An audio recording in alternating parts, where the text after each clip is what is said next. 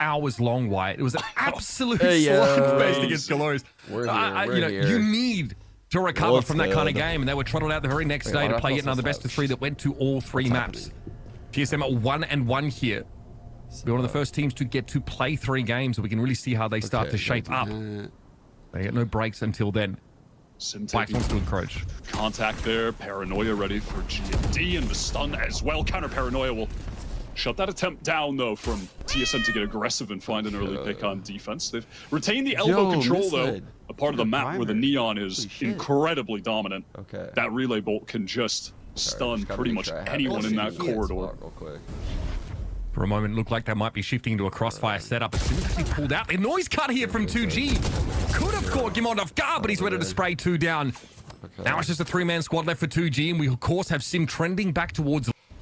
who's expecting a push-up from this undermanned squad of 2G, but they instead are forging into elbow. Yeah, they've just fully cut noise. Silence, ability to take a duel, had a chance to win it, even things up, but Sim with a crucial pick to retain that man advantage, further the man advantage. Yo, what's up, Cheesy? What's up, Dabby? 30 seconds wants left. to go prodding forward. What's up? Wants to make a play happen. Needs to get we're trying to tap the spike, but the timing is just off. A. All right. Zap now, Got the 1v4. bonus. Again, weaker weapons that 2G walked into this Obviously, round. kind of A little bit hard to necessary. win some of those upfront duels, and they don't expect, I think. I agree with what the caster said, man. Playing 3 days back to back to back for TSM is so fucking rough, man. Like, this is a huge advantage for 2G. And it's a pretty big game, like the 1-1 game for TSM. You know, like, fuck. That's rough. That's kind of rough, dude. Go hit the other site, but it wasn't. He was just strong with the superior weaponry, collecting 2 there. Good open. They all do, I'm sure. But for the man who's often the hero of the TSM squad. But now we have the full buy for 2 game. At least later on, you get a little bit more footage, you know? Okay, this time fault line into B, but they've actually syncopated the push of 2G. A little slower this time. They've got presence in market for TSM. Sim is waiting there. Attempting off the camera there for a proto. Spikes. Spikes has still been able to get forward. It's a very deep trap fire here for TSM. Oh, fuck! 2G to try and overwhelm him. No. Into it, but he sat on the corner. Oh my god, no one's breaking it for Try him. and clear him out. He's able to slide away, but Wow, not without being that's a riddled with huge bullets by fail. boys. Huge first pick here for TSM. Great trip. Already, they're starting to get a bit of What a a feel stun. for 2G's tendencies, the way they want to push up, the pace they try and bring. And they've harnessed it beautifully. Sim's got some Silence now really left in good that stun 1 versus lineups. 4 as TSM have refused to give up too much ground on B. I like that setup from a pro a lot. Just playing with the trips deep. Listen, you're not going to be able to stop this 2G comp from getting through the choke and into the site. If you have shock darts, sorry, if you have trip wires close, the shock darts from Prize are going to break Over them under after shocking. 8.5? It's so easy. The Neon. Yo, 8.5 is disrespectful. On day 3, we're going... Come on now. We're on a crazy trend right now. Like if this was day 1 and day 2 had to be like here, bro, you're saying 8.5. You're saying that we like go up. 8.5 is crazy. We've got a few sheriffs. Bought what they can, ensuring they can have the full. That's the kind of pessimism I need in my life, you know? Really carrying the torch. We need to into hang the out right-hand more. region, which is on eco. You and I Take a can bunch of pistols into the middle of the map. be diabolical Try and with get our a fight. pessimistic Smoke towards top behavior. mid dissipates here. Trap. Thinking of wire every left there worst by a case proto. scenario.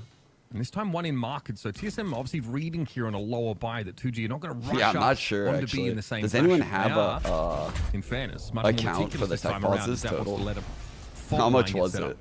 I'm curious. Yeah, bit. Slow from 2G as the drone gets some space. Here comes the wall. Spikes it so deep. I mean, damn, that was the stinger clean. Is so obnoxious for 7 to try. Obnoxious is the perfect. Oh, and Poise does Poise. so lovely That's with the movement. that's our IGL. Coming in as well, retaining that backside control. Round Wait, still hangs in the balance. 2 up here for 2G. A proto finds something No. that he can do, and What? Silence is able to find 2. Sim backs up. Neural theft make here me is going to take it pave back. the way for 2G. Now they know what the setup looks like, and they're probably not surprised by it at all. Sim pops that ultimate, immediately flattens Spikes, and he will salvage the round here for TSM. Looked like it could have been ugly, and it eats in half by... bro, the way he said sim pops, but like he said it like simp ops. I swear he emphasized it and combined the words. Ultimate popped. Well done. That's the type of shit Uber does on purpose. I swear to God, I'm not making that up. They are playing this B site nicely, just controlling the back area, not allowing that part of the map to be taken by 2G, excuse me. And it's giving them good positions to fight from, to anchor from. Yeah. 2G now realizing maybe they can't push nearly as far into B. That deep trapwire is once again established by a Proto on that B side, but A, and towards middle where the eyes are for 2G. And that smoke top mid has provoked a stack of players here for TSM over towards Link. One that 2G may well encounter here as they make their way up A-Long. Oh my God, lovely shot. Fuck. Spikes, going to be able to trade it out, though. It's getting a little bit messy. Sim huge by Sim. He got 3. What the fuck? For the Neon. I can't believe he went for more right there. That's crazy. LZ that's removes so him, but that's a positive trade for the defenders, and they're going for it again. Taking fights at these off timings at TSM, and it brings 2G to heal once more. Boys went off Sim hole. just getting as aggressive as he ever does, Mitch. A player that causes me much anxiety with his style of play. It is the most variable extent of feast or famine with Sim. Can Sim actually, with that playstyle though, can he be a consistent player? Is that reasonable to ask of him? He can only be... Wait. No. 1? What the fuck is 1? Stop after 1? Bro, Sim starts counting and it goes 0, 2, 3, 4, 5. Sim doesn't even know about the number 1 yet. He would never stop at 1. 1 is like 0 for him. He hasn't started until it's 2. Then he starts counting. So it's like 0, 2, 3, 4, 5, 6, 7. That's how Sim counts. There's no 1.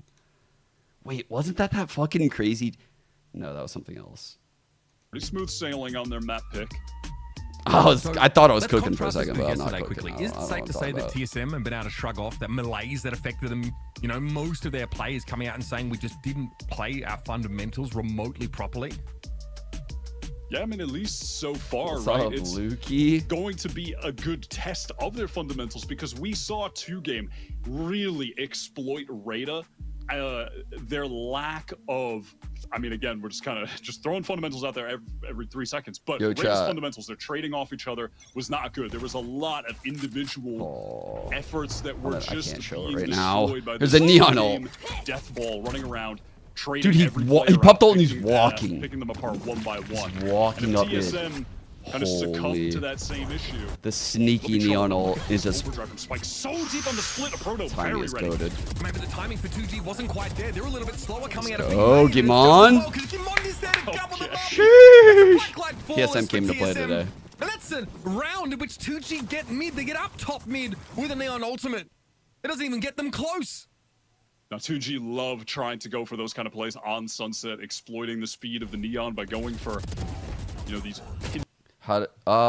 His name is Gimond, so I'd say his name. It's one of the few people that I'll do that for, just because GMD is 3 syllables. It's like, it's so much effort for me to say GMD. So I just say Gimon, because I actually know him. Those pings on the map, 2G going fast. I wish he would just change his alias, bro. Instantly going to be hit by a relay bolt. Sim also affected, so he backs up, and Arna's Fury now could be an issue. Spikes, man, give him a second to breathe, a second to rest, and all of a sudden he'll be clambering. I get that question so much in my watch parties. Like, why are you saying Gimon? Like, one-way smoke over towards Spawn. I don't know, man. Off angle, there is potential, at least. It's just so. It feels weird for me to say, dude. 2 up for TSM to work with now. It's looking dire. As Spikes drops 4 in the round. A Blacklight flawless this time for the attackers. Jesus Christ. Yeah, and the Neons are going kind of crazy right now. 2G redeeming their 1 free Valorant round win coupon when they all press Q at the same time. I mean, that is just the game sometimes. They had 3 players ready there, TSM. I actually do but say FNS. It's a little tough to win out when the Neon's in your face as there's I definitely don't say and a Rolling Thunder launching you into the air. Little tough, so. TSM I wasn't one of those people that said like Ethan backwards though. Like when he used to make his name like Nate or whatever, like Ethan backwards, I would never fucking no, I'm not doing that. It's one content that that's many ultimates gone from. Or 2G. yeah, real talk. They are now the bet I say your name backwards. Bet. I'm not doing it. With many of those crucial ultimates that turned the tide for 2G in that previous round. Man, that's kind of a nasty stun, no? Holy shit, that was sick. TSM a little slow, but a Proto was able to stop 2G in their What the tracks fuck? regardless. Observer's going crazy LZ was able right to make now. his way to market though, and there's a spike that needs to be recovered here, and that's being waited on by Poise. Yin 7 standing now. The Thrash finds his mark, and Silence ain't going for this world. Gonna be a TSM cleanup here, using many of their own ultimates to great effect. Yeah, that Rolling Thunder just went a little bit too shallow. Tried to catch 2G before they could get into market, but they really increased the tempo. That's what it feels like, Atlantis. They got that trade. Why have you done me like this? Anchoring from a Proto. His play on B has been really, really good. The way he's been working around his cages has been excellent. You can see that one was just blocking off the angle from B main so he could focus his attention market. You know, playing a bit closer that time on prior rounds. Playing more setup backside, and all of it is All right, Neil running it down elbow. Let's go. Impressed so far. Another fast hit though this time. Actually, like I like that pace. The slide up for the early aggression. Hold. What's the next phase? They are moving up. Kill 2 just because you're insane. It's actually a really good angle. Down with a 3v1. And 2G say, okay, we'll just head elsewhere. We can see now exactly where your chips have fallen. And that's probably just a Proto holding back on the B side. They're correct on that call as LZ goes to check it, sees it's clear. Our drone is going to pave the way onto B. Yeah, Proto popping that cage, causing a little bit of disarray. Bro, I'm actually excited for the content bits. Owl drone denying a little information, and now this is a nice dark cover. Yesterday was popping off. To be able to walk out and it catches Silence. Cartoon. That is a great smoke place there from GMD. And look at GMD now in lane as well. This timing is fantastic. This is perfect. Dangerous. I say Gimon because his name is Gimon. I know him like that. Not much future to work with. One flash available for Zap. And it's a 1v2 for the breach here. I've known him for years. Info gained as Zap does see the player over towards market, and there's going to be a link up here. Double with face. Gimon. They're going to try and double faces, but Zap turn it into a 1 versus 1. Nice. Gimon, though, the better player on the round. Even Uber's doing it.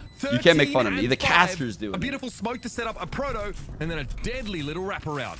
This is a TSM that looks very. No, you guys actually have to call him GMD. You can only call him Gimon if you know him like that, or if you're quoting me because I know him like on that. point right now, despite if you put it in quotes, then you can say it. Doing, you know, exactly his duty as the ranked demon of the team, just getting more kills than any single player should in situations like that. And it's still not enough. TSM able to retake so nicely from all those angles, using the utility to say like one word. Well, that's why I don't. Oh my god! He fucking went face to face with 7. Fast lane used there by Sim just to get out of dodge. So the smoke clears in mid, it's going to be a player advantage for 2G. But bro, how does Sim not panic in that scenario? I swear I panics, bro. Also going to be a trade. Note the weaker weapon here for 2G, but of course at Neon Ultimate, bolstering their firepower drastically. Gimondo has been the immovable object over the last couple of rounds, and he is staunchly making his way from the back of sight. Why did we Zap gets the better of him, though. It's going to be Poised now. Another quick round. A lot of fighting here between these two. He's cooking. Poised is looking for a timing, an edge.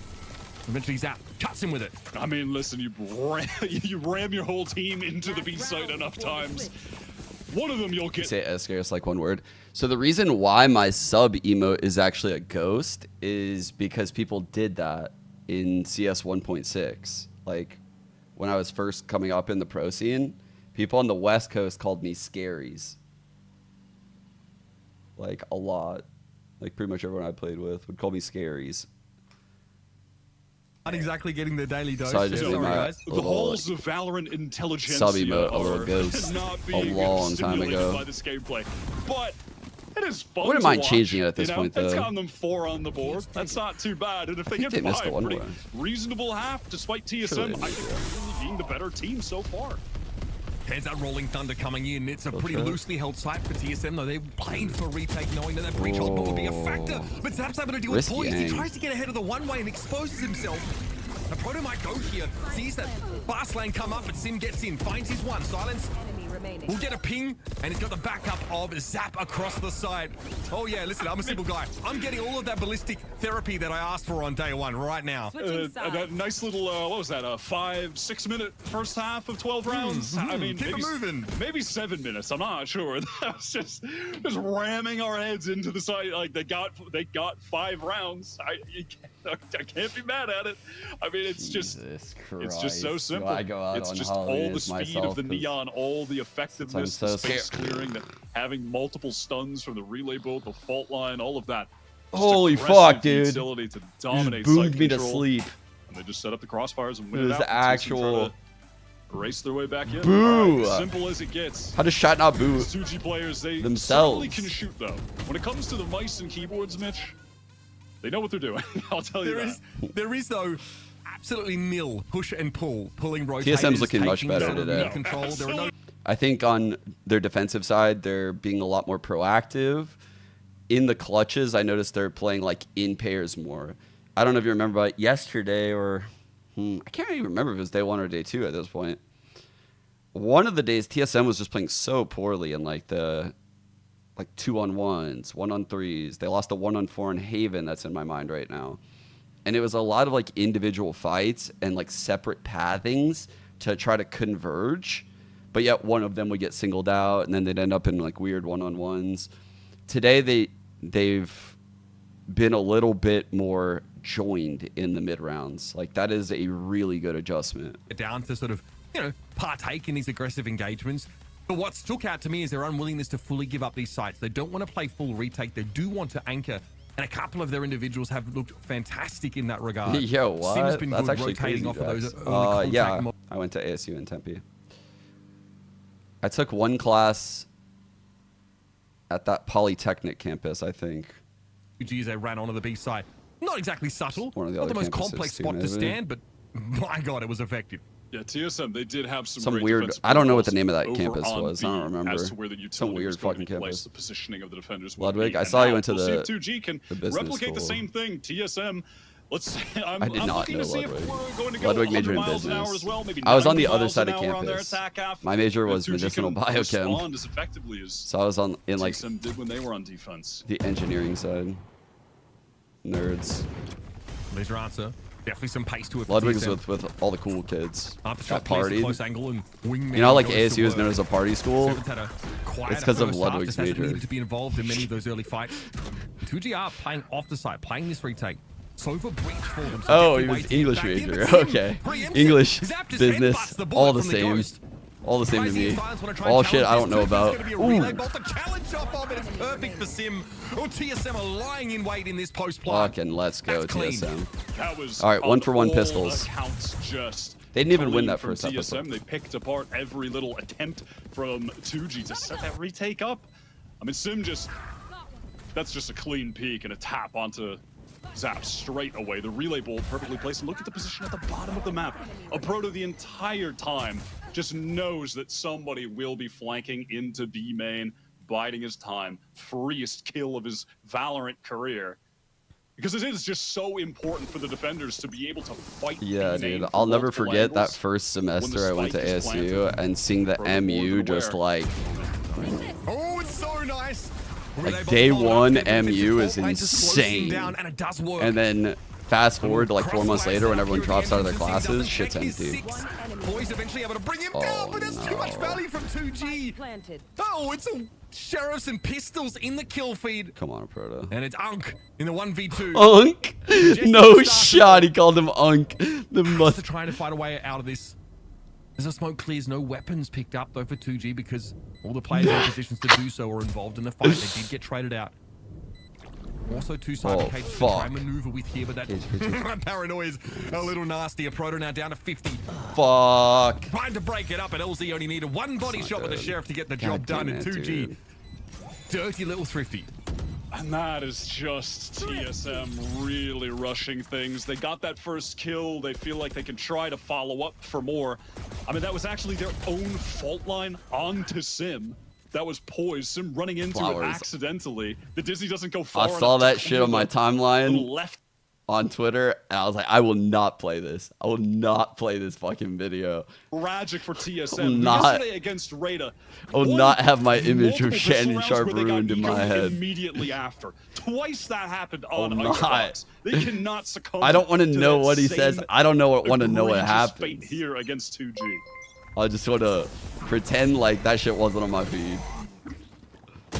Ooh! Oh, that's clean. What? Wanted to try and take that challenge. No one wins that fight like that, bro. They made a fall off of it now and play back. I see people go for that all the time. Side, so the fact that LZ's been able to generate something early in this round and buy time for those rotators is huge.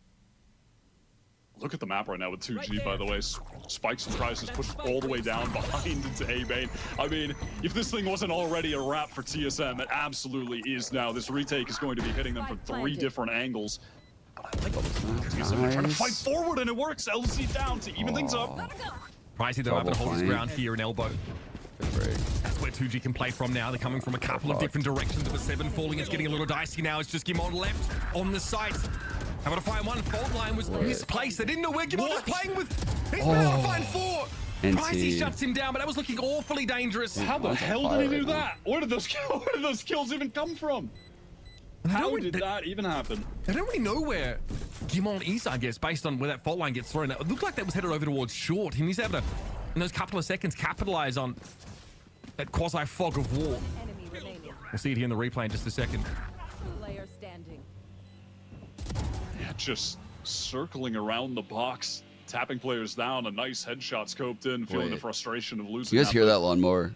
At the very least, a lot of damage done. GMD has just been on a tear. Clearly the best player right now in the server on Sunset. A really dominant force.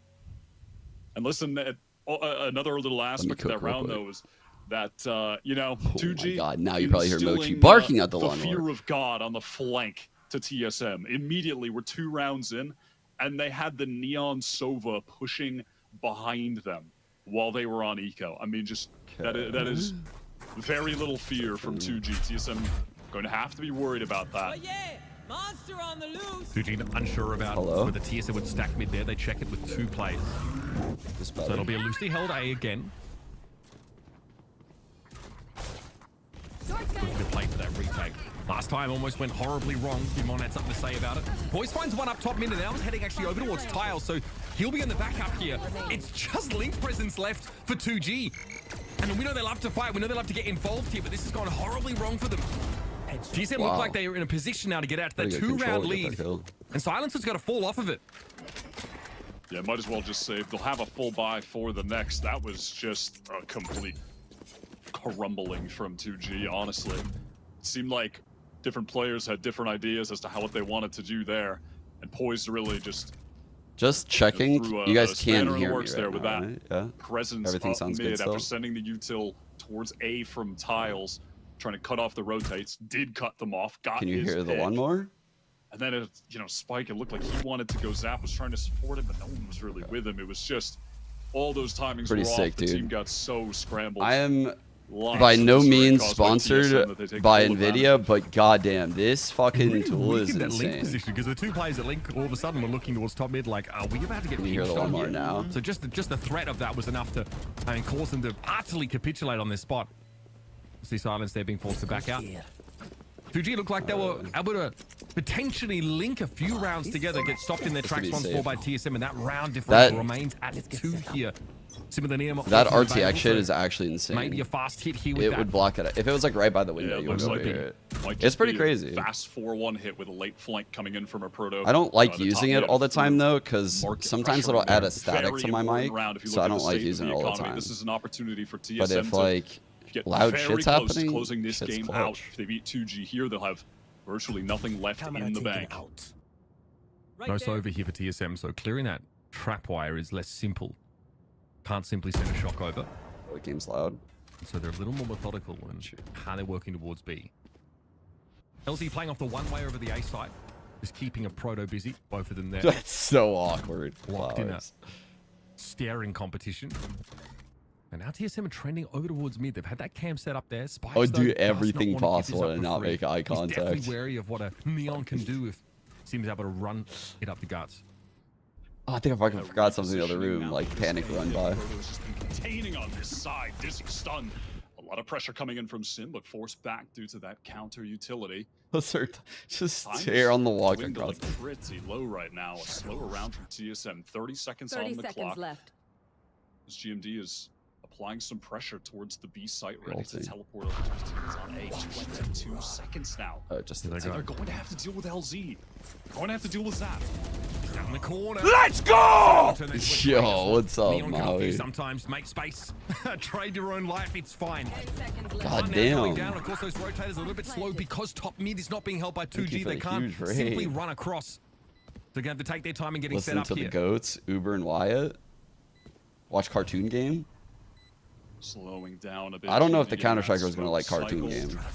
Placing that towards the spawn side to allow his teammates from elbow to fight.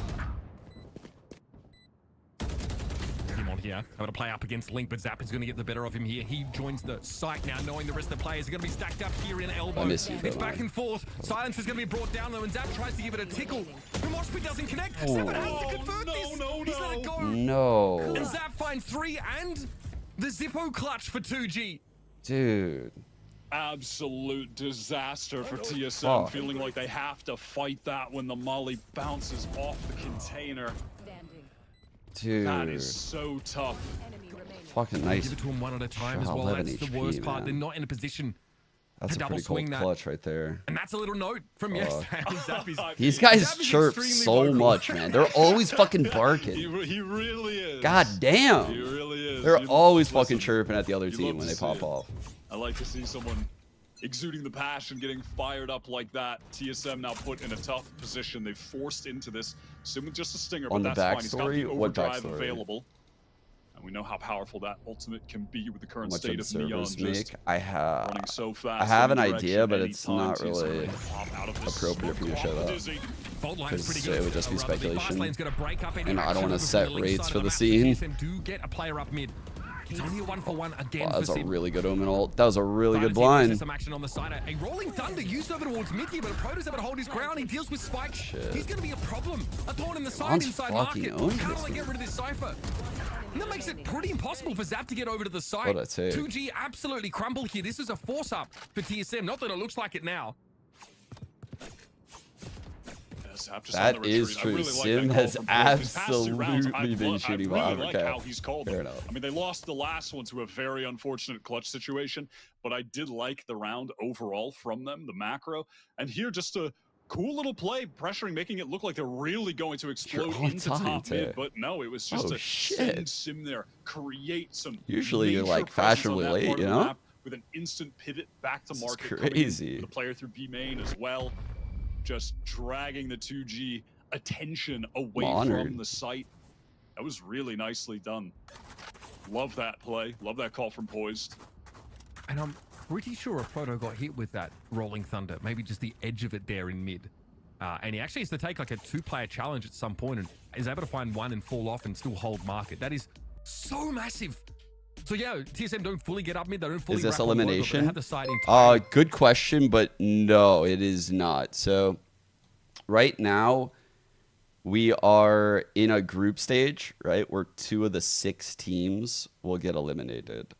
So TSM 1-1, 2G is actually only 1-0. They didn't play yesterday.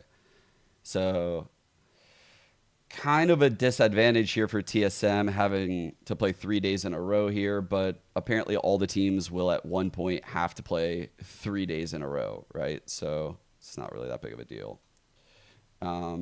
Yeah, that's what it is. So Pretty solid just a so group far stage. today. Impressed with them on But the pick they'll- here, Sunset. I will say from what we've seen so far, the 6 teams look very, very fucking close. Very close. So it's not like a lot of these other group stages I've seen where there's like clear-cut, very dominant teams that I know for a fact are going to get out. I don't feel that way right now about anyone. Like, I wouldn't be shocked if both of the Americas teams got knocked out. It wouldn't blow my mind, you know? It would be slightly surprising if they, just because the odds of that happening are low, but I think it's possible. It's in the realm of possibilities. That's where I think we're at. Very cool set hit onto B from TSM.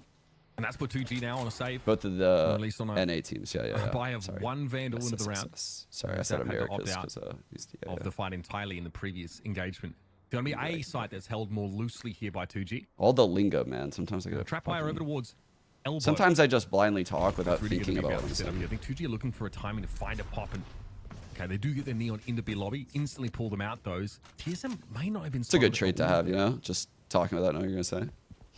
Yeah, they're playing a bit slowly, just taking their time, waiting out any aggression. They thought for sure there could have been an aggression this round with that Sova ult, so they're waiting. Way of major defensive aggression from 2G, honestly. The Sova is ready to ult this, by the way, chat. You can see these pings coming in. It worked out really well last this is time, very dangerous if they approach this lobby in the late round. This ult will fucking crush them with this stun and a blind. They are going to get fucking owned if they hit. Maybe even pull that Sova. Dude, chat. Away from B, soften it up a bit. I hope you're fucking like white knuckling your mouse right now, because this shit. Oh my god, they're starting to rotate. Oh my god, they're. No. Fuck. Oh my god, he got him blind. Big commitment from 2G, but it pays off. Rise. Lovely No. there with only 12 seconds on the clock. Seven's got friends, though. He can make his way in here. LZ trying to get ahead of it and actually gets All brought the down. ults. It's going to be a plant, of course, care of Wingman. So this one is still on, folks. 3 up for both sides. 2G with only the one rifle to work with. Bear that in mind. They've definitely drawn blood in this round, but there's some work What's up, Nix? What's still up? to do. Market presence at least here for Zap. He can make his way through. Oh, That's going gone. to be spotted out by Sim. Hell? He gets ahead of the shock dart. 3v3 still. Also thrown out after shock to make it a harder push out of Boba, and Has a Sim slide. waiting for it. Takes a big hit down at 24. It doesn't look like that Thrash found its mark. Zap is still able to get up and Still fight low here. HP on And Zap. TSM have fallen back into post-plant spots. What? Oh my god, the thing going to poised. Yeah, eventually Zap goes down. I mean, he was like 5 HP after that engagement, but a huge dink. Still a TSM round, but that one... That was so close, man. I know, look at this play. I mean, Dude. love that. That was so scary. That is a really good trap play. Holy shit. It's like very cheap too, right? Because they only really use a Hunter's Fury. Imagine if they had like the Neon ult right there. Oh. If that Neon had like a rifle or the ult, god damn. I actually think they just win it straight up. 2 kills. So easy. Not just the one. That wasn't even 2G's buy. Now they're fully bought up. And crucially, though, in that round as well, Poised has got his ult up. The Neon and makes it a little bit difficult. Gone. Seven's ult, the Thrash, gone. So the playing field very even. As far as Sim the ult economy, 21. it could have been one-sided. How does Sim have 21? What is Gamond Gamond on? TSM still lack the mechanism just to I didn't bust think he through would this have trap any wire kills. instantly. I feel like Gamond must be over 20. So they still have to be pretty slow about it. That off angle is going to be cleared there by the aftershock. Silence actually can't get onto the Wingman, but well, he gets 7 for his troubles. Think he'll be happy enough with that. Still, that's going to have to spike down, and TSM are now fully committed to play here. And what This is a bad round for TSM. Right around the pillar, Really bad round. Seaman picks him up. Such a poison him. On 23. Save this, and the ladder is 11 HP. Into the smoke goes Silence, and that is a rapid cleanup for 2G. Another Blacklight Flawless on the board as the defenders reset themselves. I mean, they're just ruined by the Cypher setup there. They don't deal with the trip that's placed close, which is not good. That is... The Neons do make it hard to know what's happening because at any moment they can just like take off and start the strat. So strats start from like a little bit deeper back and you don't get as many chances to glance at the minimap to like, you know, get the macro picture because the Neons are so active and they have so much util compared to like a Jet that Still, though, you don't really get the chances to like decompress and like take in the macro if you're not used to it. You have to really get used to it. So I try to tell you guys like as much as I can, but honestly sometimes I miss the kills. The kills are happening very fast in this meta. TSM playing for pushes here entirely. Expecting push out of mid, maybe one from B, lobby. None of that though here for 2G. And again, they've not really offered up anything early in the round. This is the half of Sunset where we get a little bit more of that macro-oriented play. Clock getting burnt down a lot more. TSM going on these little explorations. I learned from the best, Prius. Straight up. I thought that was what got me job security. That's the pressure over at B now, Leave them wanting more, you know? Like if I watched all the kills, they would be spoiled. They would expect it all the time. I thought you told me I was supposed to miss some. The door to market. 80-20 rule, right? That's what you told me. Answer. Prius? Still no full commitment from him. Missed 20% of them? TSM are getting very active, pressuring a lot of different parts of the map. Might be facing down a I don't know about that peak, Spikes. Is trying to do more. Never mind, everyone's speaking. Everyone's just dry beacon. Wow. Crossfire set up, and the timing's perfect for the TSM little jewel peaks, the swings 11-10 to help each other out. Just collapsing onto TSM. Vandal Is half. that too late? Are they taking too long in mid there? Because it feels like a matter of time before those A-side players get brought over to see what's happening. This always gets owned. And it's going to be so tough for them as well. After GMT is the first one down, they don't have any of the smokes. They're going to be exposed to all of the potential angles in mid. It's exactly what does end up occurring. What do you mean, Neural? Where did that come from? That's Coach Faded, the most stressed man in Monterrey, calling the tack pause for TSM. They'll be able to get, you know, some of those weak secondary weapons and still be able to afford the full buy for the next round. Yeah, you guys are right. It's more like 80% in this game right here. You're right. And 2Game looking pretty well rounded. They're not bothered about TSM slowing things down, going for some of these noise cuts in the sort of mid round. Pricey there, a player who sat in market. He knew that TSM were mostly lingering out there in top mid. And he's still able to find a time. You gotta let him know you're not AI. Simultaneously, the only way. Top mid as soon as they come. So that's the reality of things. TSM put themselves. Honestly, if the observing was so good, we would probably be accusing Riot of like firing people for AI. So when we see missed kills from Prius, we're like, they didn't fire him yet. Those earlier in the round, they cleared that Cypher cam too, which is always going to get 2G's ears perked up and have someone coming over to check. Very fast. TSM Sim immediately clearing out some of those trip wires. Rest of the team forced back though. Thrash needs to be dealt with. Thrash got taken down. 2 players able to face that, but Silence isn't ready for the numbers rush of TSM in towards Elbow. This one looks absolutely brutal for 2G. For a moment, Sim looked isolated there as Elbow is still a factor. But that is beautiful fundamentals from TSM, trading into that position well. And Spikes is waiting for someone to push out. But TSM are not incentivized to do so. Thrash 2.0 gets brought down once more. And Zap will cross there in spawn, but TSM have seen all of No! No, dude! Spikes! That is absolutely putrid. Poor TSM Faded. He gets out of the timeout with a great call. It should have worked, Mitch. Fuck. And Zap is back on his feet. He destroyed. He melted them right there. The breach flash was like just enough. This one, that breach flash was so good. Gamond had like a slight chance. That was such a good call out of the timeout. And it's just Spike, the young gun from 2G. Yeah, the Latam Neons are so first good, legit man. team. He's played before this tournament. Wow. 34 matches of competitive Valorant, and like 20 of them were with 2G this year. It's just a ranked god player, and he's decimated guys from North America that have been competing in challengers on other pro teams for 4 years straight. What a round, man. I tell you why Zap was on his feet there. Those first 3 players, full blind as well. The setup for the flood retake for 2G was chef's kiss, man. It was absolutely filthy. I'm still reeling from that. TSM get access to A here, but that's because 2G have allowed them to walk through the front door. Obviously, a trap wire. TSM know, regardless of whether this gets set up or not, that there's definitely going to be pressure from this area. There are so many. Double trip. Yep, they're never ready that for is the second one, folks. Absolute evil behavior. Now it's going to be tough for Price. He's the only one there. He's got to find a timing. The other players on 2G need to make a lot of noise, create space, create an opportunity for Price to capitalize. Nice, double fist. GMD and a Proto, the duo, they take him down. Zap now, solo, with an operator having to work with, up against 4. It's just too much to ask, and TSM recover from that previous round. And they do it in style, might I add. An important round with their economy hanging in the balance and the opportunity to look to close the map at their fingertips, and they convert.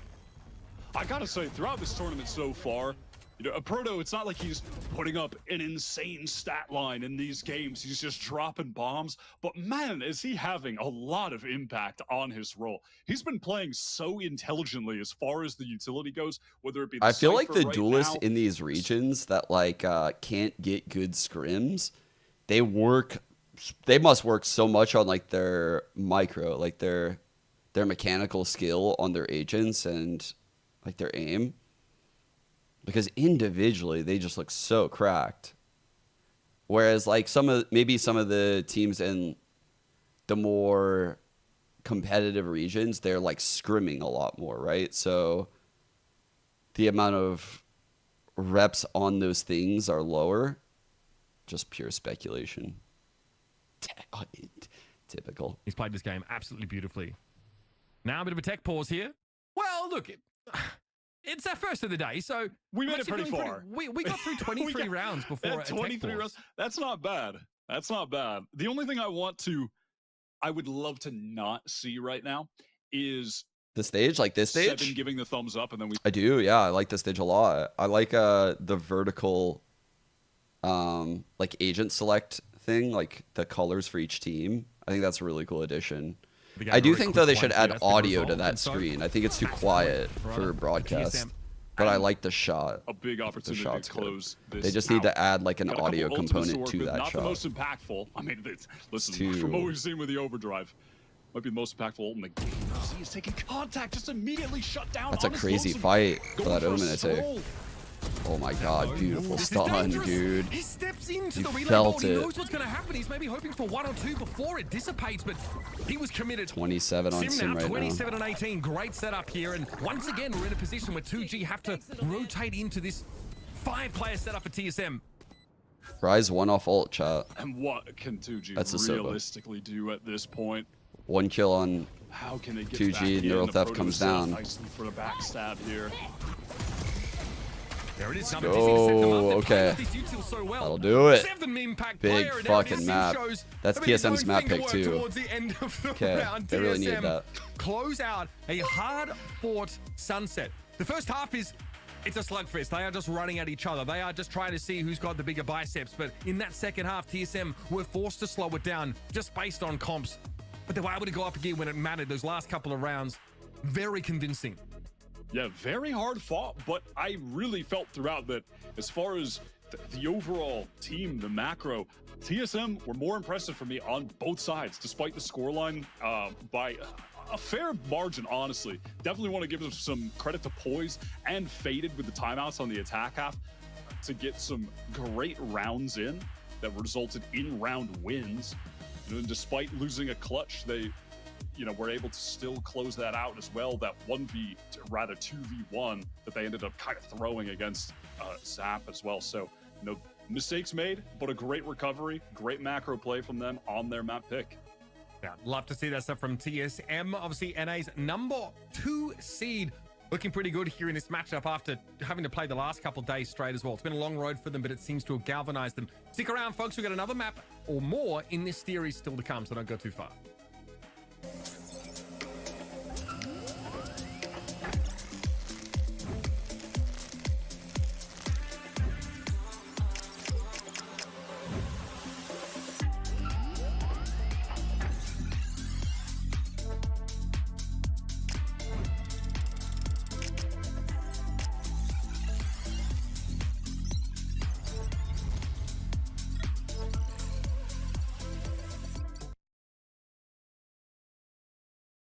Dude, how insane is this video, by the way? Chat, ain't no way I'm doing this, by the way, if this happens to me. This has to be fake, right? There's no way. There's no way. There's no way. There's no way. There's no way, bro. There's no shot. There's just no shot. Bro, actually, so Jennifer sent me this, and I go here. I'm like, dude, is this real? So I just scroll down, and I find this. And they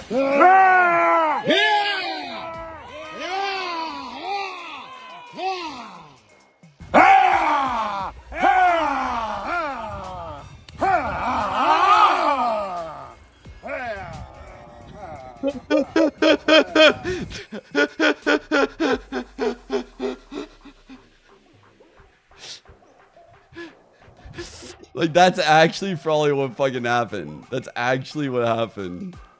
That's actually the real one. That's the real one.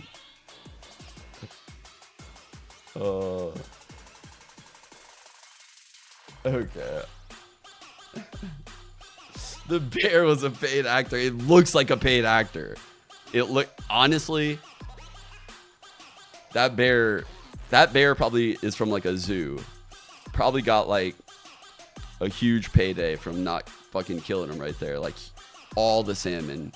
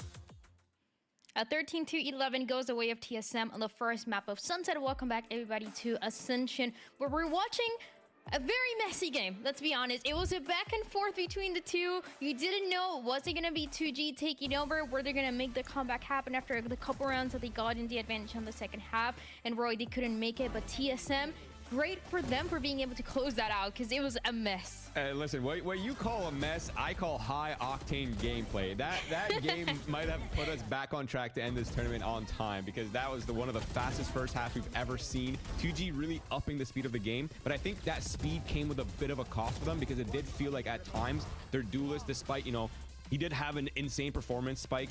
His pop-off was insane, but it did sometimes feel like they were just a little bit too out of sync with the pacing of some of these rounds. The way that the rounds start out, or even the way that they end up, you don't know who's gonna get that last kill. A lot of them came down to the clutches, the very close in areas, and it was even the couple rounds just like this one.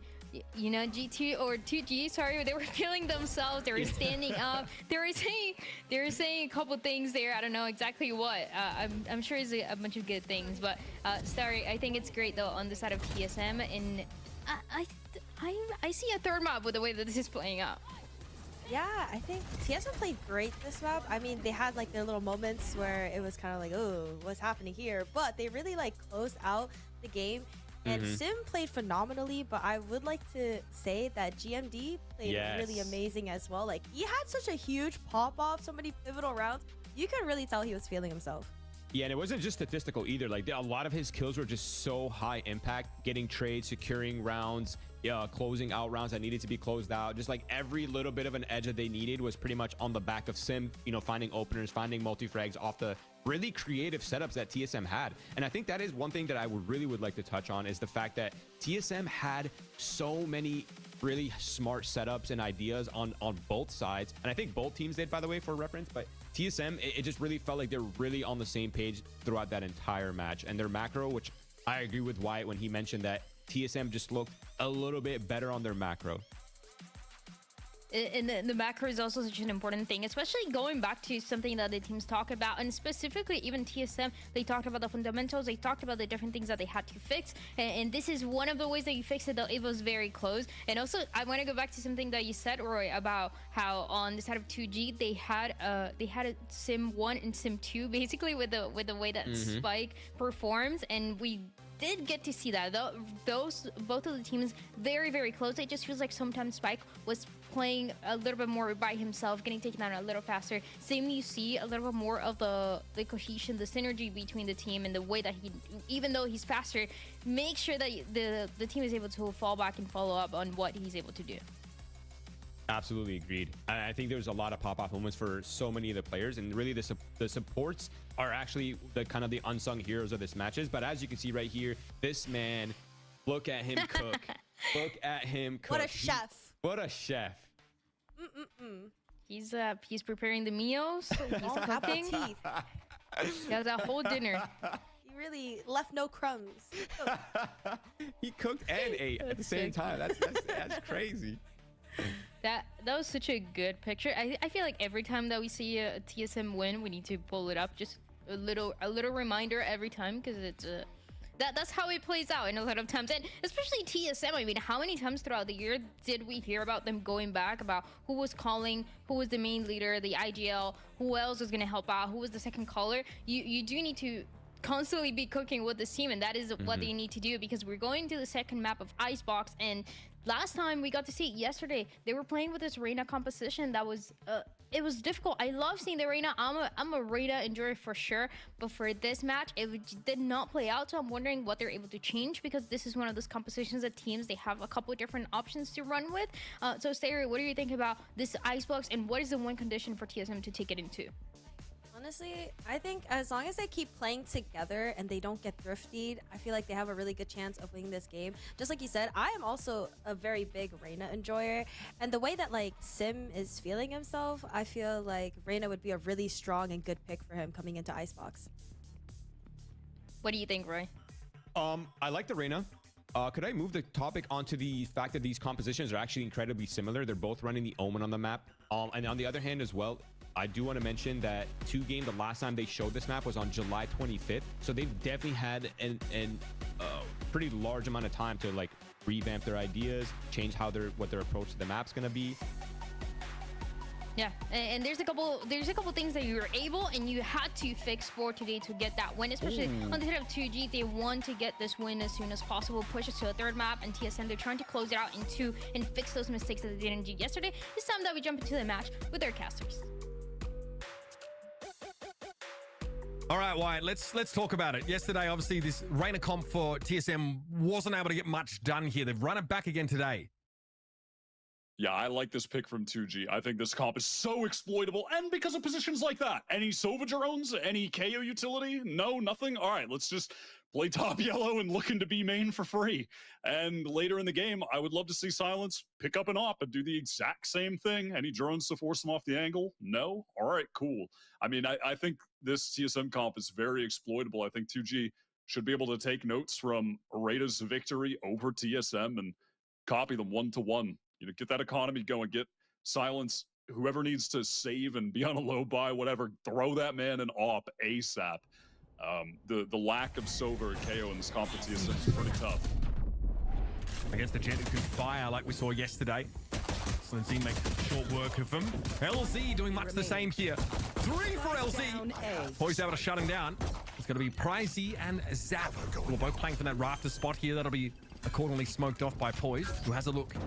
Definitely knows where they're coming from now. Pinged out by the data. Double face. Should do the job, and it does. 2G with a pistol in hand at the start of Icebox. Nicely handled at the end. They're very proactive, just swinging together off of that recon. Good anchoring from LZ. And a great start for 2G, winning the pistol. I was already talking about the op, but obviously that's going to get them closer to getting the weapon in the hands of Silence, who is a very solid Jet player. Is the one of 2 duelists on the team. If it's a Neon map, you're going to have Spike on that duelist role.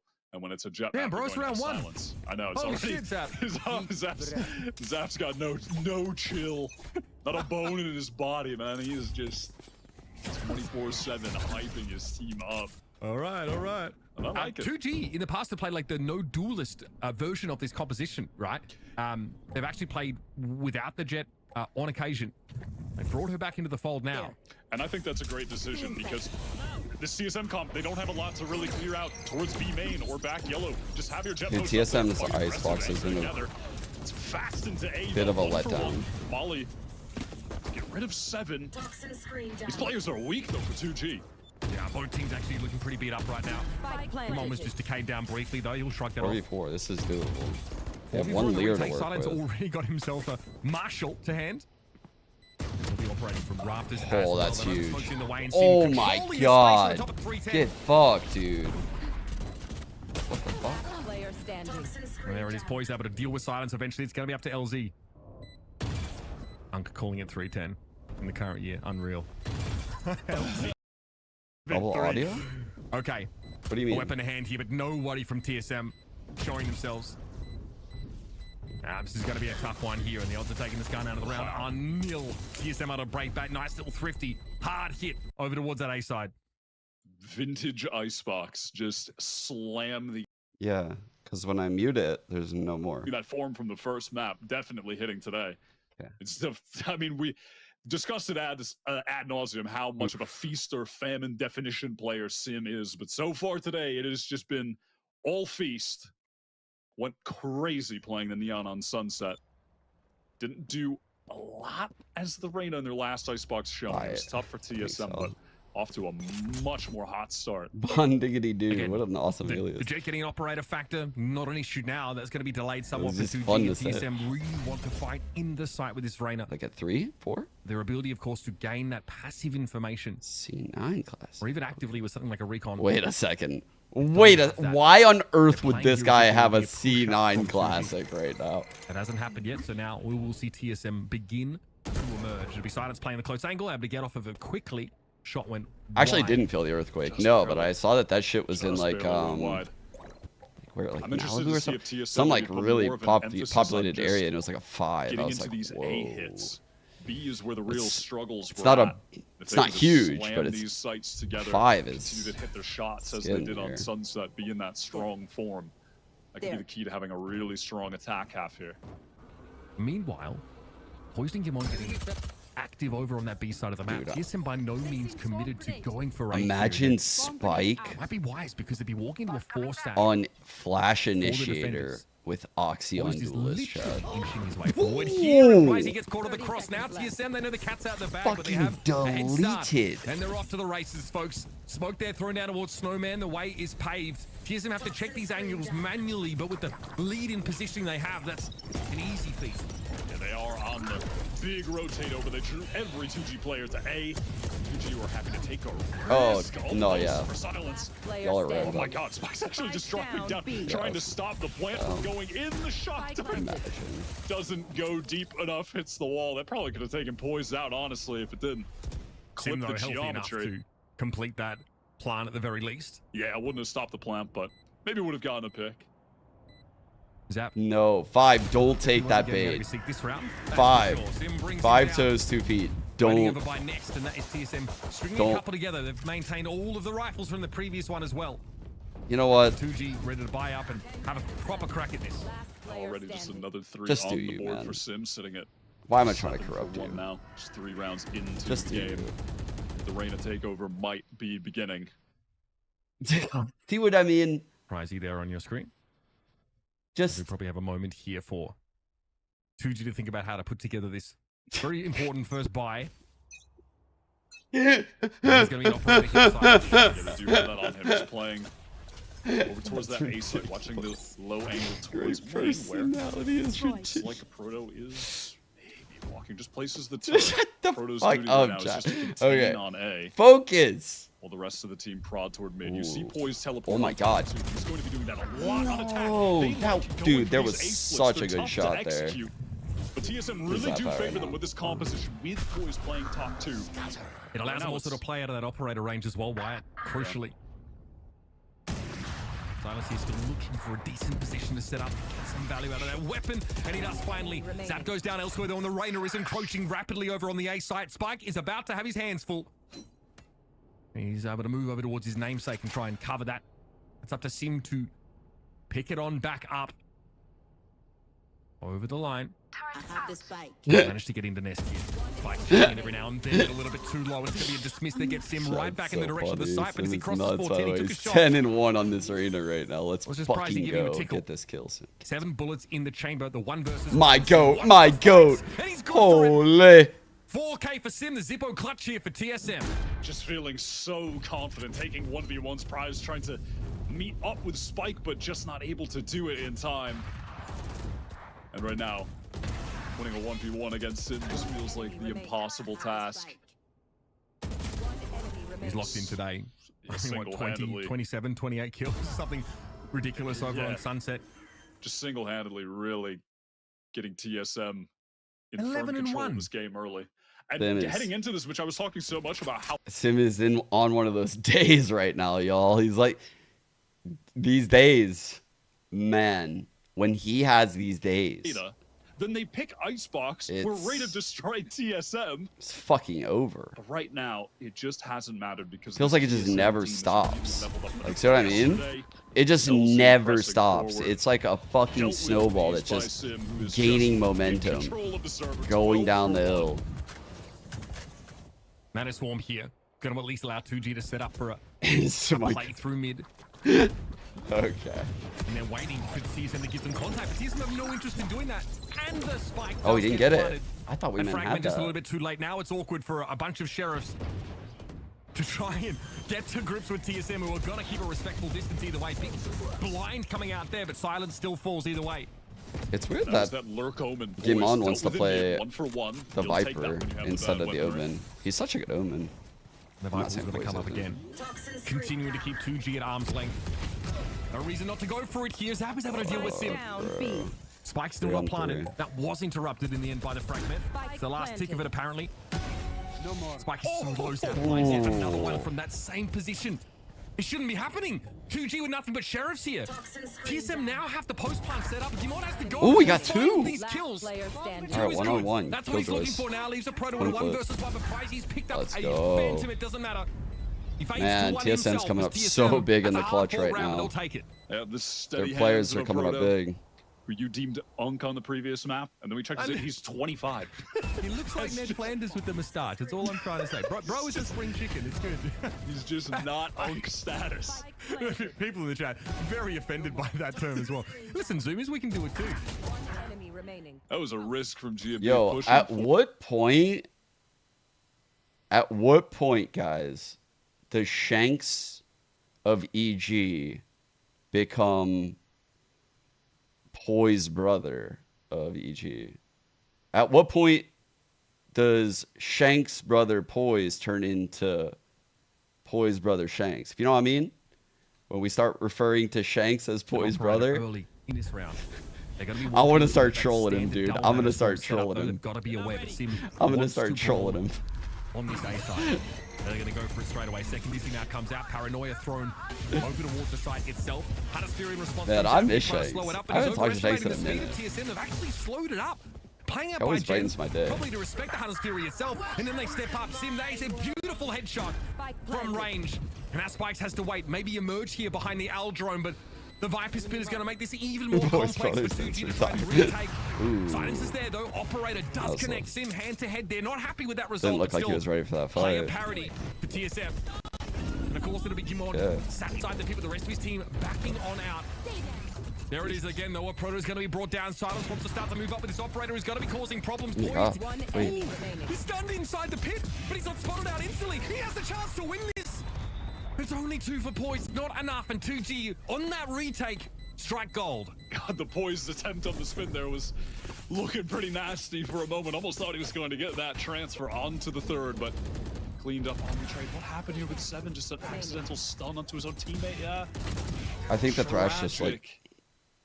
Silence over top on 410. Maybe what a Team Thrash. nasty shot Had to there. be Team Thrash. Wow. Can't understand how crucial of a round that was. Yeah, you're right. It would have been Team Thrash, yeah. I mean, we saw where it started from, so yeah. I guess I assumed. I was like, yeah, that's weird. He's the Tained, but they don't know he's the Tained. Huh.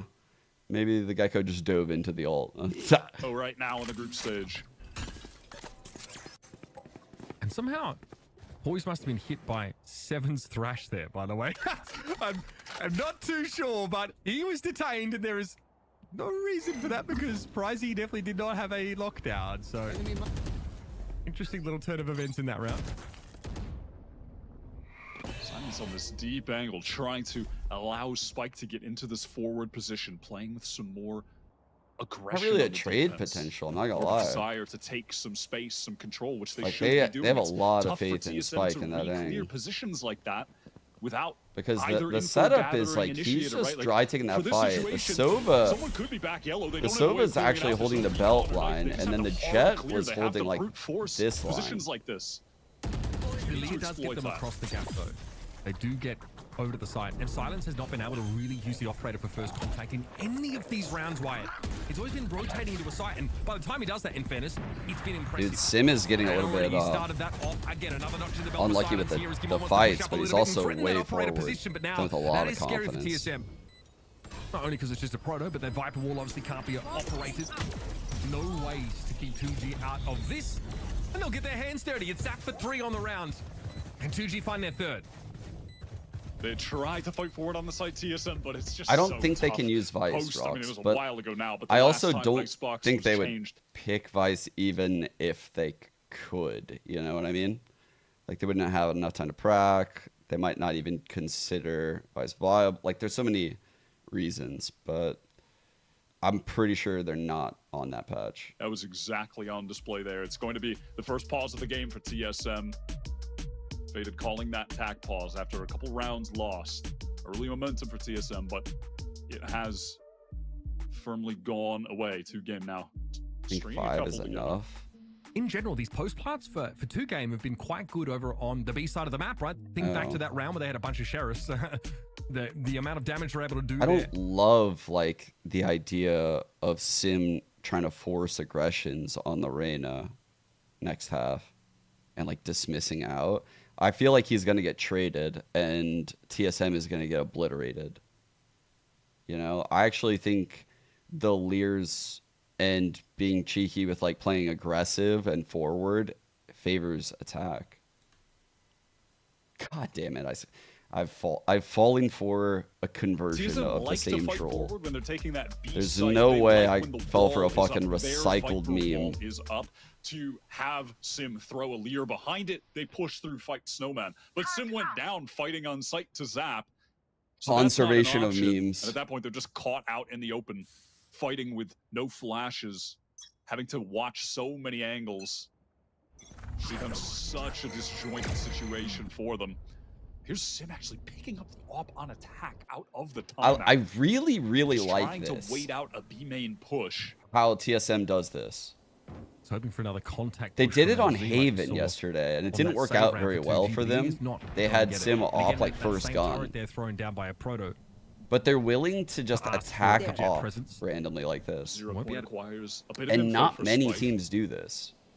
It's Spotted very out Sim, powerful. At least. Back in B main in the mid push. Well played. Double swing, nicely done for TSM to capitalize, Well find the fucking opening. played. And Pricey going a Popping little or bit too far mid, there. singling out that fight, double swing. Was an alarm bot left in the wake, but a proto seems to be recalling that util right now. Playing defense forward for a potential wrap around. This puts TSM now with 4 players ready to threaten B. But with this pace, the way they've slowed it down, this will allow Silence to be in position with that operator. So we're still looking at that same Is it post-plant info situation. timeout? And Yeah, LZ it's just wants to anchor. To him, oh, the timing! this round Still is able to find that kill, which is amazing. impressive enough, but it will be traded out. No! Oh, he tagged the other guy. What the fuck? That's the plant now being interrupted. Silence See is how now good the posted back Leers up, are right here on invest attack? himself. Like these The Leer Leers in the able to zone force him are off the angle, wild won't how answer good the they threat. are. 29 points of hell with that operator. Silence can still Taking be the a spike nuisance. over And there. Gimon says, Poised rather says, I'm out of here. I'm headed over to A. 10 And seconds while that left. was happening, Sim did get taken down. Silence on that horrible. angle, and the Hunter's Fury is beautiful fucking for the good. delay. Poise No, needs to stick it, and he's going to go down. That's it. Guess he had no time. He had to. Bro, what a blunder. What a blunder. How did this happen? Getting up right now. Cue the camera. If he's sat down, I'll be disappointed. Come on. Oh, man, dude, yeah. okay, yeah. I saw Bridge like a Okay, week ago, but I hope he's sad. alright. They He is- glued him to the seat. I mean, he gave me 50% of what I was looking for there. That is such a great ult from him. Oh, that's tough for Sim. First, he misses the shot that sort of gets his planter killed. And then he ends up losing dude. out. Chat, I had a beer. Yeah, I had a beer. This is such a rare thing. That's why I'm saying it out loud. I sound like I'm 10. I went to this Thai place with Jennifer like 3 days ago, and I had a sour beer. It was so good, actually. So LZ good. this time a little bit more confident. And I want to play that green part of the map, and I don't that drink 0 a lot of point beer. will give you a lot of info. And boys gets caught through mid. Similis is able to turn it around though. LZ is down. This does mean that B is open for a plant. It was like I don't know what we're doing in it was that like situation, bitter, getting kind caught of. with our fans down, It was like a cross bitter back. No, nothing to sour. It wasn't like sweet protect sour. him. Sim gets another with a rifle back in his hands, a little bit more effective than the off. Oh, nice. And it was on the Good rep, though, target that's selection. big. Gimon gets caught out instantly, but a proto is Jesus, a proto, okay. Sheriff in his hands. Okay. Got him. 3v2. Pricey and Spike He need to make fucking this got work. him. Pricey is detained Okay, by that makes up for crash. the Viper Pit round. He'll have to sheepishly amble away. Spike's Oh, gonna no, try and and- step up, has no other choice. Didn't want to wait. I told you guys, Sim doesn't know about the number 1. 0, 2, 3, 4, 5, 6, 7. Solo Pricey here. That's how he counts. The push up a card, not with the mosh pit in play, and there's the operator. 7 chimes What a round in, by 7. and TSM keep themselves out in front. Good high-low there. It's been a little quiet for 7 today. He's had a fantastic year playing this initiator role. Really found his footing, but some good utility there. They're going to pick up the operator as well. Keep it in his hands, it looks like. Not. Sim be the one with it. Poised, they're getting caught. Dropping down from that top 2 position. I mean, I mentioned it before, but he plays up there constantly to either try to backstab on B, catch the rotates coming towards B from A, or Forgot I oftentimes saved all these. TSM like to split Holy into shit. where he tries to control that area up top. And now this is a great angle for Reads. Silence. Again, any Yeah, there was throws, no we're chance, just open man. facing. I mean, this is where this TSM comp just crumbles to pieces. And Silence just, he sees Very so fair. much earlier. Alarm Seven is bot right left up on that side. corner. It's a really good It's easy setup. for Jet, and that's the problem Before for we saw TSM. this It's one of the turret biggest get taken issues down with in that. this setup, which then pulls the Sim has a killjoy. great It round kind in of the opens previous things one, though. up. He walks away with 3, if I'm not mistaken. So It's a good play though. He's back online. They're taking the fight to the person holding left pit. the defenders. Sim wants to dive in though. Oh wow. LZ has a 6th sense Good about it, sub barrel. apparently. That's the Rainer off the table. Now only 3 left for TSM. They've been bleeding, hemmorraging players onto this side, but they Holy finally get rid of the shit. pit. That's been brought down. Viper death. Silence here with the operator, but this is not going to stop the plan. And Gimond is getting healthy again. Take flight. There is a wrap. 2 players on the Double flank flank. here. Aldrone This though is is going to rough. herald their arrival. Going to tip TSM off to this. Double flank and they is are so still in a rough right position where now. they can fight on 2 fronts. This The is an Silence now goes for the object blade shit. storm. Oh, no. Gimond spotted there on the side, riddled with knives. He's down. Opponent's able to turn around and deal with some of the flanking pressure, but Zappa's going to overcome him now. And There's a Silence chance, but gets nah. the job done. just 3 for the barely. Jet. The blade storm finish. And yeah, close enough is good enough. Oh, Silence really turning up there. Initially taking advantage of that angle that is just so impossible for TSM to deal with. Popping the knives, that draft timing. I mean, So I'm I think so tier worried 2 for LZ uses here. This man is constantly more alone. ops than Not tier only 1. Side exec's actual LeBron James no help image. a good question. He is just alone. This poor guy, man. I would say you just, I mean, yes, but it's because you see more of everything with tier 2. You see higher risk play. Because it's a high risk, high reward league, right? And, you know, oftentimes teams they know they don't have the best players. It's tier 2. So they do creative things to win. They run cool comps. They do cool shit. That's why I love He's watching gonna tier force off the 2. angle. So Silence takes an Like, audacious spot. As But an he gets a weaker buy for TSM. IGL, See why like, he's this feeling is how I would even innovate. game I would now, watch folks, in like our tier 11th 2, and I would get There's the Leo ideas. spikes to the back. Specifically, I've said this in the past, but I loved watching like German Counter-Strike. Like, Germans were very, very creative. And even in... Holy fuck, this kid is nuts. Gross. Well, it's up to Gimon. Jesus That is a very Christ. sad looking lockdown. 2G say, okay, all right. We'll step But yeah, back. like, even in this game, when I joined 100 Thieves, I made like a few strat videos that I wanted to go over. And I snagged one from like some fucking German tier 2 team. They had like a setup on Haven that I really liked that was like very creative. It was super creative. The spike get into sight, drops, makes some noise trying to cover up the sound. Bullet fired. Seen him win these. That's a big round. I mean, 2J really stormed back in this game. I haven't yet. Maybe on Personally, I haven't seen it. He did have that lovely little 4K on Sunset where he almost ruined 2G's day, but yeah, not today, folks. Spike's here. Getting away with even 1 kill is pretty ridiculous considering he's caught out. Finding 2 there is astonishing. This is what 2G need to do. They have the AWP playing forward. They have Spike playing forward in these cheeky positions. Oh, where they Uber's just awesome. TSMers forced to try to hard clear them. It's so tough for them. I mean, they've done a fair job getting this amount of rounds on attack, honestly. German CS like APAC Valorant. They've done pretty well for themselves. They would just use a lot of very creative util. After, getting a couple like kills util that well. I hadn't seen in my So region, and I hadn't seen in pro play. play. Things tied up as we And it was like, okay, I can cook with this. I can cook shit that people haven't ever seen. And I can cook entire playbooks with it. Like they were just using it in like quirky ways. Like I took it, I would try to take it to like the next level. You need to know about TSM's intentions here. Right. Like I wouldn't just like copy paste it. But oftentimes tier 2 teams chat like one, they're playing lesser opponents a lot of the time, right? Like most of their games throughout the year, if they're a top level team in tier 2, are gimmies. So they can kind of try some shit. They're like, they could be a little bit more loose with it. A lot of them aren't even on orcs. So like they can really be loose with it. You know, like they can really limit test a lot of shit. This is where innovation happens, I swear. What the fuck is going on? Okay, that was a horrible time for me to say that. Operating through mid. Now you're going to have Sim that looked laughable. Clumped together here on 8. What an aim. God damn, that's a nice fight. Holy shit. With that omen smoke? Oh my god. Holy shit, is that Shaq and Kobe? Great shot from 7. That's just some individual skill. That peak from Sim was crazy. Finding that kill in heaven. A prize immediately, by the way. Takes out Kimon, the one player with an ult for TSM. Huge win con for them.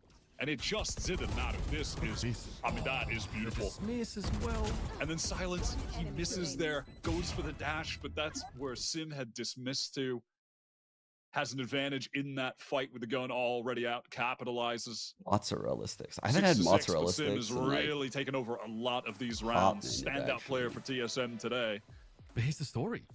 TSM have navigated the attack side against that opping jet really well, all things considered. I feel like you need... Like there is one round that I can think of that we saw the classic jet thing. Marinara? And I guess there was a second where Silence, pushes up and gets that ridiculous, like quick otherwise, on the player no good. I don't want it. I don't want it if it doesn't have that sauce. They're not really punished for their lack of owl drones and flashes from the KO. It's a pretty respectable round total. It was really just a lot of punishing LZ, who was on his lonesome, oftentimes trying to play forward, but didn't have a teammate to assist, to pick up a crossfire. He's like playing towards B main, but there's no one around yellow to try and help. They were really taking advantage of that, punishing his positions pretty hard. Fucked me up right there, Larry. That was really the catalyst. Shit got real. These round wins, and lest we forget too, the pistol round was taken by 2Game, and TSM immediately ecoed them back, and that really changed the complexion of this whole half. I didn't unpin it. I didn't unpin anything. I didn't even know something was pinned. Get involved in that clutch and win it out 3v4. A little bit of a tough map for 7. Couple of mollies that haven't quite found the mark, and also that sort of, hitting poised with his thrash inside the Viper's pit. They've still been able to have impact in some of these rounds, crucially. He definitely, I'm sure, is hoping to step up and have a big game. I mean, if there's one thing you can certainly say about TSM, it's that they have individual skill and firepower. That is no doubt. I mean, 7 was the standout player, the best player for TSM during their qualifying run, went absolutely crazy in the lower final against MXS to get them to Monterey. And even if he's having an off day like he is now, you have a Proto being very consistent, GMD going crazy on Sunset, and there is always the sim factor. When it is a sim feast game, he is running over the server like a bulldozer. Boise is going to be the one that takes contact with B. The Aldro will stick him. God damn it, I keep calling the fucking Omen so the death ball of 2G will slowly roll its way towards B. They've obviously left Prize embedded. Still no rotate. On that A side, Makes me a little bit nervous. Pushing out. TSM are going to Alright, don't push them, man. Certainly here. Let's go for a full man's retake. Yeah, looks like it'll be a straight up 5v5. Spike's getting a spike down. And when he does back up, a couple flashes to play with the Molotov as well. And 0 point about to cycle, so some decent utility to fight here. Sim pressing forward fast. TSM going very quick. Oh, he tried to hit him with the pop and he got fucking sat. TSM have set up for this so well. Just crazy. Oh my god, what a flood. Stunning. And that is a round where you have a single individual player What a over at B. flood. Huge Still the rest of retake. TSM are able to get there with plenty of time to spare. And that is one of the primary advantages of having an Omen on Yup. Icebox right there. Just The one simply way. being able to place that one way Yup. onto the container in B main allows all of the flooding TSM players to full sprint. Omen is just so good scaling into on back Icebox, yellow with man. speed together. Because that angle, all 3 potential angles from B main are completely Is this nullified. game good on console? I honestly That is haven't where played it yet the on Omen's console. bread is buttered on Icebox. Those situations What do you mean? can be very strong in What are the you talking about, retake. Spice?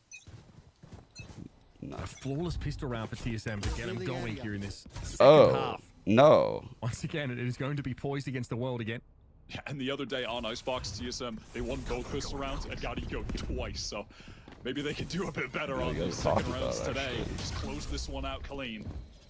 And again, Poise wants to just get off the site. He doesn't quite have the same util to delay here at A, so Spike planted. 2G are swarming over the side. We have a Insta spike down. flood on plant. Dizzy is good. Okay. Wall should have probably been timed a little bit better there, but all good. Let's just make it 3 for good measure. It's going to be LZ now as to try and recover this. All good. TSM have been managed to avoid. If the getting wall eco. was timed with that, it would have been Not feel amazing. good to start this defensive half. Definitely just playing for retake there, popping back out of heaven with the Dizzy, with Alir coming through, keeping it simple, keeping it effective. You know, one of the reasons Or a they were doing paranoia. eco Oh man, you some can of do these a defensive nuts records paranoia. played Let me the pull other that shit day up in in that Valor Plan. I series didn't that even they think about lost. this. With these attempts to anchor the site that became very individualistic, moments where Sim is fighting alone and then getting swarmed. There's no one there to trade and help because he's playing forward. Crazy. And in that moment, they've kind of, you know, righted the wrongs that they had on Icebox the other day, just playing that as a team. That was literally 1-to-1 a situation they had against RETA and played it so much better. So that's established. That's confirmed.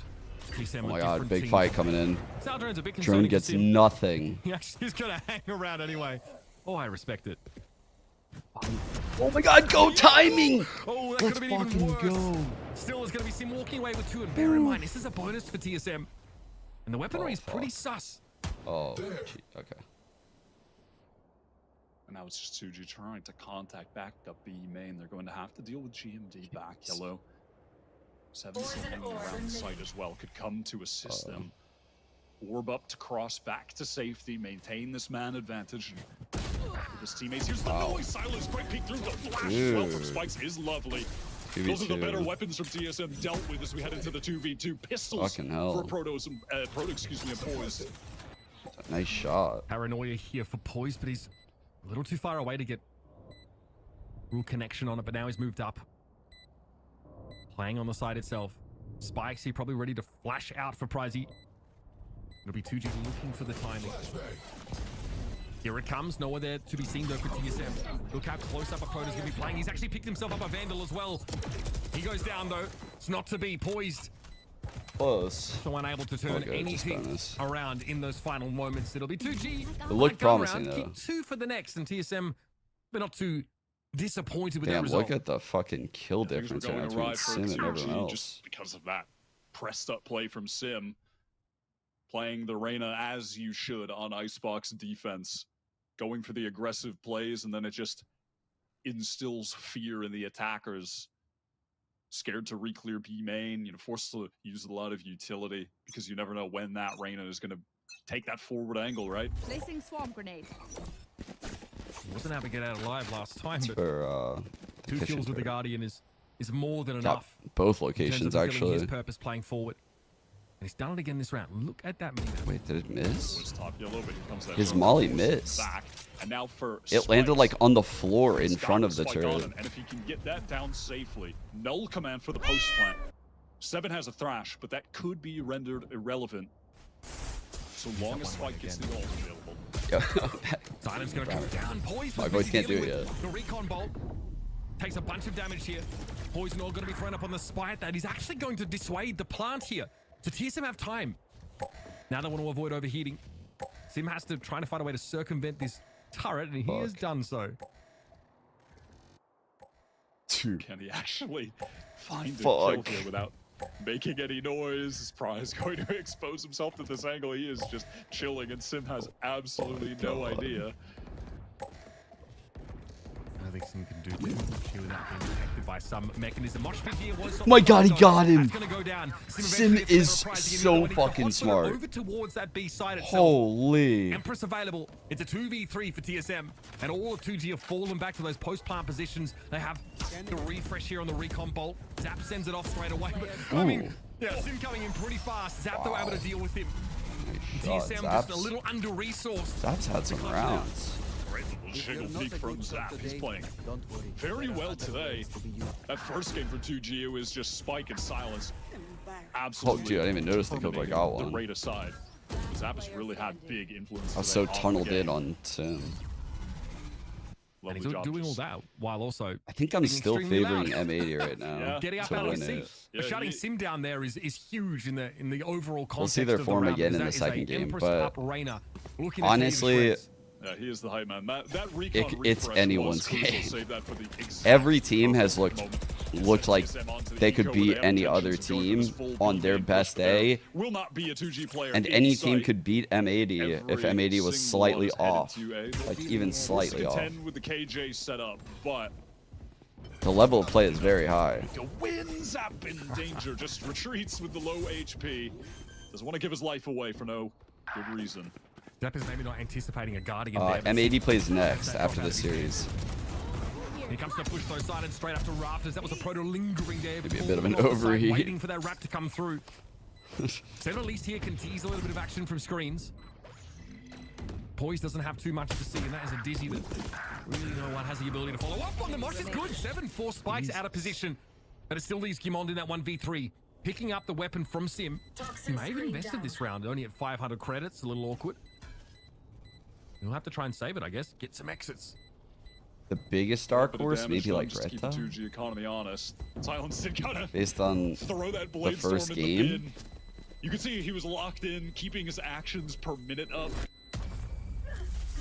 Like other than that game, I feel like every game has been super close, right? This game against 2G, the team we're watching right now. 2G won 13 rounds straight on map 1. That's pretty fun. And then map 2, again, they lost the opening pistol and they still won 13-7. So after this game, I kind of counted RETA out, but then they actually won their next game against TSM, which is who we're watching also. So that's when I was like, okay, literally anyone can win this fucking tournament right now. It made me feel like this first result was like a lot of anti-shrouding. Because when I looked at it, let me see. I'll show you like what I was thinking. I can't remember exactly. I just remember thinking like, okay, could have been a mistake to pick that. Didn't really get a chance to see the state so of the 2G before that was running double duelist a lot, right? So I guarantee you this RETA team picked Bind thinking that they were going to run this double duelist comp. I mean, look at this. Neon Raze, ISO Neon. You know, like, they were running that for a minute, and they were very successful. Only one loss, so they probably anti-shredded it. But then they got fucked because they switched to a super meta comp. That's my guess. But sizable impact as future for TSM. At least the that's the way Bind it feels, also has right? Even going back onto Sunset, been pretty so much rough. Variation, and it looks like a much more inspired TSM roster. But they would be my biggest star force.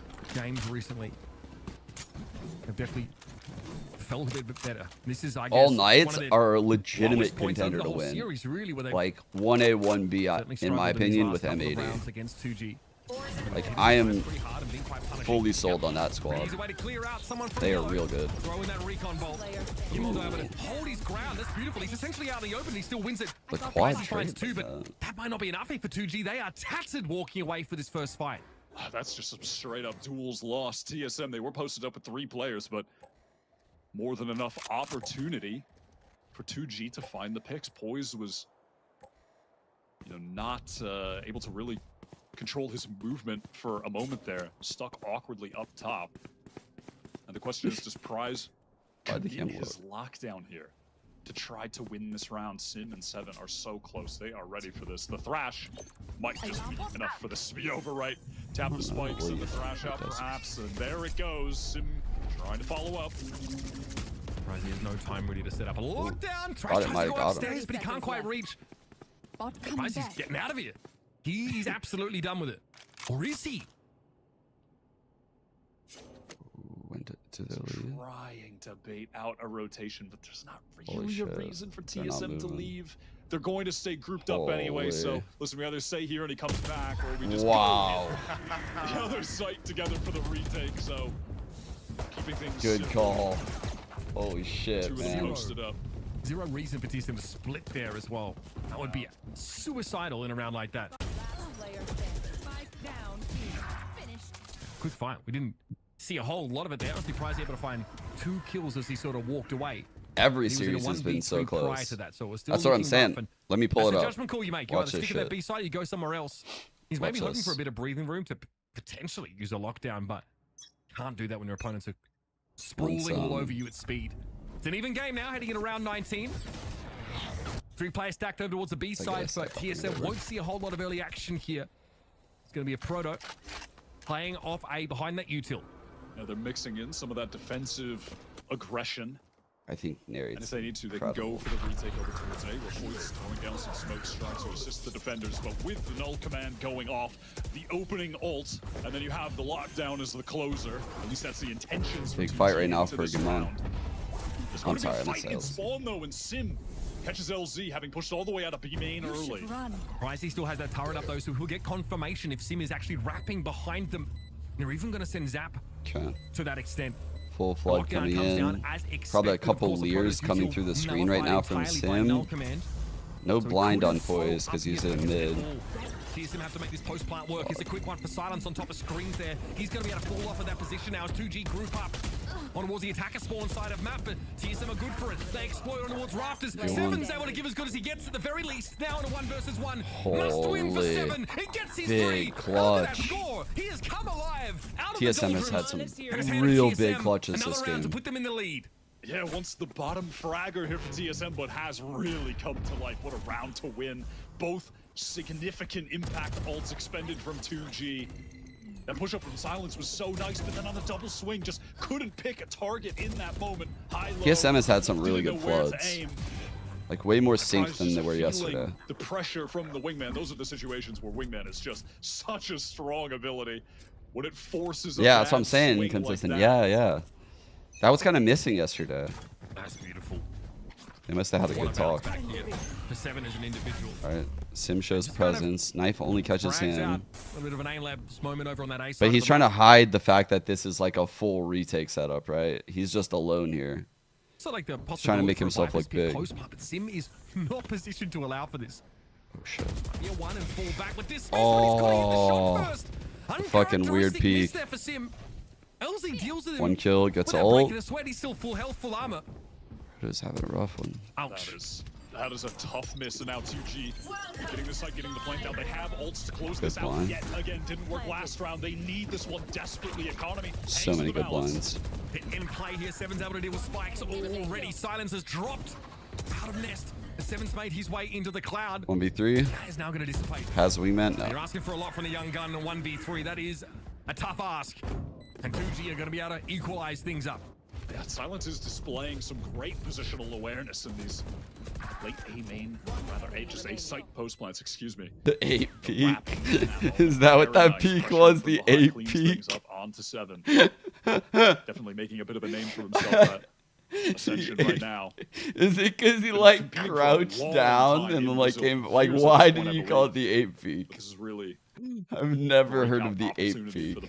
I love it when people teach me new peaks. Careful. Topping the board right now for 2Game, catching up to Sim. Might be able to pass him as TSM. They are on The pop and this swing, the Avengers peak, I am just the looking at 8 peak. You know, if they get a couple picks here, there is Dude, there's potential more. for I them just can't to think of them right go now. off with those press Q on all accounts and maybe win an upset round, or at the very least, right, they're going to lose this. The If they blob do peak. lose this round, in the next one, when they have a full buy, they will have all of those ults still ready to go. So TSM unconvinced that A is the destination for 2G here. They're already playing heavily off the site this round. Now there's going to be 2G instead opting towards B. Bro, solo so clear out here. Mildly annoying. Poise, though, is not trying to capitalize off it. He loves to just slow things down here. If he gets a sound cue, in that position, he'll know to radio that over the rest of TSM. Looks like they're still over at A. no. Poise, couple pot shots here through the wall. Spike caught a stray one, so did Poise, and he's already pushed up. That's all the presence for TSM now neutralized over at this B side. Silence able to deal with Sim before he had a chance to even get involved in the fight. That's gotta hurt. And now with just pistols, TSM, they got a lot of work to do. This is slipping away, guys. From 2G enabled by having that recon available. That's a really good high-low for this type of round. Great shot from GMD. So on point today. Gives him an opening. Thrash is also an option. Still, there's just so many players for 2G in unknown positions, and TSM don't have the ability to glean their whereabouts. It may not matter. Gimon's been able to pick up the Vandal, dropped by Spikes earlier on, and now they're coming for him. Shock Dart, though, is going to claim Gimon. Spike trying to operate the corner, and 7 turns into a trade. Zap emerges from yellow and gets the job done. 2G again, get into the lead. Now they're starting to threaten. They start keeping the money low. That was some sick awareness from GMD. He just said, yeah, the flank's coming right now. Just turns around, immediately headshots. I think that was their prize coming from mid. That was kind of sick. It's just so weak. Zap's good timing with Shock Dart, waiting for the proper moment to send that one out when someone would be rounding the corner. Lead now 11-10 on the map pick of 2G, but this is the round where surely they will be contending with all of these TSM ultimates. All right. Ooh, they're going mid-A split? Everything on the line for the NA side. Economy is in danger of being cracked, and that puts 2G in prime position to close this game out and take it to Abyss. Early Empress broke turret just now. Ice him over on the B side of the map here, but doesn't see any early action. 2G, in fact, have already managed to make their way up in the mid. They're in kitchen. I'm a little bit scared here. Poise is going to back off the side, but this is not even that is a real big kill. Proto, though, has the presence of mind to shut down LZ, who's forged so far. It's still another lurk in mid, though. Does TSM clear this shit? Do they expect prize a second lurk? Oh no, guys. Might be looking to try and clear that pit here. Holy fuck. The timing on 7 is good. Null command going to be used here by Spike. This gets a little bit awkward now for TSM. They need that util to clear. They need that util to retake. He's back to the KJ. Oh, they're inside that pit still. Now Proto's dealt with Spike here. This is massive. This is an inflection point in this game. And Sim gets the drop on Zap. It's all up to Silence. Bladestorm available, and he's got to go for it. Oh, this is last play, dude. 30 HP. Over towards B to find the plant. Sim full HP, no leers. The plant has the spike. Barely has any HP to play with, though. Very open plant. Sim versus Silence. Fuck. The respective top fragger of each team. Could be like literally anywhere. You could be fucking kitchen, top site, snowman, on yellow, fire today, long, but now that site. has an opportunity You to can play watch this, this fight from fucking anywhere. Has just been stealing the show. One knife. Hard clutch. All Silence would need here. He's gonna have to fucking on map just point and tap Spike and TSM's be like economy 360. This is the game in the hands of Sim, the star player for TSM today. He does not know where Silence is. He could be anywhere. This is an unorthodox position. Sim reveals himself, gives it a tickle, and Silence doesn't give him a chance to respond. Massive round for 2G. And what a clutch from Silence. Oh, man. And of course, Zap is on his feet. That kill, though, in mid. The last knife was at the last one, second last one. Had to steady his aim. Massive props to Pricey in mid here as well. TSM just not expecting a second lurk through after already dealing with LZ in kitchen prior. And you know what? This is exactly what TSM like to do on pivotal rounds themselves. They love to push up on the map defensively. The last knife. Oh, he's gonna go with the calm ult. A few Guardians. They have If this tags anyone, they're getting fucking ulted. Two Vandals, certainly not a bad buy. Oh my god, Sim immediately though. Punish. Oh my god. On the spikes. Sim is determined to keep TSM in this game after losing that clutch. And he may have saved it. That's ridiculous. Money looking a little bit haggard for 2G. Sim is literally the GOAT. Should be able to formulate a buy in the next round here, but they're focused on round 23. Spike is not to hand right now. Zap wants to push up a little bit. Try and get something for the trouble. Maybe even pull out of this side entirely. I have the spike.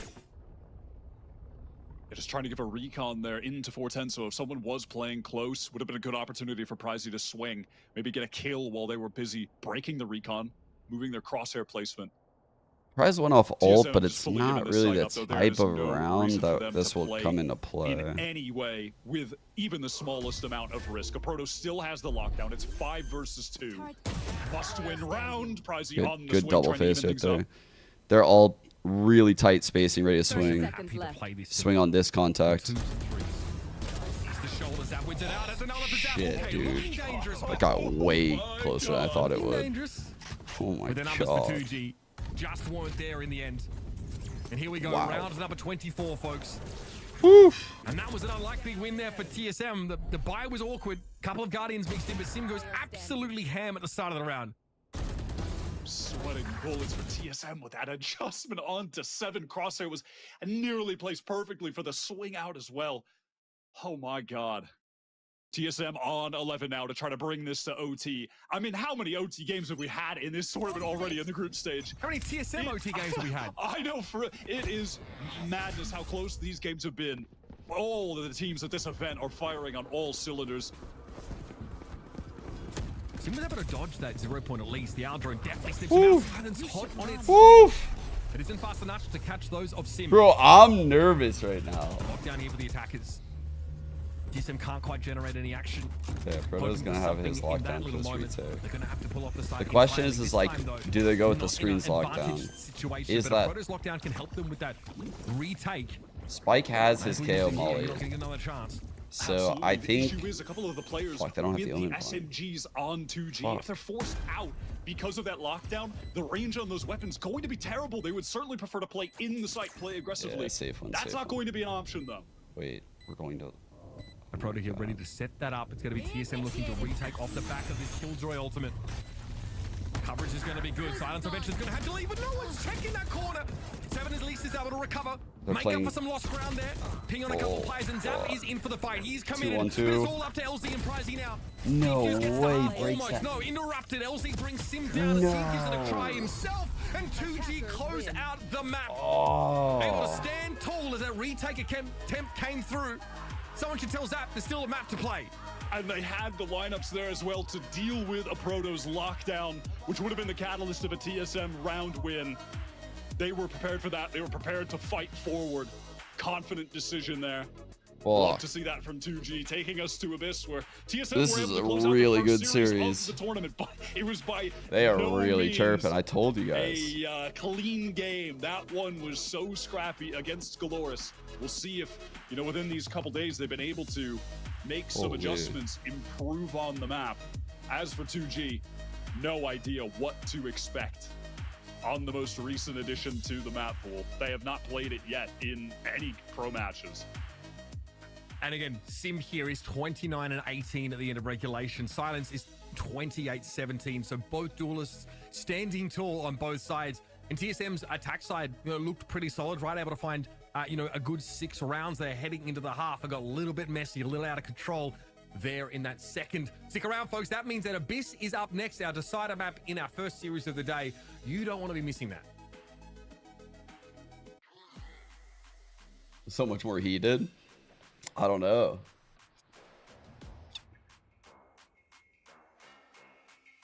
Wait, why meow? What? Yo, Carson, thanks for the 16 months. TSM.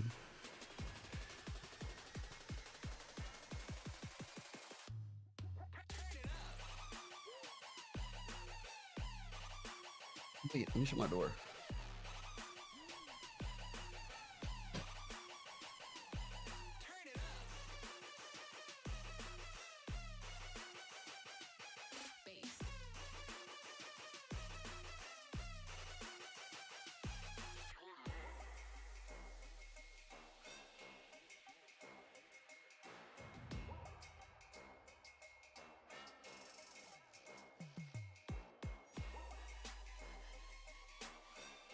All right, chat. Announcement time. You guys ready? Okay. I'm gonna just play the video. I think the video will cover it better than I can.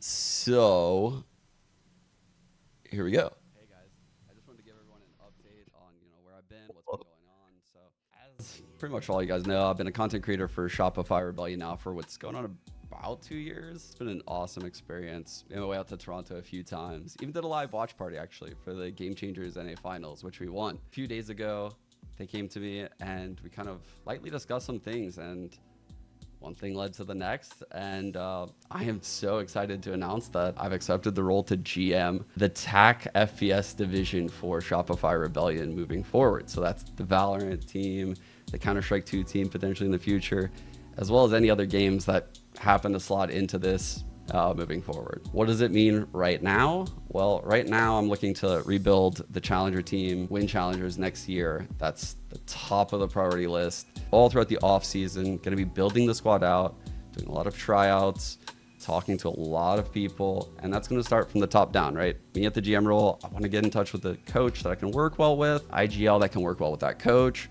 and then from there, everything will just build out, right? That's where I'm at right now. If you think you can be on the team, you're semi-pro, pro player, I'm not talking plat or ascendant level players, but you are a semi-pro, pro player, have top level experience. Don't waste my time. And you feel like you have the mechanical skill, but don't have the experience to be on the team, I might take a look at something like that, right? I want to take a look at as many people as possible throughout this offseason. So if you feel like you deserve a spot in this team, you reach out to me. My Twitch DMs are open. Feel free to slide in there. Twitch? I meant to say Twitter. Why did I say Twitch? At the top of my priority list, and Wait, that's the goal right edit now. that. I'm really I excited. do not That's check the my Valorant Twitch team DMs. for Challengers. Oh no. Obviously right now the GC team is looking pretty nice. I'm not gonna lie. If anything, there's more to be learned from how they've managed to do what they've done over all these years. So nothing happening there. No worries. Counter-Strike, that's something that as I get more familiar back in space, kind of like soak up the entire scene and things I might have missed over the last couple of years. I also want to be reached out to by anyone that thinks that they deserve to be on that team. So there's a lot to do, and I couldn't be more excited about it. I'm really looking forward for the next steps. It's going to be busy. I'm still going to be creating content in the meantime, by the way. So I don't want to make it seem like, you guys will never see me again, but this will be at like the top of my to-do list. And then I will still create content and be very involved with the community, ideally. So be sure to look out for what's coming soon. I'm sure there's gonna be a lot over this off season, and yeah, you'll be hearing from me shortly. Peace out, guys. Which brings me to my next announcement. Cosplays all next week. Fucking Emotions. But yeah, that's what I've been busy with, and I'm pretty fucking stoked about it. And I think everything that I would want to say is in that video. Yeah, it's interesting. Like, I don't want to say too much. I also don't want to say too little. So truthfully though, right now, the only thing I care about is finding the coach. Because like I said in the video, I believe in stuff being built like top down. I don't like fucking putting like band-aids on stuff and like tape over stuff. Like if I'm going to do something, I want to do it the right way. So I want to get the right coach. And then I want to get the right IGL for that coach. And then, yeah, top down. So it's going to be a sec, but the goal is definitely VCT. And I would say like anything else is, I don't like to be outcome oriented. I'm not going to say that, but I'm going to do my fucking best. That's for sure. To see the duelists for the set of 2G take place and see and show what their what their strengths are on each one of those individual agents. Now it's a very interesting point though, because for TSM, we've talked about it. They played 3 matches. They played day 1, day 2. This is day 3. They're playing right now, and all of those 3 matches, But, they've gone the distance. They go to the 3rd match. yeah. And now we're approaching Abyss. I Roy, just, and we're talking about going. this to is like distance. something that I've wanted to do for a while, and I've mentioned this on stream in the past. Initially, actually, 100 Thieves reached out about the GM position, and it is the role I was more interested in. However, when I reached out to them, you know, like that was when I was going to step away from casting. I was super close with TDK.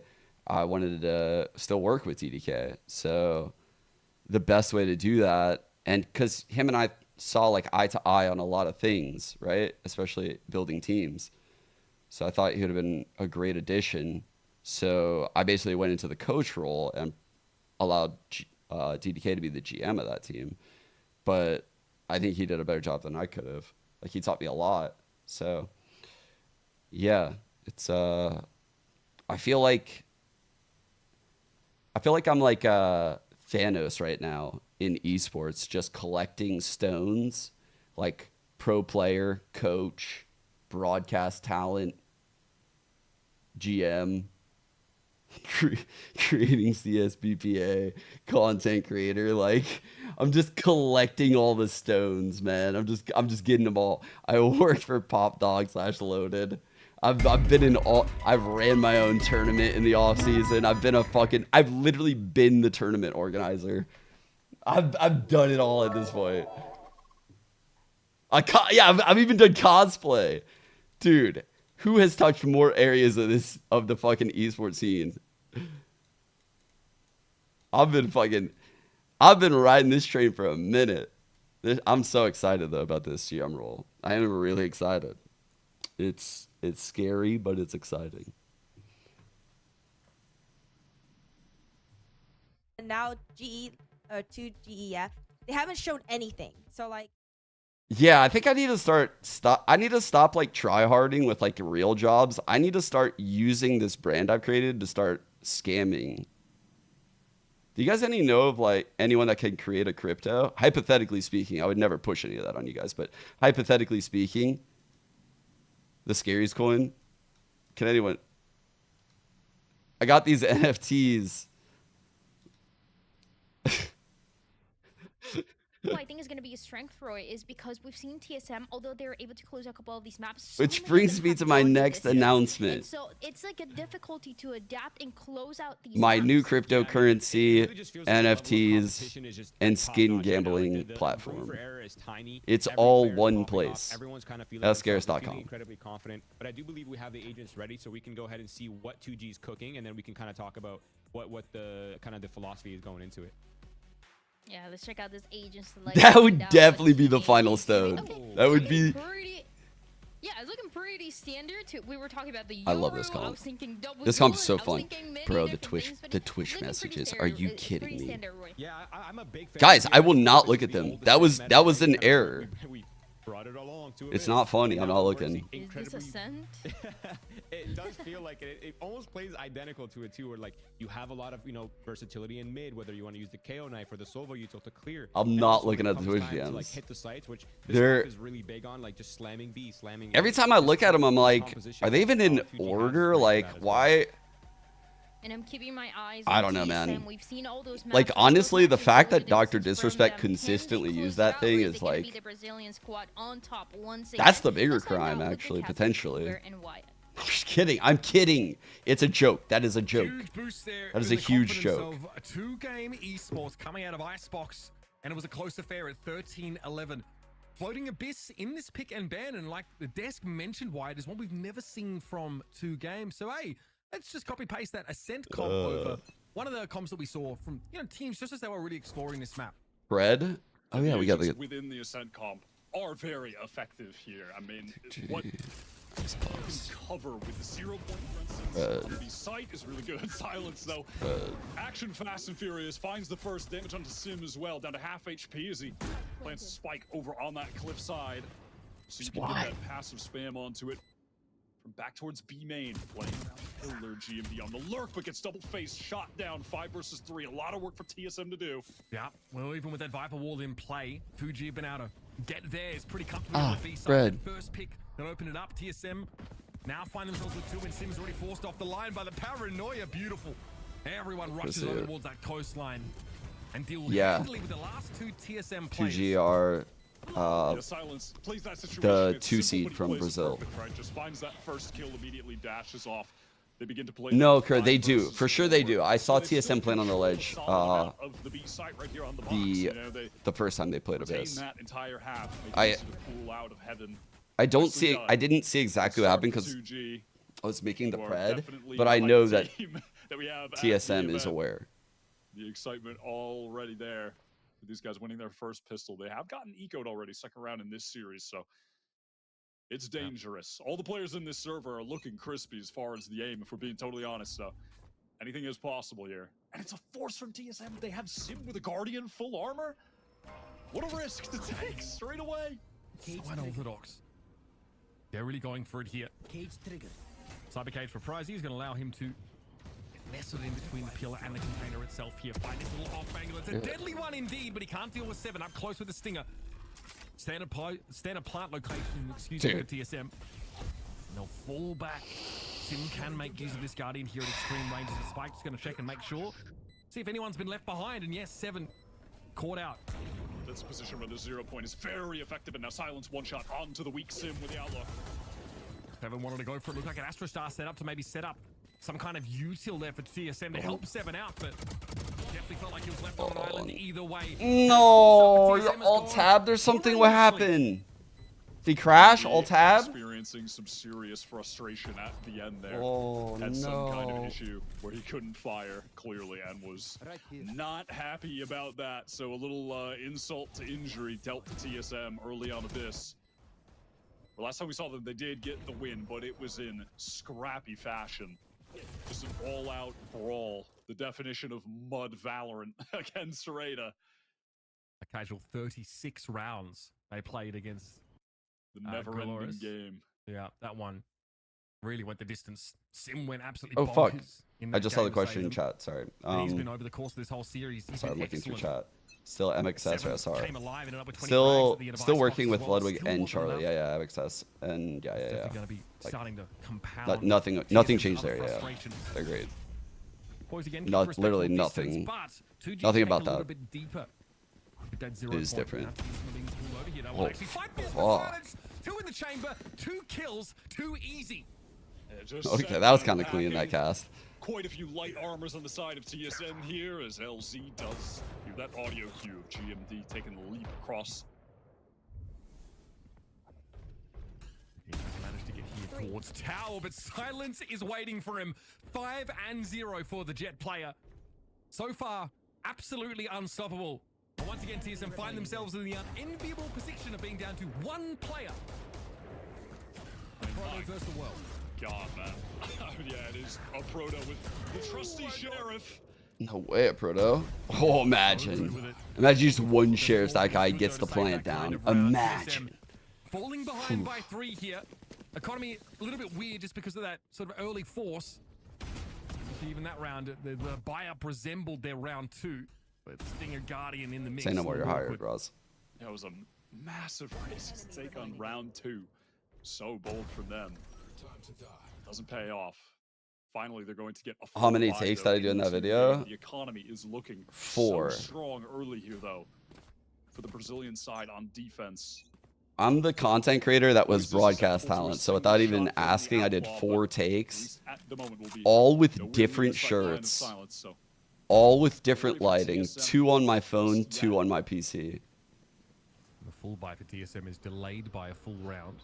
What if I do in my life? Just walked all the way down mid. When this Why? comes Why did I in, do they're that? going to get just destroyed by the rope. I mean, LZ perhaps getting a little greedy on that swing, but they don't expect Spike. He gets his. No reason to keep fighting this. He can just back off. TSM are so scared now. They know they're encircled. Hits, Damage from man. Silence. 1 tag onto Sim. So This weak is at not 30 looking HP. good. TSM feel pressure. They have to Oh, get to no. the site, but how can they do so safely? Bro, scanned like fucking items.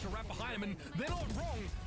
straight into a trip. And straight into the wood chipper. That is the 4th round for 2G, and that was the gun round for TSM. Smashed to pieces. Yeah, just melted down on all accounts. That pure walk down mid. No one from TSM aware of that. And not aware that there were going to be 2 players. They thought it was just LZ, but that was not the case. Spike with that second. How many times I say Twitch DMs?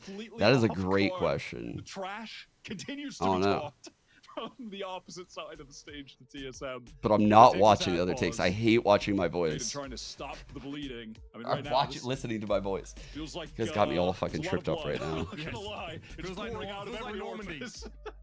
It is tough right now for TSM early. And I mean, they have no mid presence there. It's audacious for 2Game to send 2 players all the way down, but TSM have no mechanisms to detect that early. And Seven has great reaction. He whips on one of the flanking players and takes him down instantly. But like you said, I rarely expect a second to turn up. I'm gonna find the next Icebox in my Twitch DMs. It's gonna be a fucking story. Because they are encircled, they're contained. The narrative about Twitch DMs is about to do. This is all-time low currently. Dr. Disrespect brought it like from we're down here. When I find the next Icebox, it's gonna be like they are trapped in an escape room with no exit. It is Twitch DMs are gonna explode at that moment. We'll see what Faded is trying to. They'll be like, wait. Good things can happen in these. No reason to drop that. Still so many targets that are one-shottable on the opposite Wait, side. no, it's a joke. Lines. Don't fucking Twitch DM me. Breeze. They're just so huge, especially not looking at it. Towards mid, towards it's a joke. Comedic relief from the game. By TSM up mid will allow them to creep up to here, and Zap is going to be the one that has to stand to attention here. 1 and 2 is good. And yes, bro, I think it's cooked, chat. TSM and Silence deals with the interlopers at the front door. Boys, there's a stinger.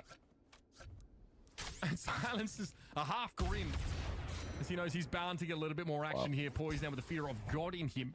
Silence can also just float out here into the open. He restrains himself. Got to respect that. And now we're going to be checking this a little bit. Look like a push up there from Zap. Yeah, TSM's defensive half was very good, chat, but it involved a lot of trap plays, which could be antied. Like, I don't know if you guys remember those A trap plays that we were talking about last time, where like the Yoru was here, flash up in the sky there, the Jet was out in the open, the Sova was like back here with dart out, ready to dart the wall. It was a really good trap play. Certainly in favor of some corporate tax cuts, retain their status. Then they had the play where like, you know, the Jet floats off here with Blade Storm, the Yoru throws that same flash, he swings close, they double face. Like, they had a lot of cool trap plays, but those could be countered. So I'm a little nervous here. Generational wealth for 2G. Embarrassment of riches. Silence at 9 and 2 should tell you everything you need to know about this game so far, folks. It's been brutal.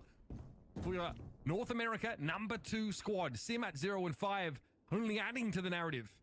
And Silence says, yeah, why not? I guess I will. They double smoke mid, but no one's here to break this drone or do anything about that shit. TSM trying to gain some control of because you can see Aproto's scared of anyone pushing this. They're playing so passive in a 3-1-1. It's just kind of what they have to do without a Senti. So much fear instilled by 2G. Early on Sunset too, they went for a super deep flank. You know, it's just a bit of conditioning that is audio low right now? Sorry about that. Early on these defensive it's on 19 right now, if you have a number. In comes 7, he's going to see it all here. Hunter's Fury thrown towards the back of the site now. Runner coming from the back of the site.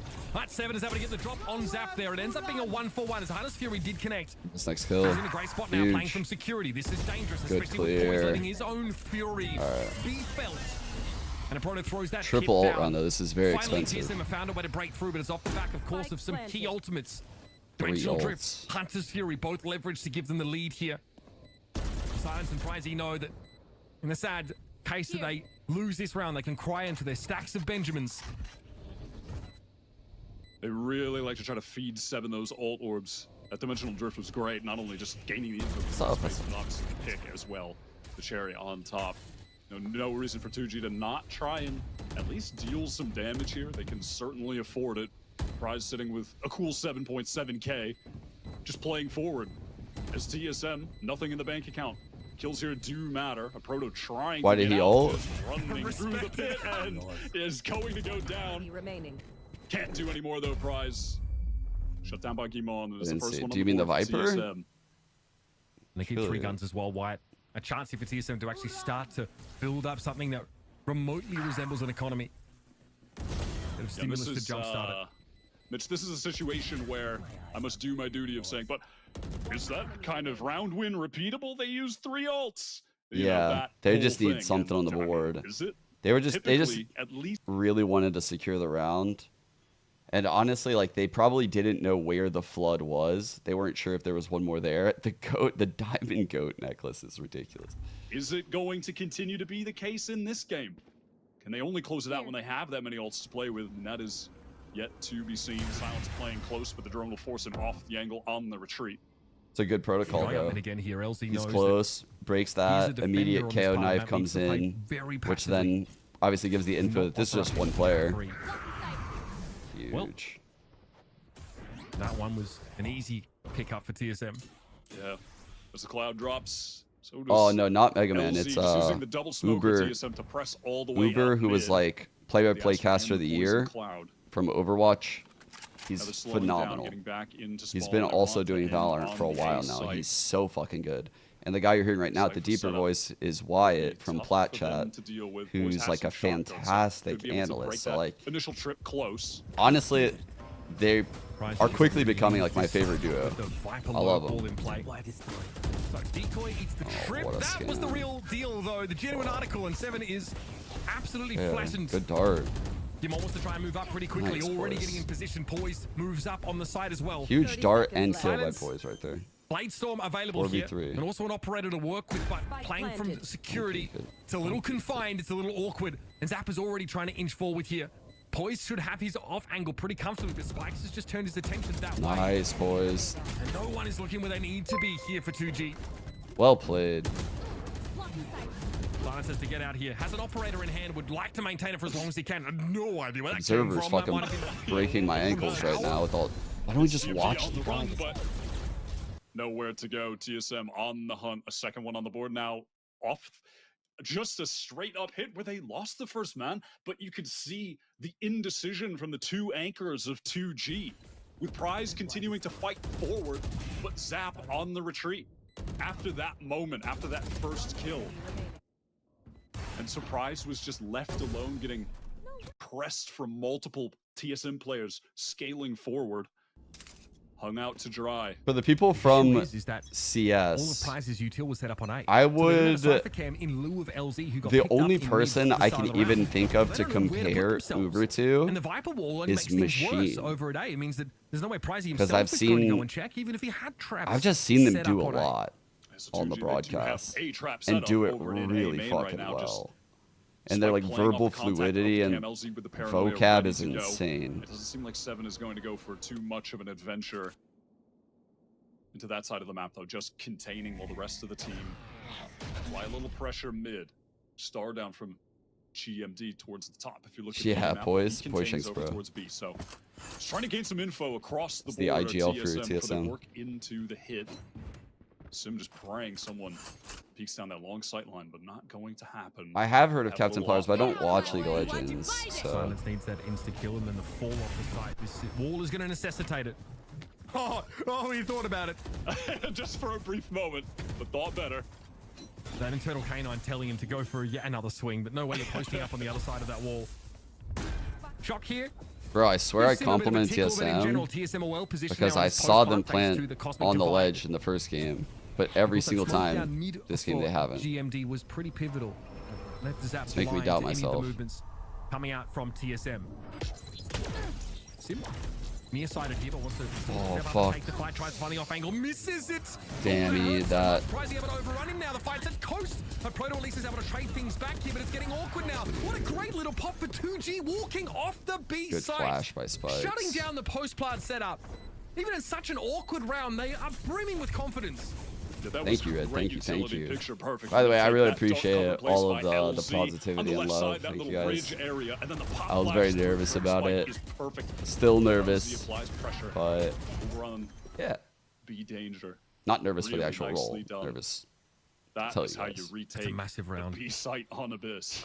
That is Solo Jet at the B side who misses the first shot. The off-stream stuff is the easy Three part. players stacked over at A. Somehow you're able to rotate and then put that little set play together where you push off the side with all of your util. This 2G team are the real deal. Oh my God, Snill gifted 10? Absolutely are. And once again, they Liana? didn't get a chance to show it Did I off say in the that right? prior Liana? round. So, hey, let's just 2. Thank you for the run 3 this months. same A main trap setup. Flowers 17. Leave silence to Flowers. op over at B. This is Nick's a gifted rinse 5 and repeat out of the again. last one.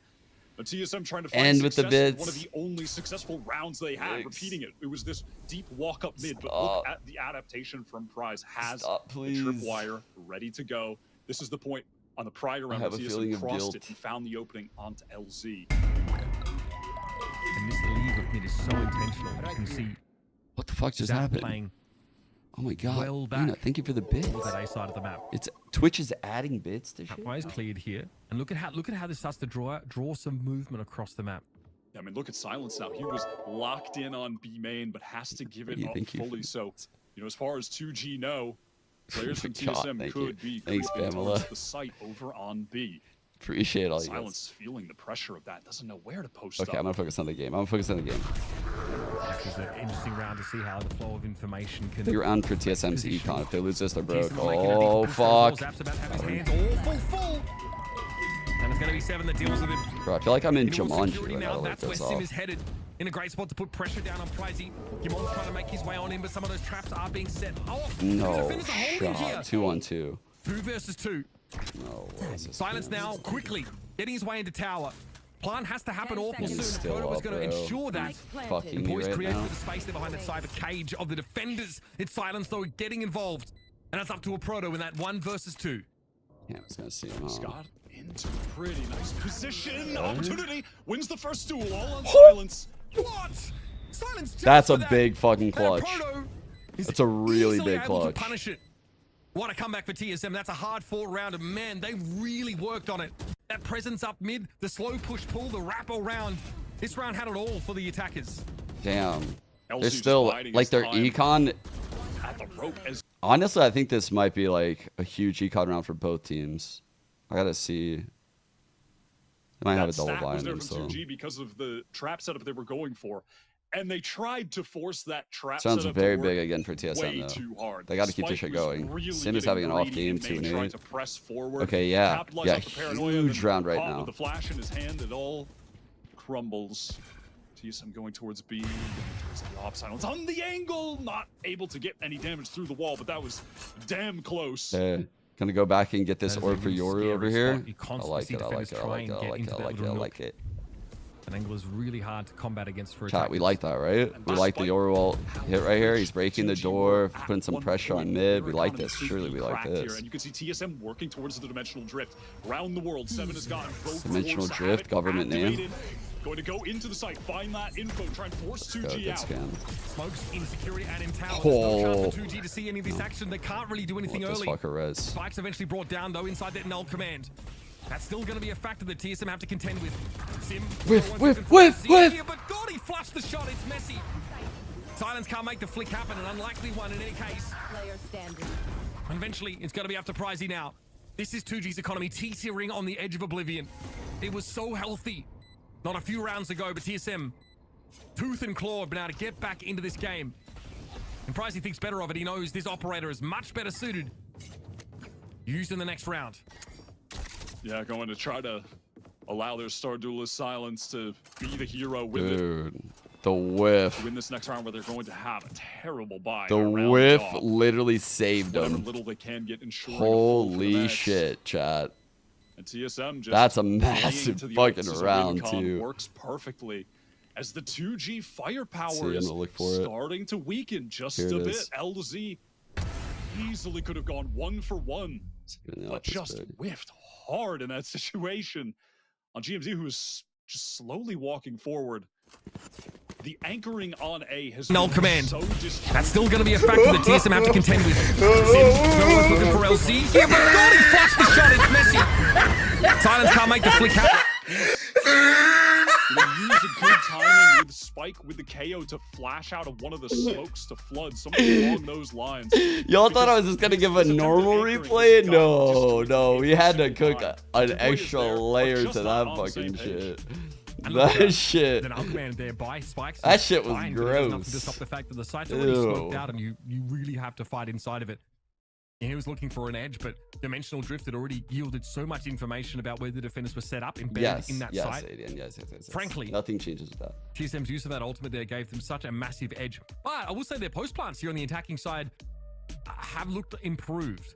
They're able to look a lot more decisive. 0.25 speed is like really leveraging those Yoru ultimates an insta L for TSM. Like Karma will not let them win this game if I do that. Wait, why do you look here on your screen? He broke the meditation. It was a huge little turnaround. Side-eyed. And then Poise had one of his own to sort of even the odds. And you said, is this round repeatable without all these ultimates? We've seen TSM make it happen 3 more times since then. Yeah, they really have been exploiting this weak A defense from 2G. 0.25 on a whip to address that coming out is of the fucking timeout. pain. If you're a player and you like to run away with this game watch 5 rounds in a row. Imagine watching a co-streamer watch her whip in 0.25 to that player. Fell apart. Imagine. And now they're right back in the game. 2G out of the timeout. Triple push down mid. Oh my god, silence. Walking forward. It doubled him, motherfucker. He has 3 HP. That was a collapse. That's insane. He did that with 37. That's the off they saved last round. I can kind of see why it You was gotta be being joking covered. me. Silence did not care. But the start of the round as well, there's a small thing. It's a recon ping on towards a proto, getting spotted out by 2G. Who, after a pretty rough couple of rounds, have only been able to afford a couple of those Sheriff's Guardian to play around this operator. So far, they've made it work beautifully. The amount of damage that Silence got with that one shot. It's an echo that'll be felt through generations. In the bones of TSM on a cold day. They're going to hear that. Be faster. And it's going to be CeeLo dominating from that top side of the B side. There's a lot out for the plant here. Silence still obviously Put 37. this together with a Viper's Pit to contend with on top. That was just the superior weaponry coming out on top, fighting. Where TSM flash goes through from Spike, drops down, but doesn't know where to look. Gets the first 7, was so weak still. Just 3 HP, a stray bullet would have taken him out, and now Silence just has to save after going for a massive risk early with that swing into main with 37 HP after getting spammed through the wall. Gets a pick, brings 7 to 3, but they can't close it out. They exploited the lack of Sentinel on TSM again, by the way, with that push down mid, and LZ getting the shot from rope into B main. Same as a prior round. But this time, it just falls to pieces, crumbles, due to the lack of good weapons during the fight on B. That hurts. That really hurts for 2G. Now 3 rounds in a row that have been snatched up by TSM. See some of these moments. Wait, the main Valorant account just responded to my tweet? I actually feel like the GOAT. Like, honestly... Big moment there. Spike and wait a second. I actually feel like the GOAT right now. Hold up. Is this actually the main Valorant account? This is not even the esports one. Dude, that actually might be like the hardest flex ever for me. Like, more than anyone following me, anyone doing it. Dude, the main Valorant account, not even the esports one. Holy fuck. At the ferry, and there must have. TSM say no, thank you. They are ready to. I didn't think that would be possible. Player headed towards B, where part of this default. Bro, that just made my day seeing that. You guys don't even Listen, they're get definitely it. Gonna feel the fear of someone walking down mid, trying to shoot them from rope. That's awesome. But here comes the execute gate. I didn't think the main Valorant account did that. A little bit of info, but this should just be a retake situation. But a little crossing before the star went down, the smoke was popped. Just a small mistake that could be very costly for TSM. Losing that player there just to perhaps inattention. TSM would love this 6, man. A lack of cohesion either way. It's not great. On the util just a little bit. He's looking for the Sova ult, guys. Maybe a bit early here, though. Oh, no. That's a hard one to hit, man. Sends it off. They can't find anything ultimately. Zap and Gimon both get traded out if you know Astra. In that post-plant scenario, when Silence just turns up, plants his feet and says, that was a little I'm here to bit stay, early baby. with those 7 ults, rounds on the defensive side for 2G. Little and a early great with retake. Yeah, I mean, I think that was LZ using his ultimate to teleport behind.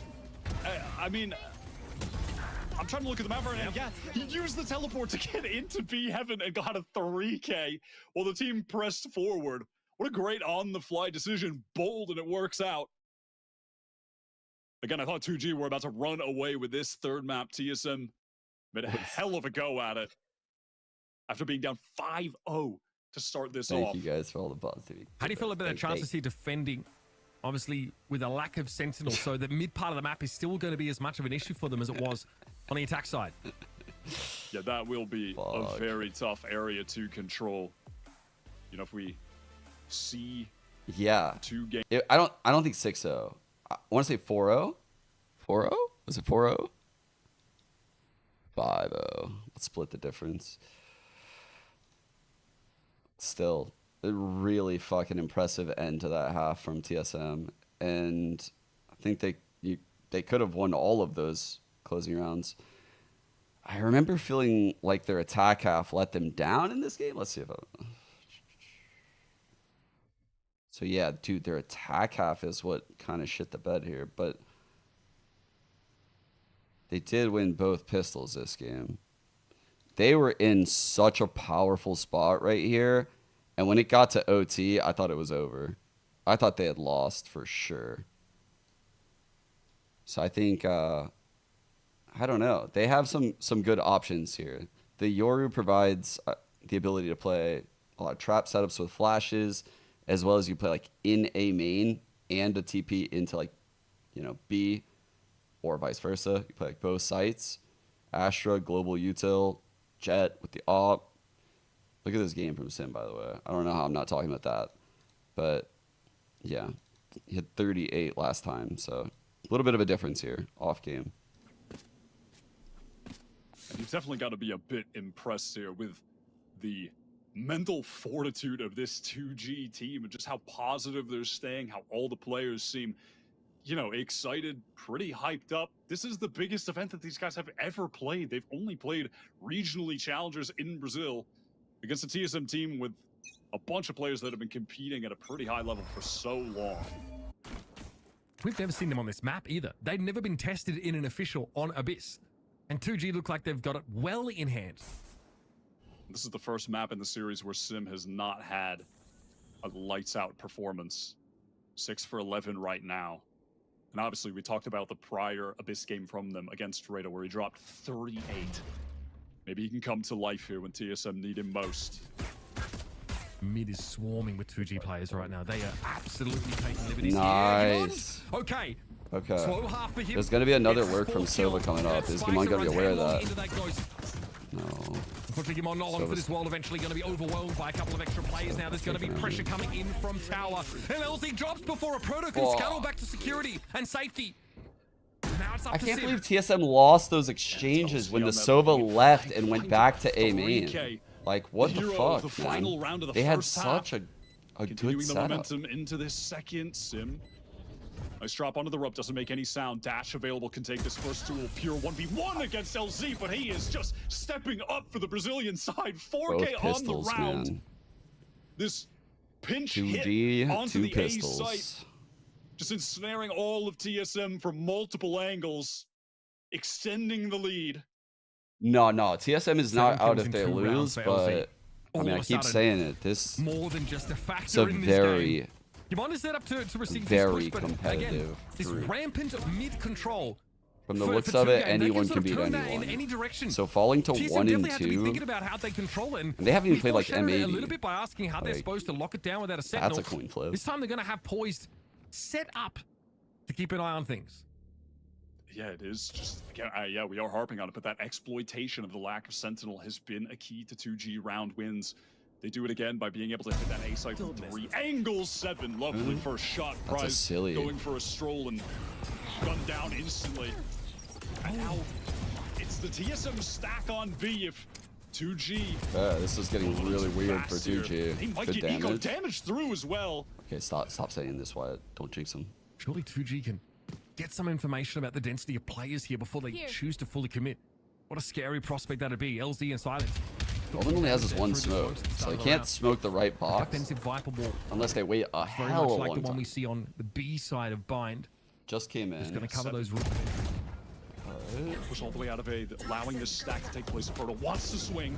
Beautiful bait and switch right there. Find Spike at the very least, but Zap now getting involved with the outlaw. The timing for him, the wraparound. He eventually completes that second as well. Ah! Oh, you No! see those Sim. 30 seconds left. Little bro ain't getting back up. That's fine. Still a 1 versus 3. Outside of the fact. He's the fucking Sim is fight saying, observer. Can you guys get the round done now while I'm Yeah, can you guys? Can we kill Zap, please? Can we hurry up and kill Zap? Don't die. All right. Okay. Oh my god. Anybody still drifting? He survived. Sim? Wait, does he actually live? He's good. He No, made it. I love that. He made it to the next round. That is just Wow. so silly. Down B. That is 7 getting Remain left. so much presence on the There's A jet side. things. Just Picking floating off Prize, forever. who is going to regret not having just contained that side of the map. TSM go for a gamble stack. Imagine and they have throw no a reason Vandal to place off those the edge chips and he can catch it. anywhere but the B site. 7 got all the information. Has he just Bro, walked in observer. the end?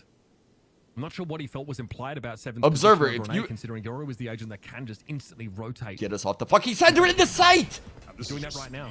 Speed from I'm gonna 2G. lose it. They've got the site completely. TSM acquiesce. The spike is going down. 5 versus 5 retake. Superior util, planted. superior weapons. TSM should be able to clean this up with ease. Bro. Surely we don't get the back-to-back eco. This has got to be a pretty standard retake here for TSM, and so far, so good. Sim finds a safe shot there over towards Tower. Completes on that comfortably. Prize, he's forced to move up here. We'll find the one, but Bro, eventually has really, to fall to the snake bro, really line. let That'll that be one gun picture drop just there for simmer on the TSM, screen. But it convert nicely That there shit on that was eco round. Fucking Despite well 2G's done. fast play into A. Literally Minimal overcooked. damage done. TSM do have some fantastic retake utility with this comp. Having those Yoru flashes available to get back in, while Sim can create space, dash into the cloud burst. A lot of great utility as far as that aspect of the game goes, but with the plant down for 2 game, they're going to have a very strong buy here. All heavy armors, save for 1 player, all the utility they need. And the question is, how are they going to look to make use of mid on a round like this? Someone like Pricey, of course, playing a sort of a loose end for 2G is unlikely to give his life up so cheaply as he did last time. Cinematic. There's a mid to A look here. Uh-oh. Presence in main to spot Wait, 7 just out. spammed the Reset jet. Sim. He just went down, spam through the box to claim the jet. It wasn't even in like the Not a close great line foot to chat. put It was forward in the here for deep TSM at line, the start of the like we round. saw The last Outron's half. confirmed 7 spot as well. He decoys out. That's ignored entirely, and the flash is beautiful. The gravel there, I think, used to try and slow 2G down, but they're well ahead of it, and Poise has no opportunity to... Oh, come on! LZ just GP's forward. I mean, that is just a little bit too That's an Omen silly. ult. I mean, yeah, theoretically you have time to stop the Omen from TPing on you like that, but clearly Poise is overloaded, the mental bandwidth taxed, looking elsewhere. TSM just absolutely folded over on that site. I mean, Sim getting spammed through the box, 7 just not ready with a gate crash either, just trying to spam out as much util as he can so he can go on the retreat. Fully caught by the spike flash. I think they found an awkward timing, like in between gate crashes there for 7. Doesn't have it available. That's rough stuff though. This Yep, operator, that observer was sent over the edge. One is in the Must bin. just have some kind of... Get that Honestly, it out must of have like a hands fear of of Sim. heights. On a map where it is very Oh strong. no, silence. Silence. Desperately need Don't to take the save bait, this observer. game. Don't This do is their it. First real buy. All of them Don't sub take the bait. Oh, you 1,000 know the credits. observer's going to silence They get POV. away You as just fucking clean know as it. They Oh my possibly god, the could. observer didn't do it. And still smiles on the faces of these guys. They I can't are even believe it. seemingly just never mentally in the dumps. I mean, they are just such a confident team. I mean, think about how they started this game. Wait, right? did he? It's got a little bit. He went for a tougher second. to I must have definitely looked back at fight chat for like a back. split Obviously, second. that pistol Bro, are was they a in little the bit awkward, but stream? They managed to extend that lead back out to another couple of rounds, and they managed to Am I avert getting catastrophe in griefed? terms of their economy on this round by having such a strong hold and What? only losing that one player. Dude, So plenty of things it to was smile so about fast for I 2G right didn't now. even see it. That's crazy. I'm getting griefed. So that's going to be a instant 0 point sent out by Spike into A main. All right. Make sure there's not going to be an aggressive Observer, press spec forward sim. from TSM as there was on Give the it- prior round, and as they'll probably do in the future. So that's just a simple way to counter that out. Get What the early the information. fuck? Sim does have an operator bought into it. What's happening right now? The money is good enough. Surprised he has mid covered pretty well on the attack side between him, his kill and himself. What the fuck cover was both that? sides of the That was causeway. too fast to even be real. Sim hoping that this is the best spot for him to be with this operator. Very good deterrent for anybody for 2G trying to come up and test this. And the Aldrone spots 2 TSM players walking back into security. They are giving the site. They do know that Sim can reinforce them there from tower. No! They want to come back in for GFT. He's out in the open in astral form. Damn, bro. Timing. They're just not ready for 2G to be so far forward. I don't know if they're ready for Kimon to join them in the fight. That is a massive error. A little bit of a fundamental issue there for TSM. Look at that money, Wyatt. They still can cobble like buy together, but this was They couldn't buy, as but close they to a gotta must-win save round as you these. get. And Sim just basically spent his whole round looking at a mid that was never populated by 2G players. I mean, yeah, the defender's just dissociating, just going blank in that moment, trying to slow walk back in. Just completely, I don't want to say Feel unaware, alone, but just dude. not respecting the timing that 2G could have caught there. Very odd.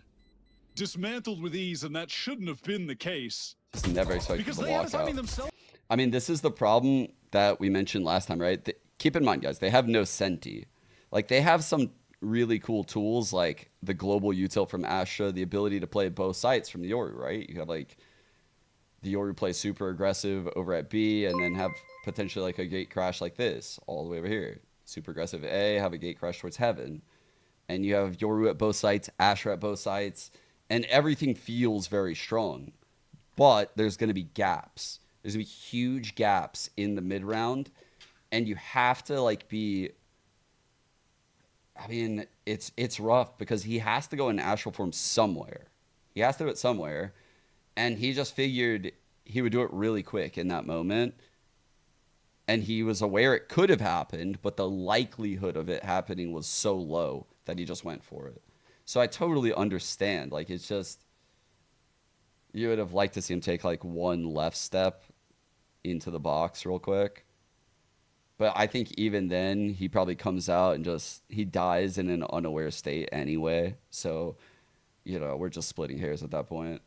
I think no matter what, he's dead. Have already got a win here. They're 1-1 in the standings. You need to be top 4 to make it. He through dies the in an stage unaware into the way no matter playoffs. what. Every win is so important in a group where it feels like anyone can beat anyone. I mean, the talent of the players in Ascension right now, crazy. Like these guys from Brazil that have just been chilling in Brazil while a lot of the same players in VCT Americas are kind of just getting shuffled around and recycled. Like, these guys are goddamn nuts. Yeah, they're abusing, like, this is what I was saying is TSM, the first time they played this map, they were really good on the defensive side, but they had a lot of trap plays, and trap plays can be anti, so I was afraid they like wouldn't work or TSM wouldn't try them.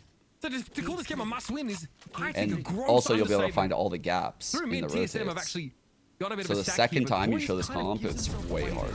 Steps into that cyber cage for a moment. Huddersfield now coming out from the attacking side. That's to Like, try bro, and catch the they're stack just out in mid. B. Seems a little bit Like, you low. see this That shot? third shot, though, They're is just going to go awry. in B while they Look fuck at around that Silence. He's mid. already knocking on the door with the DoorDash order. And it's not what you had in mind. It's a little too spicy for Sim. He's going to be taken down. Silence verging on 20 kills. Backs off after finding that kill. And TSM have been allowed here into this B side in the post plant. No. 7 though, can't get much done there. No. Playing on an L command is hard enough as it is, and Silence has found his Dude, third kill. he There is swung no right when way he was falling, huh? the Kimono's going to find anything Bro, around we- him right now. At least the we're Kimono getting can do trolled. something, but it's traded out in a flash. The latest backstab from Prize, who got very valuable information in mid. Just walking up at the cages, heard 3 players running away. That's why you saw that instant Hunter's Fury from Zap. I mean, probably had intentions of using it at some point in this round anyway, but then just became so sure of himself. Prize was like, use that He ult tried to do the into forehead. the B link. There's 3 He guys tried running so around. They get hard into the to site do because flush of to that, and Astra. Silence again is just lighting the server ablaze. Like, how does he get that jiggle peek second kill? And the third Tried swinging so out the hard. opposite side of backside. It's just, come on, man. This guy is ridiculous. And that dimensional drift for TSM never really gets them any real information. They do eventually get out onto the site because 2G opt to give it up. They just space out, They still have null command active, so 11-7. TSM to make a real TSM on retake happen with util is virtually impossible. A And that's a force. 4-round Guardians. lead. TSM, Guardians are legit though. Here's that trap play breaking the chat. piggy Here we go. Okay. bringing those Slightly pennies different. together and getting themselves a buy. That's a little This might have ugly. been how they did before. Couple actually. Guardians in there. Full armor for It was everyone this but exact 7 at flash least. though. The Jet doing this. This is when I That's drew one up of the times earlier. in the timeout that Gonna go around with the intended flash. Here we go. plays led by Fade and Force didn't work. We've seen TSM do this before, and 2G already. They tried that against that's Reta not good. multiple times. No. Shut down Oh immediately. my I mean, who God. can stop I don't this wanna guy, look man? anymore, He's man. inhuman. He's That was 23 nuts. for 10. Just Holy clearing fuck, Sim dude. out of the server right now, and time for the 2-man save. What is this, 10 rounds in a row? These guys are just saving in misery. Oh my man! I mean, there's a full flash there. I mean, all of 2G are hit, by that shard coming out from 7, and Sim unfortunately is not able to connect. Man. The flash dissipates, and everybody looks at him. That's TSM taking a gambit. It's a Hail Mary in terms of this game, Wyatt. In the background, Silence adds yet another one. Not overly notable because that's just kind of what he does at this point. Make it 4. What a map by Silence. Honestly, what a series by him. In the dumpster. His Icebox was hella good too. And going up against TSM, 2G, they've had the opportunity with their day off to watch these games back from TSM, study them. They went for this exact play against RETA Yeah, 2 great times. flash, We're 7 huh? peaks main, and Sim just kind of floats to the left with the ult available. that They one were time. so ready to shut that down, expecting it. Just get the freest pick. So aware. TSM going for 2 rounds, 2 plays they haven't yet made on this defensive half. Both do not work out. Shut down by the second seed from Brazil. We're feeling like they might have deserved to be the first seed at this point. The improvements from this team have been sublime over the past couple months that we haven't seen them. Now TSM have to keep themselves alive in this series and potentially this tournament because the road ahead is rocky indeed. Okay. Proto has a nice little angle between the walls. Fuck 7 yeah. gets involved, and that's a total of 3 7 kills after for the defenders. TP out swings. Certainly. Going Got to take 2. some of the spring out of 2G's step. Pricey has to move up and take the spike. That's being allowed for Nice. until 7 turns his attention, of course, to B main. And they've given themselves a lifeline. They've come up for air. But now TSM have been able to tread water, but the question still lingers for how long? I don't love Viper on this Can they map do now. that? Zap here, I mean, 8,600 credits. Doesn't mind too much if he can maybe get something for his troubles in this round. It's like 1, okay, he gets 2. That is I mean, Viper disastrous for could be good on TSM any considering how map the round though, started. but At the end I of think the day, though, with their opportunity backs cost against of the whatever wall, would they're be in going to that slot forcing right it to now every is round at this point anyway. quite big. Economy be down. That is true. And that is just a Proto and 7. like I would set up in a almost rather like crossfire, any hitting of their the shots. like spherical smokers, like Brim, Omen. Obviously, I'd rather Harbor. I'm pretty Harbor pilled. But effective. TSM have no shortage of strong aimers. All-out brawl coming in A main at the moment. Another A main stack, yeah. Boys with the Owl drone to try and spot this out. Silence with the cloud burst. Kind of gives his position away a little bit there, and he gets Okay, gunned straight Sim. through it. Sim They appears really need Sim online like inexplicably this. with 3 kills, and that's Okay. a quick one, folks. Still She's so done to much fork money, that money though, over into guys. these weapons. About as fast a round you will ever see Valorant. 9 players just having a little meetup over an A main. And Sim just sprays through, gets 3. It's just that easy. Round gone in a flash. 3 more chances here. TSM through these rounds and with the guns they've been able to maintain are starting to able to basically full buy now. TG though can buy that aggressively for yet another round here. Wow, they've actually thrown an operator over to Zap. What are the intentions? They're taking a peek deep down mid. That is the Owl drone. Well, that does get the information. You're not going to see the TSM players going for any contact cheeky peeks? little contact peeks. Jump Super spotting might be heavy a on little bit more risky than they thought. TSM have no info on either extreme. It makes me a little bit worried. They have no TSM info in mid, no info A main, no Way back info this B morning, and he main. can respond quickly with Hunter's So Fury. like the whole map right now is Chips available. definitely falling TSM's way in terms of these ultimates now, and a Proto This pit, is more than happy just to let this while pit it's go. kind of nice, As soon as stops he a lot sees of the the B slight hit, glimmer of it action also from 2G on B. chains So, someone that to limits hold their the options outside somewhat. of the pit for Viper. So one person can't just hold this B line anymore. No, but Silence did throw a cloudburst pretty deep, feigning that they could be walking up. They could be pushed pretty far. Seven probably should use this ult to clear shit out soon. With intentions Sova's coming over. This is great. They could double. Okay. This is amazing. I believe Here at we this go. point. Got there really early in the round. Surely this gets checked by M80. He has to be aware. No, Pricey gets the drop on him instead. Out of the Hunter's Fury, we see the updraft that gets Silence clear of the Sova ultimate. And LZ scoops up the spike on his way through. Now, a straight 3 versus 3 for the map. 2G have these post-plant setups ready, and Pricey has not moved from that position. It's a strong one, even if it is known and noted by the defenders. Recon cleared. Paranoia now slows things up. Silence, though, doesn't really want to shift. And it's just this quick step to the left to find the elimination. Dude, that was a nuts dash back. Wow. What a map by Silence, man. By the number 2 seed for Brazil, and now Zappa's got every reason to talk his talk. I mean, he's going. I mean, this is out of control. This guy's hilarious, man. 2 wins in a row now for 2G, the second seed from Brazil, who, by the way, split 1 came in third talking place, shit or something? 2 came in third place. They got here by just having enough points. The improvements that they've made since we last saw them in the split why is there so much beef? Been monumental. What did TSM do to these guys? How much they've improved in regard to the fundamentals of the game. They felt so what just happened? Disjointed compared to the other top Brazilian teams. What just happened? That is not the case anymore. They've got the firepower, and they're way more of a team. I didn't know that there was like bad blood right now. So impressed by these guys, on the verge now of getting into the playoffs. I need to know what the backstory of that shit was. And TSM in some real danger. 2 losses in a row now. Yeah, again, we talk about the road ahead for TSM.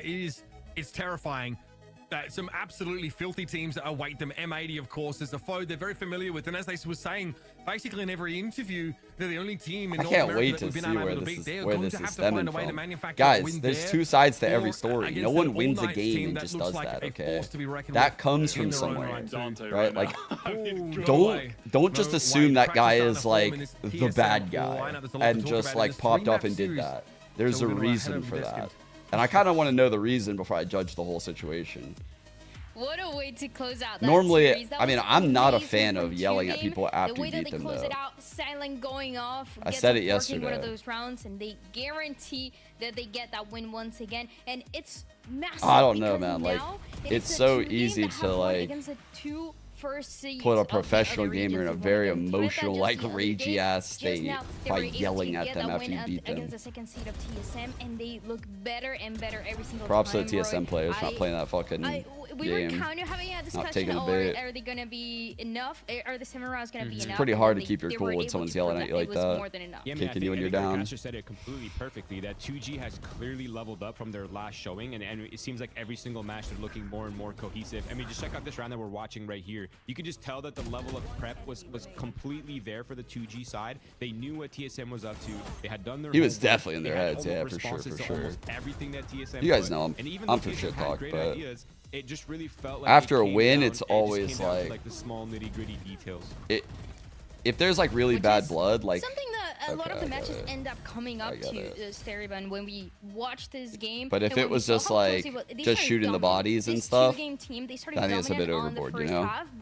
That's just shooting the bodies. Just but then it was just a matter of those last couple rounds that they got together to close it out. So sometimes it's all about the little details. Yeah, for sure. Like we mentioned earlier, that extra day you get just to like prep against the enemy team is so huge. And even looking at what 2Game was doing during this game, they just seemed very well prepared against TSM, because TSM has shown this map and this was an unknown factor for 2Game. So there was nothing that TSM could do to prep against them. And I think that really showed a big difference here. Yeah, and I think, I mean, you can prep as much as you want, but in the end of the day, you still have to show up. And it really does feel like 2G has those players that are consistently performing. I mean, look at Silence, 28 and 12, 7 first kills. I mean, they completely lapsed TSM when it came down to the first kills, first deaths ratios. So, I mean, clearly, whatever 2G is cooking, it is obviously working. there are a couple big rounds that we saw for the set of stats here. 2 games, specifically on that second half, to be able to close out this map. And one of them is that round 19 we saw right after a pause. It was a tactical pause, and then right after Roy, we see a 4K happening from this Jet going off, popping off, and being the Unlucky, difference maker man. once again. Guimond and Sim had such good maps early on, and this last map, they just couldn't get anything going. I don't know if 2G just had, you know, they did have the prep time, right? I was mentioning TSM, this is their 3rd day playing in a row, whereas 2G has only played 1 day, the first day of the tournament. So they had that middle day yesterday to basically just watch TSM play, whereas TSM is constantly day by day prepping for new opponents. Could be a difference maker when it comes to like map 3 shit like this. So I don't know. Maybe we see a better TSM later on, but you got to keep in mind, they still got fucking, they got to play still. They got, right, All Nights, I think. They got M80. M80 and All Nights coming up next, actually. Yeah, actually, wow. Those are the next 2. Those are really fucking hard games, man. Those are probably my 2 favorites right now, you know? So TSM now fall to 1 and 2. I think if they split those games, they're fine. Like if TSM can just go 1 for 1 against these teams, they'll be fine. It looks like 2G is going to be good. Hard to imagine a world where M80 doesn't qualify. But we'll wait till, if they beat RETA, I'll like say, okay, they're going to be one of these 4 teams. And then the last 2 spots are kind of up for grabs. If TSM can beat All Nights, they could kind of put All Nights in a really rough spot.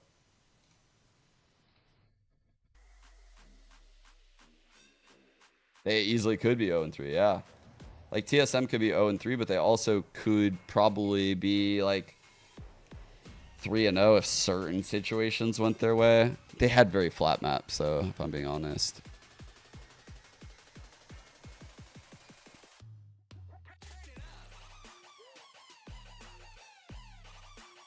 This next series is like which RETA shows up, right? Like they have 2 different teams. This one against TSM looked pretty good. SNW was like unstoppable. Look at these stats. Watch this. 16-3 on this half to kick off the series. This guy's off is crazy.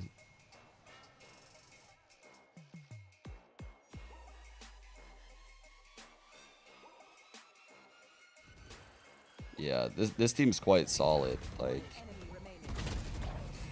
turns out 2G just very good, I guess. Spike is a unique player, though. Plays Yoru, Neon. I guess he doesn't really play Yoru, huh? Oh, kind of. Yoru and Neon, and then the Flash Initiators. What a fucking rare player. Sounds amazing.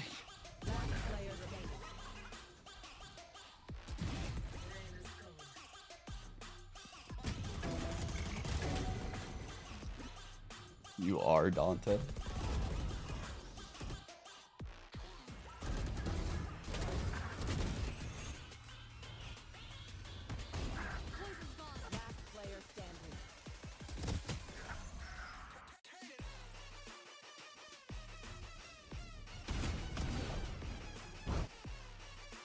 Oh, what's up, Joe? I need water, man. I'm dying. You're back, guys.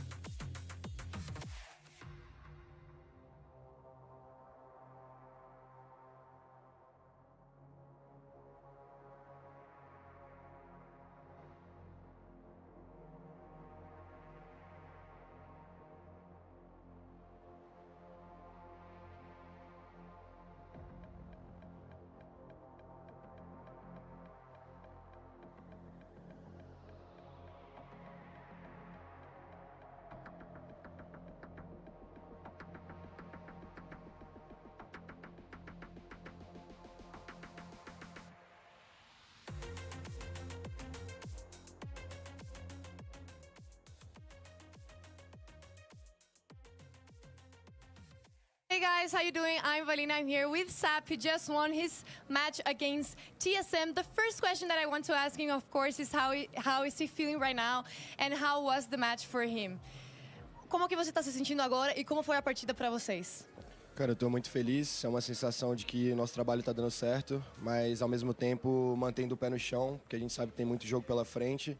Mas é isso, a gente tá mostrando nosso serviço e mostrando pelo que a gente veio. I'm really happy. We are all very happy. We're just keeping our feet on the ground, really playing our game. And yeah, that's it. The second question that I want to ask him is that the next game they're going to play against All Knights, I want to know what do they think about that team and if they are already preparing for playing against that team. Então, seu próximo jogo contra All Knights, o que você acha de All Knights e também como que vocês estão se preparando para o jogo? Cara, a All Knights é um time que a gente enfrentou bastante nas screens do Brasil. É um time que evoluiu durante o ano no campeonato deles. Eu acho que vai ser um jogo muito bom. Tenho amigos lá dentro, tenho muito carinho pelos meninos.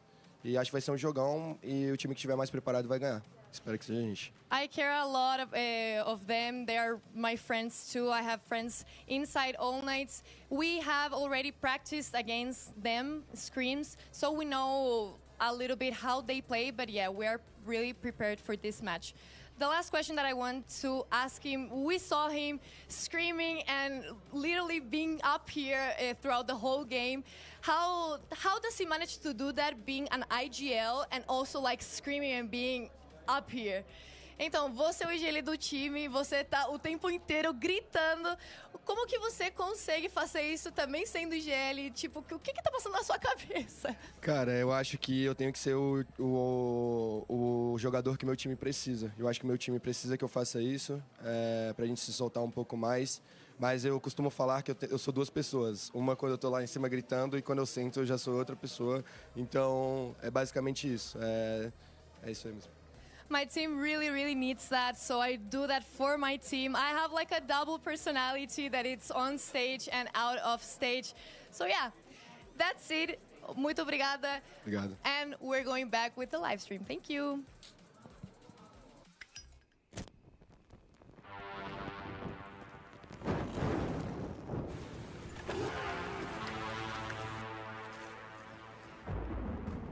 They say in life, there are no guarantees.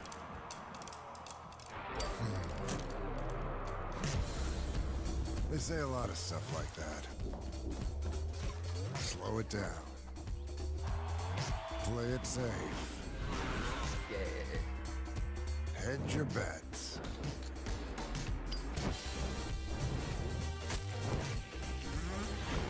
So what? You gonna listen to that? You gonna stop because they can't guarantee you'll pull this off? Oh, did I miss an interview? You'll win. Let me see. Guarantee everything's gonna be fine. I was so caught up in everything. I'm overwhelmed. I'm overwhelmed right now. I'm not gonna lie. I'm feeling overwhelmed.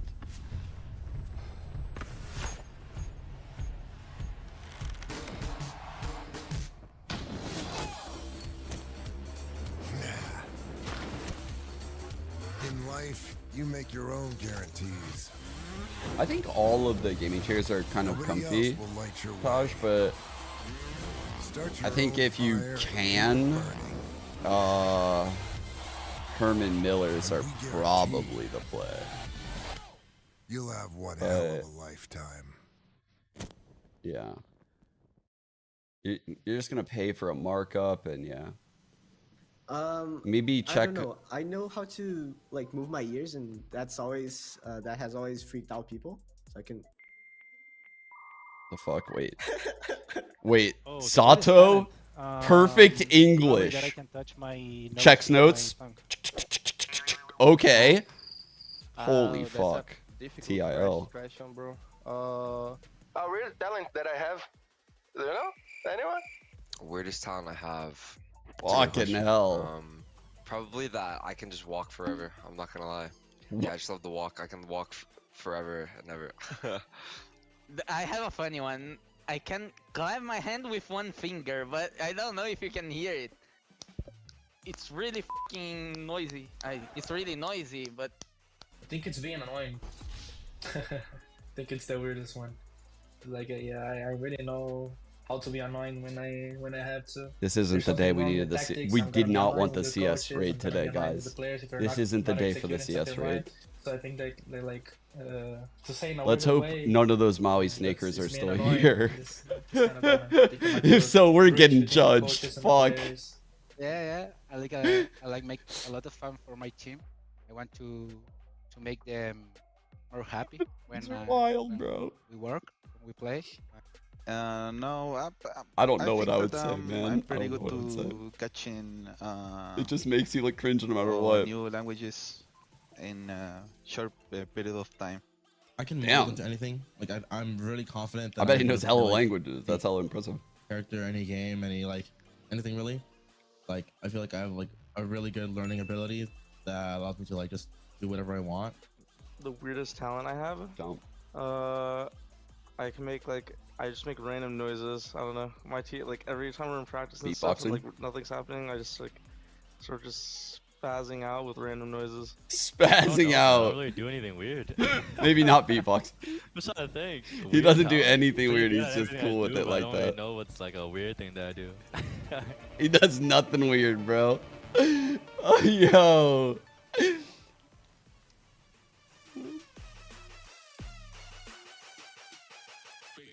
My weirdest talent. Let's see.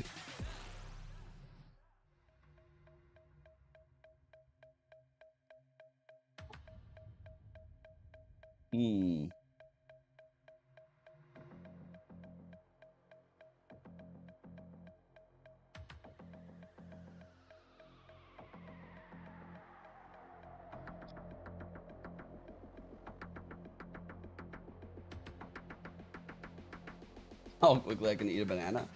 I mean, in like Asia, it's not really a talent, but in the US, not many people can like deep squat. Like I can do like, you know, the Asian squat. I can go like all the way down. I can just like hang out.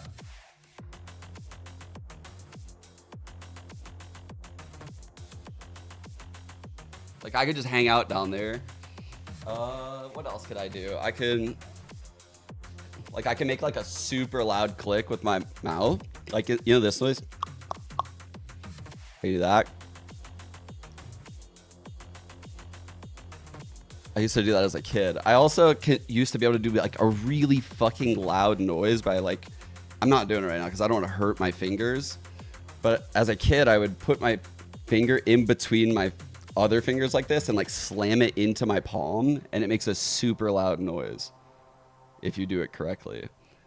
But I'm not going to relearn that right now because it's probably going to fucking cause me to just burn my fingers.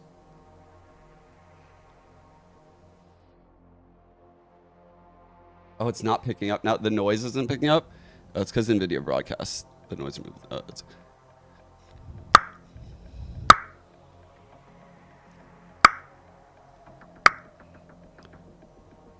oh, nice, we did. Okay, I haven't really checked anything right now. And then I could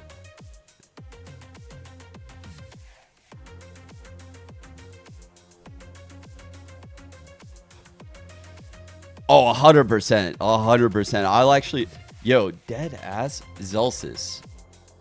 On God, you give me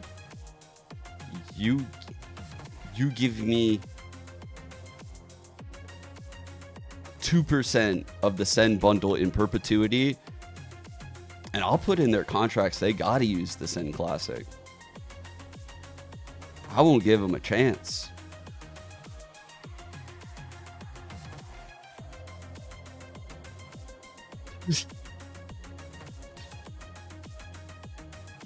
And I'm fired.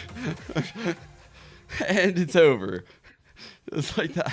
It's a good 2 hours, guys. Maybe hour. I know, dude. I was like, I don't want to say 1%. I feel like 3% is too high. Oh, fuck, I gotta go with 2. There's no other choices. That's literally what went through my head. I was like, bro, the send bundle is gonna fucking make so much money.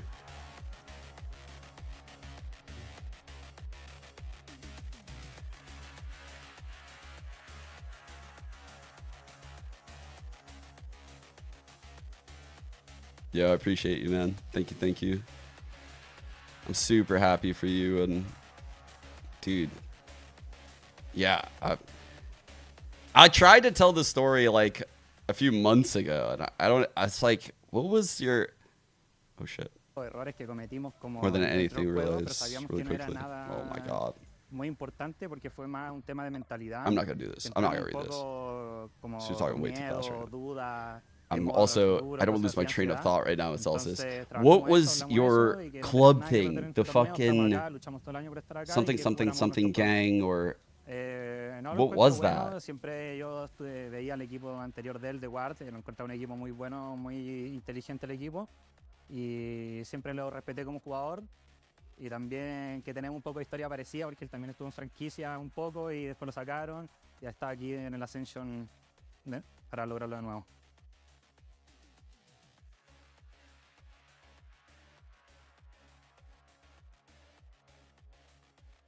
Yeah, we were definitely expecting that. Every team here is here for a reason, right? They're all good, and you can't doubt anyone. M80's jersey looks pretty good in like bright lighting, but I would say what kept us in when the lighting gets low, it looks and weird. Keeping faith that we were going to win the whole time, because we're just a team that we like to throw stupid rounds, and we drop huge disadvantages early. So that's just us, to be honest. I think it'll be a good match. They're also another strong team, and so I think we definitely have to fix some of the issues, like we were losing too many man advantage rounds today, and I can't say the same result will happen if we play the same way, so we definitely need to sharpen up. I think they're a strong team, and I think they play together and they're very structured, and to secure a victory, we just need to tighten up on these important rounds, like the 2v1s, all the clutch situations.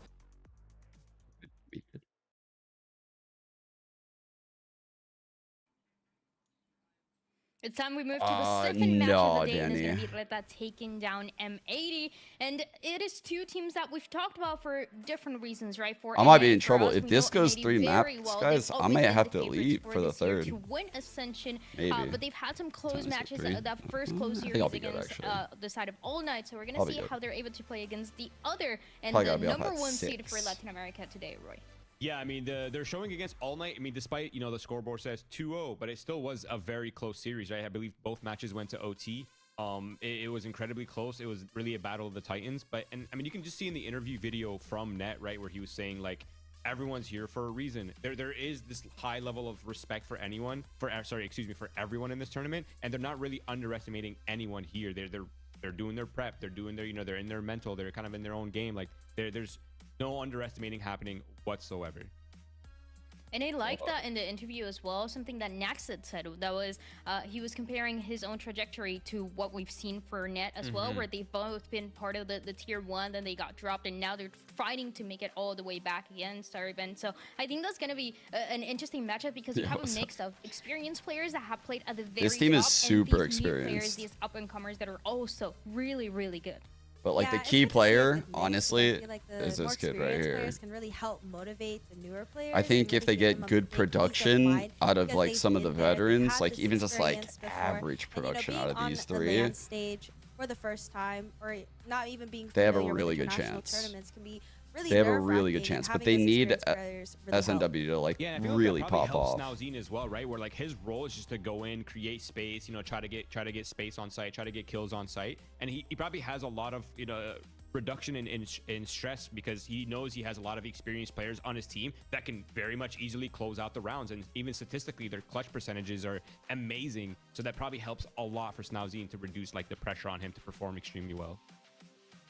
And how do you guys, I want to know, how do you guys see RETA as a team? Because towards the beginning, we saw them getting destroyed on the first match that they had in Ascension. They talked about being nervous. They talked about not really playing like themselves, Roy. But now they're starting to get the hang of it. And I'm just wondering Look at them right now. how they're able to 14-2. match up against such a strong team like M80 today. It's just an offer. This guy's Wardell. RETA is pretty much shedding their kind of their expectations, right? Because yeah, they are the #1 seed, but you can tell they weren't really playing like themselves in the first day, and 2G was playing extremely well. But in their last match versus TSM that went the distance, they looked a lot better. They looked a lot more composed. But in terms of styles, I think this might be the most strategically deep match we're going to have, at least in the first set of matches that we've had so far, because of the level of experience from the callers, because of the level of experience from the players, and just the general level of like duelists and kind of the support staff that's on this team as well. It is a very high, I guess that's a good point. Years of experience here.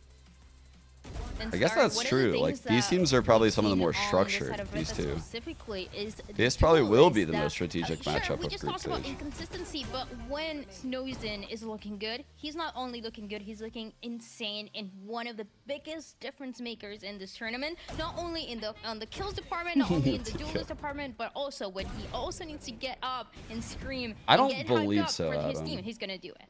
Yeah, I mean, if you look at his stats from yesterday, he went +20 on the duelist, and he was just Thank an you, absolutely dominating force. Appreciate it. Like 14 first Appreciate kills all the across positivity, both all the maps, which is love. Thank you, guys. absolutely insane. That just shows that like he's literally opening up the rounds Yep. for his Okay, team one and second. leaving them in Throw away this banana. right? Oh my god, Insane. what did I click? And even though like they did get All the dominated dogs. on day All the one, dogs they were let out really on the picked it up soundboard on day with my 2 answer. against TSM. Agreed. I mean, just to touch back on the Snowzen first kill, first death factor, like not only did he get 14 first kills, but he only died 5 times in that series as a first fight. So like that percentage is going to be a massive factor when you're going into Koala, who has statistically the highest first kill, first death conversion rates. I think close to 70% before this tournament started, which is insane to think about. So that is one level that RETA will have to match M80 on.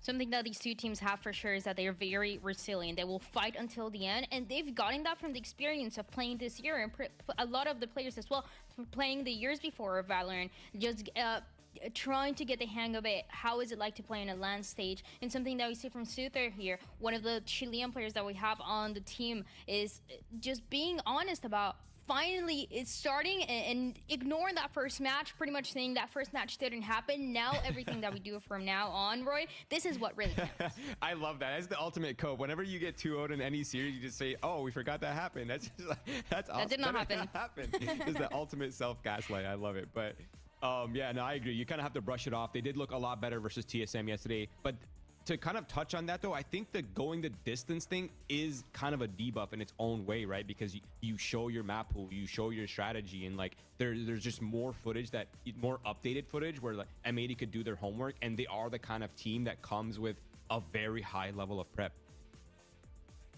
Which is prep that we've talked about throughout today, yesterday, the day before, right when we got the start to Ascension. You need that preparation. You need to know exactly what are the strengths and what are the difficulties that all of these different teams, different regions are having, because Starry, this is the first time that we're going to be seeing the first seeds going against each other so far, and M80 is absolutely the favorite to win this one. Yeah, I mean, M80's had a completely dominant run in NA, and obviously doing your homework on M80 would help. Their team that has the core has been sticking together for such a long time that they're such a well-oiled machine that even like the littlest mistakes that you made, they will capitalize on it. And the little mistakes is something that RETA honestly has been doing, not only as we've seen in the previous matches, but in general for challengers. They were a very inconsistent team, which is something that we mentioned a couple times, but it is because they start to make those small mistakes, and teams, when they get the hang of it, they start to punish them every single time, Roy. So I'm wondering, which version of RETA are we going to be seeing today, and what is M80 going to do? Because we know M80, we know Happy for being really good at preparing against all these teams and really having the understanding of what the strengths are going to be for. Yeah, absolutely. And I think, at least I have this feeling, this intuition that RETA is a kind of team that will level up to their opponent, right? Like if you're playing a very experienced team, they can match you on that level. If you're playing a very brawly team, they can match you on that level. They're able to play a lot of different styles, but same with M80, right? They run unconventional compositions, but that for me is kind of a big question mark, because if you're RETA and you're going up a team like M80, for example, who runs these kind of comps that are just really off meta and really out of whack, how do you even prepare for that kind of matchup, right? Like, yeah, you can study a little bit of their footage, but playing it and getting reps against it is a completely different thing once you're in the high pressure moments. And M80 have only played one match so far. They played on that day number 1. It was the last match, and it was intense against All Knights. Both of the maps, they went overtime. You would almost think that it went all the 3 maps with how close it was between the two. And we have this question now, Steri, where we saw this, how close it was, and now you're going against the team that won against All Knights throughout the year, that being RETA. So I'm wondering if this is going to be the same, if it's going to be just as close, or if M80 are able to understand what are the things that this region of Latin America is doing and how they're going to be able to punish them. I feel like if RETA plays like they did yesterday and properly setting up their duelists, like Snazine, just going hard on the duelists, getting those first kills, I feel like it is possible, but I do expect us to see really close games. And Koala Noob is one of those pieces that we always have to talk about, Roy, because this guy, not only is he insane on the duelist role, but he's been, as of recently and in the past year, he's been flexing so much. He's pretty much able to play anything that you ask him to. I think he... I mean, you guys can hold me accountable for this opinion, but I think he might be the most flexible duelist player we have in this league, to be honest. Like, he's able to play any role without any real loss of performance or impact, which is just wild to think about. And you look at the stats you see on the screen right here, you see, okay, 1.9 KDA, 135 damage per round. That's actually below average for him. That's not even Koala's peak. And that monster that Koala has inside him could come out at any time against any opponent, and they're really going to have to respect him and respect him in the server to be able to take him down efficiently. The fact that he's playing all these roles also allow him, as we've seen for M80, to play this very aggressive style sometimes, where he's just going in and getting the first kill. The rest of the team is there to support it and close out the round really fast, or they can really slow it down. So I really like this about M80. Every single time that we were questioning them when they were having that rough patch in challengers, they were proving us why they were running these compositions, why they were putting Koala on Yoru, on Ascent, and a bunch of other maps where he was on the Omen. On Sage, we've seen a lot of things, and every single time they prove us why those compositions are working, Starry. Yeah, I mean, it's scary to have like an experienced team as M80 just be able to pull out the agent diversity, because at that point, like, do you even know what comps you're going to be running against? And like Roy mentioned before, they play unconventional comps, and it's really hard to prepare for those, because one day they can pull out the unconventional comps, and the other they can pull out just a standard comp, and you just really don't know what to expect. You need to be ready for M80 everything, which is honestly impossible to do in this game. There's so much you need to take care of. But one of the 2 players that we want to talk about from each side are the controllers here. Particularly Xander's performance, the difference maker is not only from like the IGL role after Nitro's departure has been crazy. On the harbor, the times that he's shown that in challenges, but Xander is always that guy that we talked about, and I feel like he goes. Sometimes we don't mention him as much because M80 is so stacked, but Xander is insane, and the calling as well has been really good. Yeah, and I want everyone that's watching right now not to be fooled by these stats that you're seeing right here, because despite Delzic's stats right here, which look a little bit lower than average, that's only from his last match. Overall, his stats are very much close to Xander. They're able, both of these players are absolute demons in their roles. They're star player controllers, and on top of that, Xander's also IGLing. So the fact that he is maintaining this level of performance while he's calling, and he's kind of responsible for the wins and losses in these rounds, is, to me, is mind-blowing.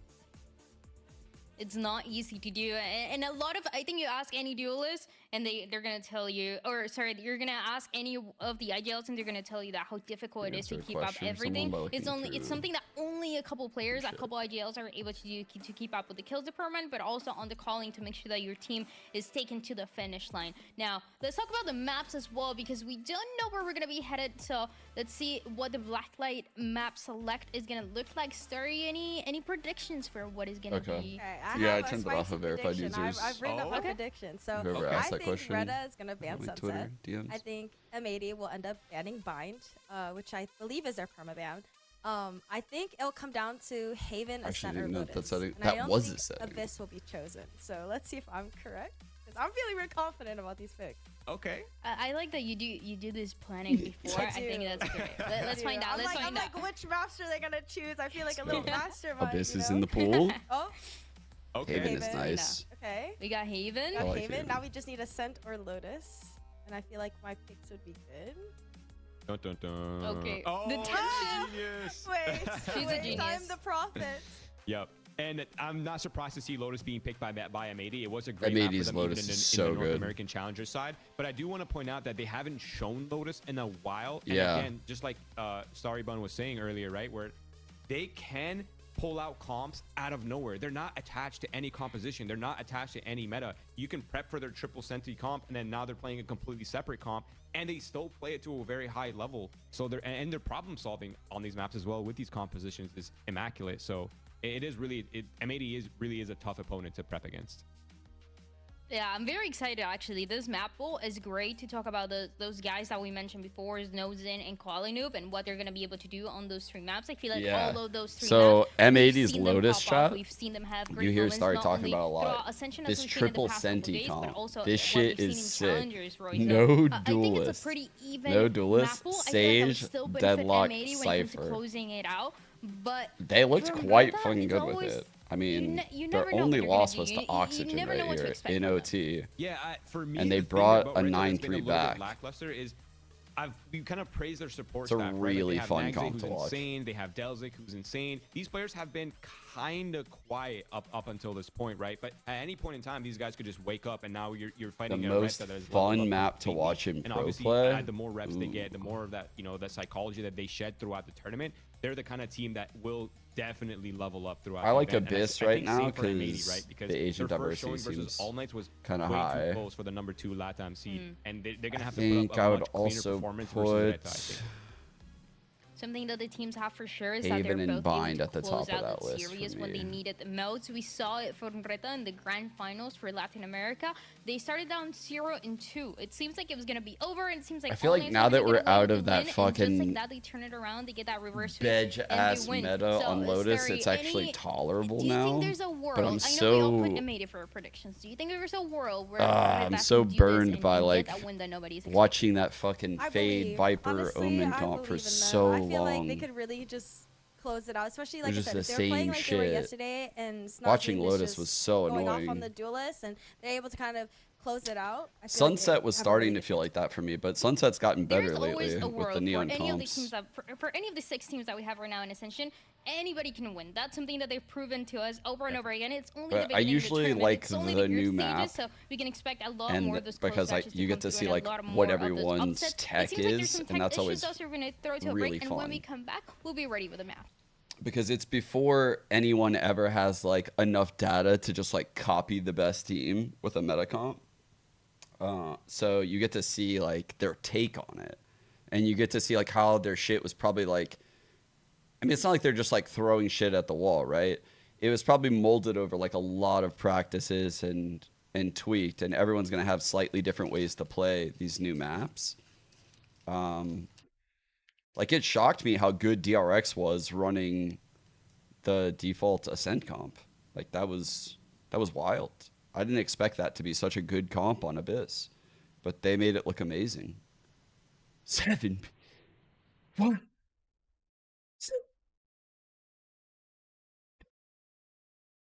Bro.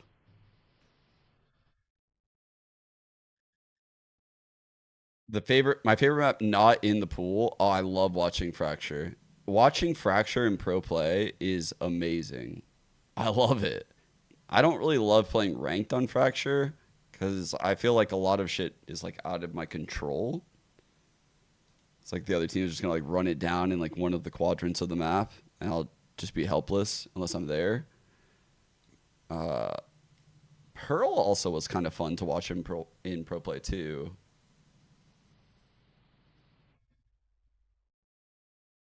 I think Breeze is the opposite for me. I actually like playing Breeze, but I don't really. I guess no, I actually like watching Breeze too. Icebox is interesting because I think as just like a casual spectator, like outside of my co-stream, I would enjoy Icebox, like spectating it. But honestly, it's just so chaotic in those moments that it's not super enjoyable. It feels very coin flippy.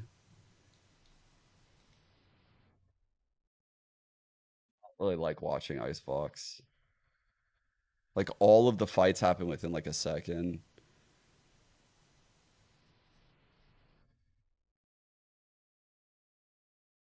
Yeah, he liked me and Peter just yapping away. Bro, Peter can fucking yap with me, huh? I was playing second fiddle to Peter's yapping yesterday. That was ow, fuck. Oh. Ow. I hit my fucking knee on the desk.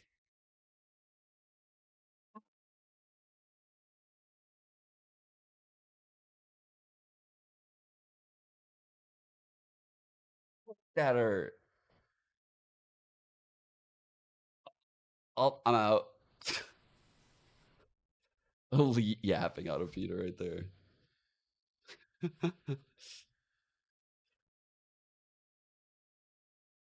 Yeah. I could agree with that. Yeah. The variety on the B side.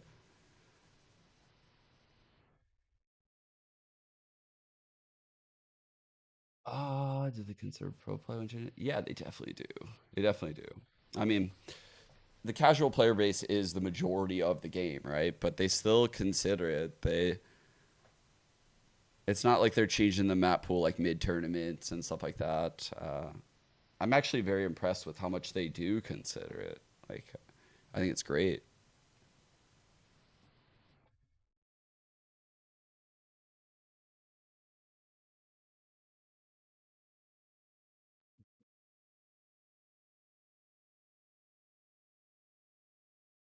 See that message, wait.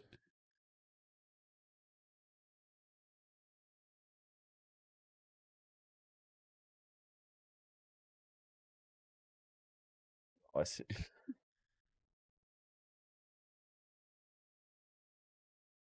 Yeah, I know. It's like right when I said I have a hard out at 6, it was like, all right, 7-minute countdown. Kick it off.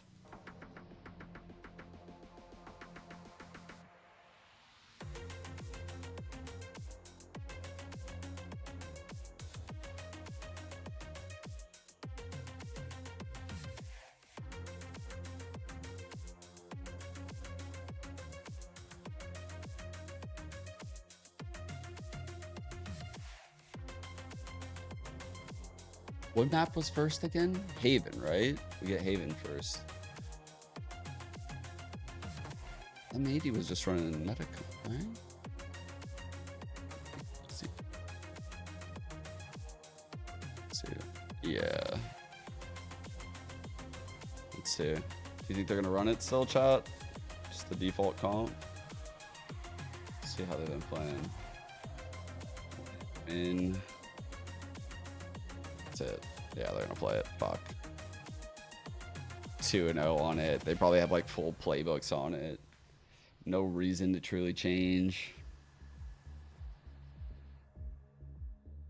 Would they change though?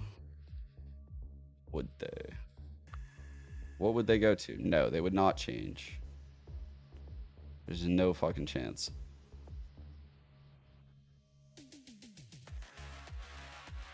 Yeah. Lock it in. They're playing the default comp. Okay. Might be a Cypher instead of a Killjoy. Alright, let's see. What are these guys playing? What are they playing on this map, chat? Will it ever start? See, that's the thing. We don't really know for sure. Hypothetically, it might never start. There is that world. Oh yeah, they played that Viper comp. Interesting.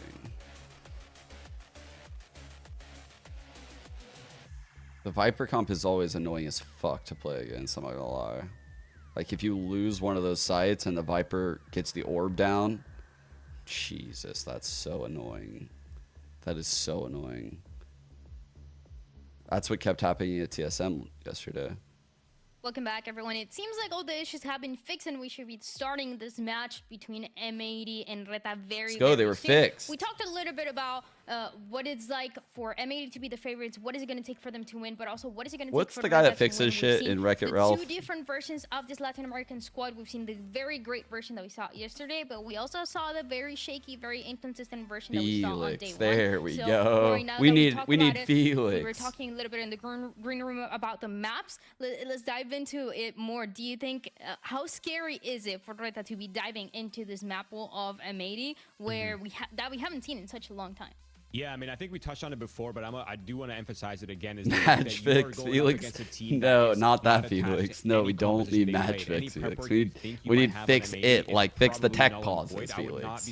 We don't want the match fixed. Like, no, that's not, no. The first two maps, Haven and Lotus, are both maps that M80 has not shown in this tournament yet. They're completely unknown factors. Of course, Lotus has not been shown by RETA either, so there is some room for interpretation on the both ends. But on the Haven side, we do know what to expect from RETA. They are running the double controller, Viper Omen, with Sky as solo initiator on that map, and of course Jet on the op. So we kind of do know what to expect from the RETA side. It is a very strong composition. It is a very strong meta, and I'm kind of excited to see what M80 is doing to counter it. Cool. And Saribun, I want to know, what do you think is the pressure like for the IGLs here, especially when you're diving into these matches where you have no idea what the other team is going to run? You know, they're very likely going to change what they ran a month ago, 2 months ago, whatever. So what do you think is the pressure like for them and the coaches to make sure that they get these wins that way? I feel like the pressure is kind of high. Like we've discussed before, it is really hard to prepare against M80. And also M80 is known to have a very, very strong map pool. So being able to prepare against them might not be enough. So I think to the IGLs, it might just all come down to just like working for your own game plan, not focusing on like what they're doing, but focusing on what you're doing and minimizing your mistakes as best as possible. And I think that's that's a really good point that she brings up, is because with the limited amount of time you have to prep, you can only anti-strat so much, right? Because you don't even know, you can't guarantee what map is going to be in the pool. So there's like, okay, we can breeze through this material, we can kind of know what's going on, but at the end of the day, you kind of just do need to touch on your own mistakes and tighten up your own team as much as possible. Okay, Roy, but what does the cat think? The cat does not think. He just runs around and owns the house. I just live here. He's the one that pays the rent. I'm just kind of chilling. There's a couple of thoughts for all of us, including the cat today, to see who's gonna win, who's gonna take this win as we get to see the teams walk on stage. Is M80 against RETA, and we pretty much cover all of those areas of map pool, what they're gonna change, what are the expectations are like, what is preparation like. But what do you think, Starryborn, are the feelings as well of the players walking in? It seems like M80, they're coming in very confident. A lot of the players played Ascension last year, made it to the grand finals. A lot of them also even played in tier 1. And then you also have a RETA with experience, but maybe not the most recent experience in that top level. If I was a player, honestly, I'd feel really excited to be there. I mean, like you said, M80's been there before. They're probably really excited to be back. And then RETA, I don't know how long it's been since their last land, but I'm pretty sure they're all feeling like a lot of excitement and a lot of like passion and fire going into these matches, because every match counts. Like, you just don't know what's going to happen with the other team, so you have to win every match that you can. And even Net said in the interview, you just can't underestimate everyone, and everyone is looking just so scary in this competition so far. There's a huddle on both sides, Roy. I gotta say it. So things are evenly matched game. It's very even right now. Before it starts, I want to ask if there's one thing that you are telling people to point out. This is the guy you need to look out for. This is the strategy that you need to look out for. What do you tell them? I mean, at this point, the only thing you can really say is, guys, the only thing we can do is just focus on ourselves. The only thing that matters is the round ahead. This round that we're playing right now is the only one that matters. Whether you made a mistake in the round before does not matter. Only this round matters. Keep yourself in check. Keep yourself grounded at all times. And you guys can't see me, but I'm doing the BCJ right now. I got my glasses on. I got my arms up on my chair. I love the vibes. Oh, hello. Oh, now they get to see. Wait, I don't have my sunglasses here. Come on, you gotta let me know before. Listen, it was spontaneous, okay? But it actually feels oddly comfortable. Maybe you should just do the desk like that, I think. Well, let's jump into the Agent Select. We talked about the fact that we haven't seen this map of Haven be played out just yet on Ascension by M80. So What are the? I mean, we already see the composition. I'm like, what are we expecting? We see it right in front of us, right? Double initiator Jet versus double controller Sky. Okay, I love it. I think the only thing that makes me feel a little weird though is that the double controller is sort of a response to the Breach Sova, and it's a countermeasure in its own way. And of course, since then, though, the Viper and the Sky have been nerfed immensely, so it's not as powerful as it used to be. But okay, yeah. Expected comps. Let's go. With the way they're playing to deal with the strengths and weaknesses of RETA's comp. Anything that catches the eye here, Starman? No, I think the comp from RETA was expected as they played in the previous match. And I think M80's comp is pretty standard. Yo, what's up, Mel? Breach with the Jet. I think it's like a really good comparison. Like you can really control the pace. Like you're going to go fast. For my first move, Mel, contacts and just like pops. I'm promoting you. A good point that like they're gonna have to really be careful. To coach of the team and IGL. And You're co-coach with FEs. You have full power and control. That they changed. This is something that the first time that we saw this change was just yesterday before they were playing that center composition that you see on the side of M80. So there's a couple of differences just here. And give Mel full control of the team. First order of operation. Let me just fuck up the good team, the great team. I'm very excited to see who's gonna get the map win of Haven. Is it gonna be M80 or is it gonna be RETA? Once again, this is seriously so dolted. Thank you very much, Desk. Great to hear from you guys as well. There's a lot of discussion about this double controller setup that RETA has been playing on Haven. Oh shit! You get to see it yesterday, Wyatt. Obviously, something that with that low wall kind of keeps defenders hanging out. Also, wait, chamber buff too, though. Wait. Yeah, exactly. It's the one they've got up wait, right now. I remember a day. Purpose, which is that it cuts off the B link if you're planning on that site. So your Omen can just place the smoke on the C link. You have both of those little extremities within the site covered. And yeah, as you're mentioning on Icebox, keeps the defenders on that side of the map guessing. Makes them feel like they have to stick around because someone could be walking down short, as they are, but irrelevant when BCJ just hits the perfect timing to press mouse 1. Oh, wow. Damn. Right clicks. Classic of the gods, bro. Commanding position in the every burst. Coming through from Nismo was perfectly played off of. That one came all the way in from B. And it's up to Delzik. Someone highlighted as a danger player in this game. But we're calling ambulance for him this round. Well, that is one way to do it. I mean, that was just so incredibly easy for M80. And Xander. It looked like Xander's really goated. Full clear that. He just kind of half cleared it. And that resulted in him being sent to an early grave. You hate to see that for the man who really stepped up for RETA against TSM. RETA have had they've Crash, who you got winning? Call who's winning if they're fumbling finals. Call it. Just a you won't. blowout against 2G, and then they beat TSM. I'm really questioning where the level of this team is at. Wait, who has food poisoning? Something of a litmus test. Most people seem favored to win Ascension.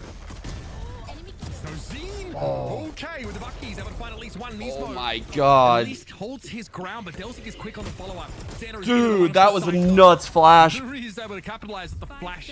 What the hell, man? 2-on-2. Frenetic fighting over on B so far without a spike plant yet. Delzik is taking the Bucky to hand now. And RETA need to figure out how they recover the spike first and foremost. BCJ is a bit lit up too. Koala Noob could one-shot either of these players with the Outlaw. Turret still covering that mid-swing. The spike is recoverable. Stelzik is creeping forward.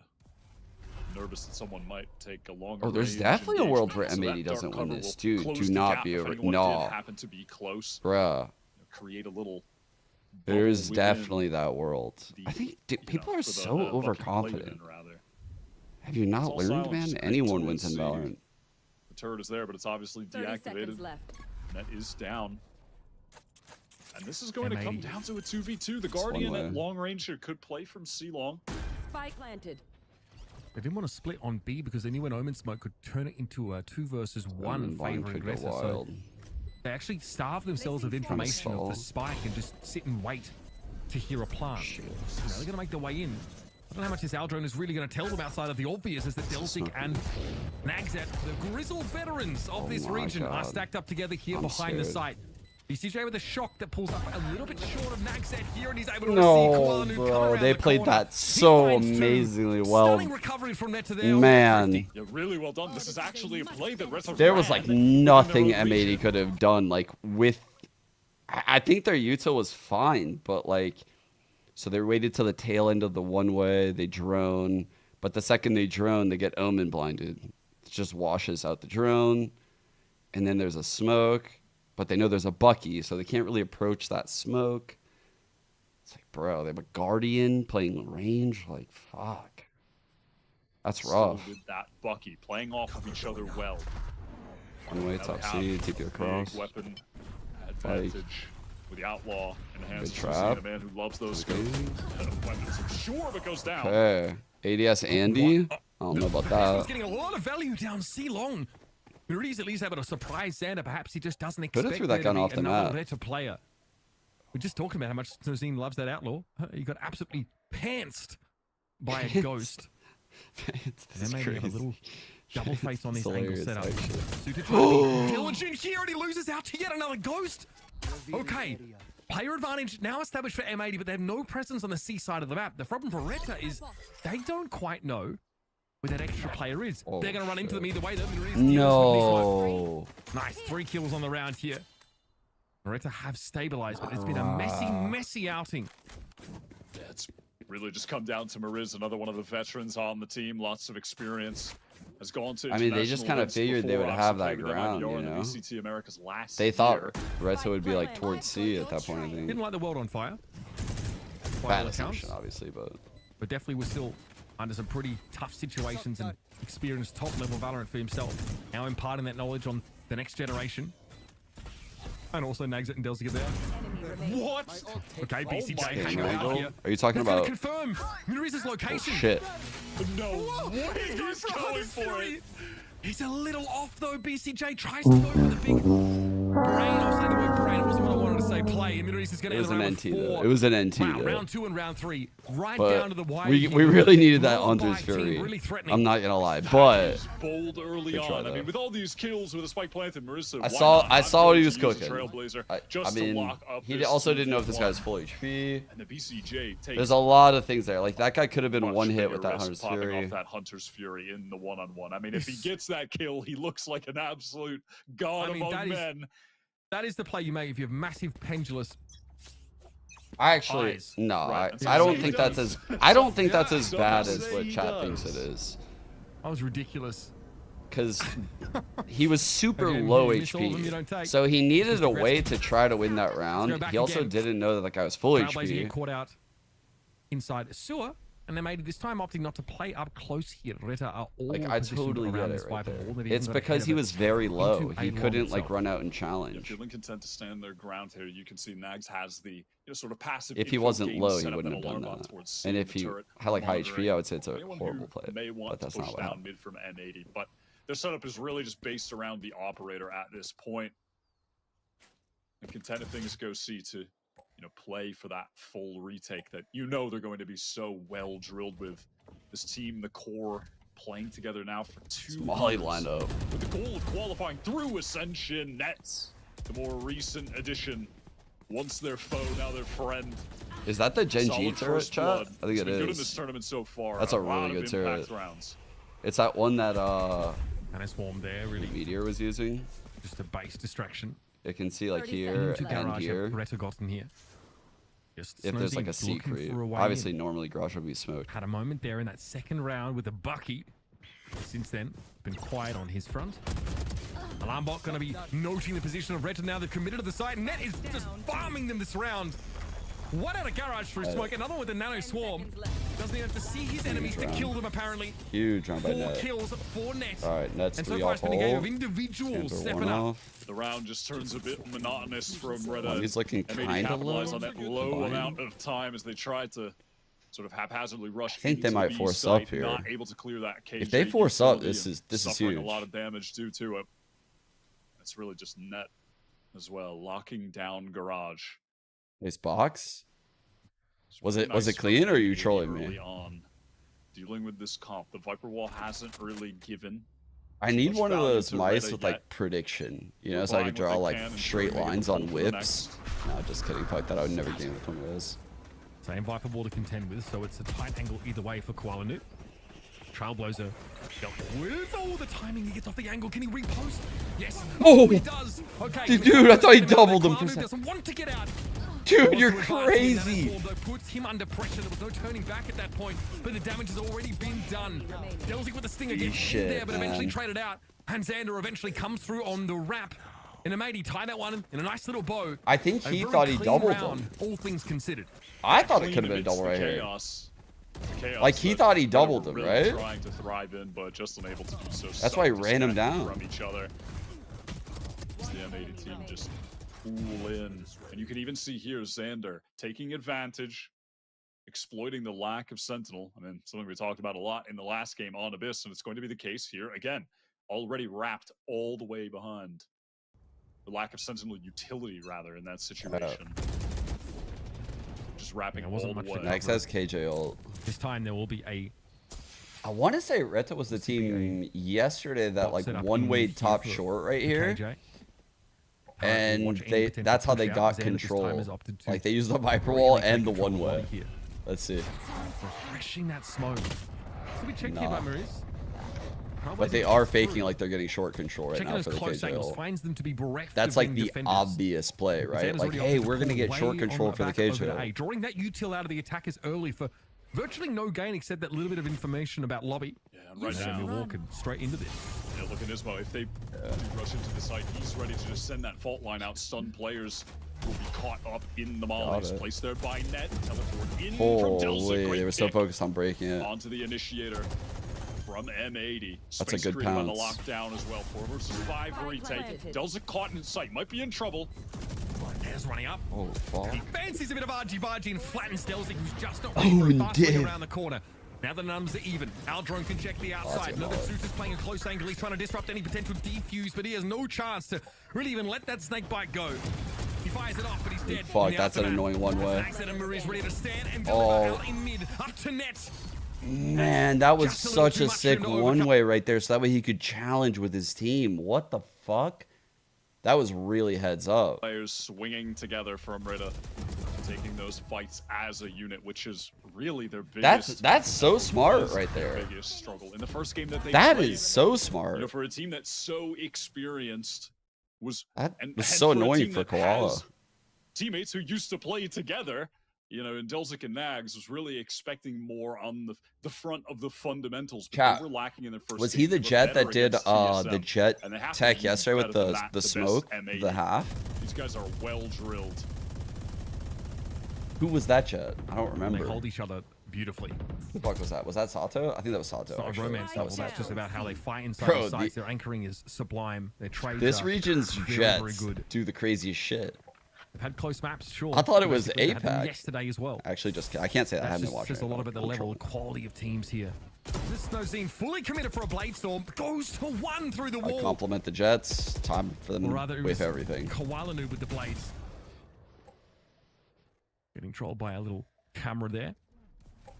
Either way, no casualty outside of Muriz, who's picked up on that C side. That's again Xander establishing. Sato yesterday won a clutch by getting half, passive presence towards and then he threw his cloudburst up in the air, whipped his mouse down, and before the cloudburst hit the ground, he was already diffusing the second half.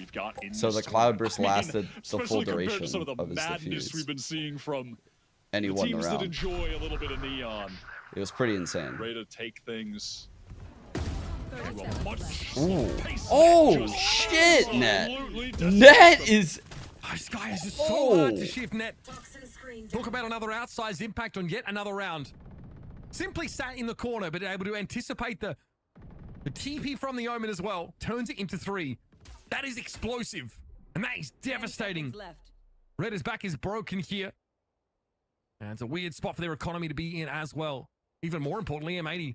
Despite Koala Noob's attempt to go ham at the start of the round, he's been able to get out alive, keep that operator in tow. Yo, on God, if M80 here for a win Ascension and that gets cut again, Looking to see where Koala I'll recruit him, and he'll be back to back to back. Especially going up against someone like Koala, who will just be opping every chance he gets. It does deny that sight line, the common one, from short facing towards A lobby, right? So Koala going to have to play around that.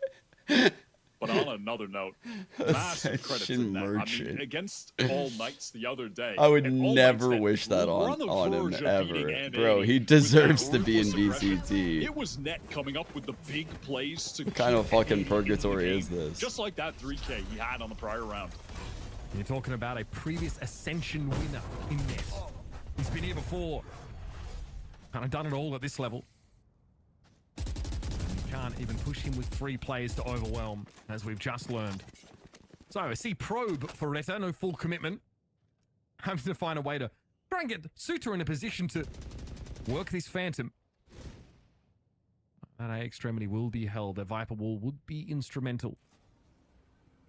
And you can see right now with the M80 setup as well, note that turret from Net that's watching short. So if the lurk does come behind the wall, or not so much a lurk, but rather just that turret's holding short, yeah, which is what Wyatt's saying. The turret will give him it's a really good setup, actually. I love this shit. Looks like we're this headed is to just that situation. Such a good setup it means against they can this disrespect comp. the Viper wall to some degree and simply have one. And Net's gonna lock down the second these fuckers break this. Across the map as well. Nope.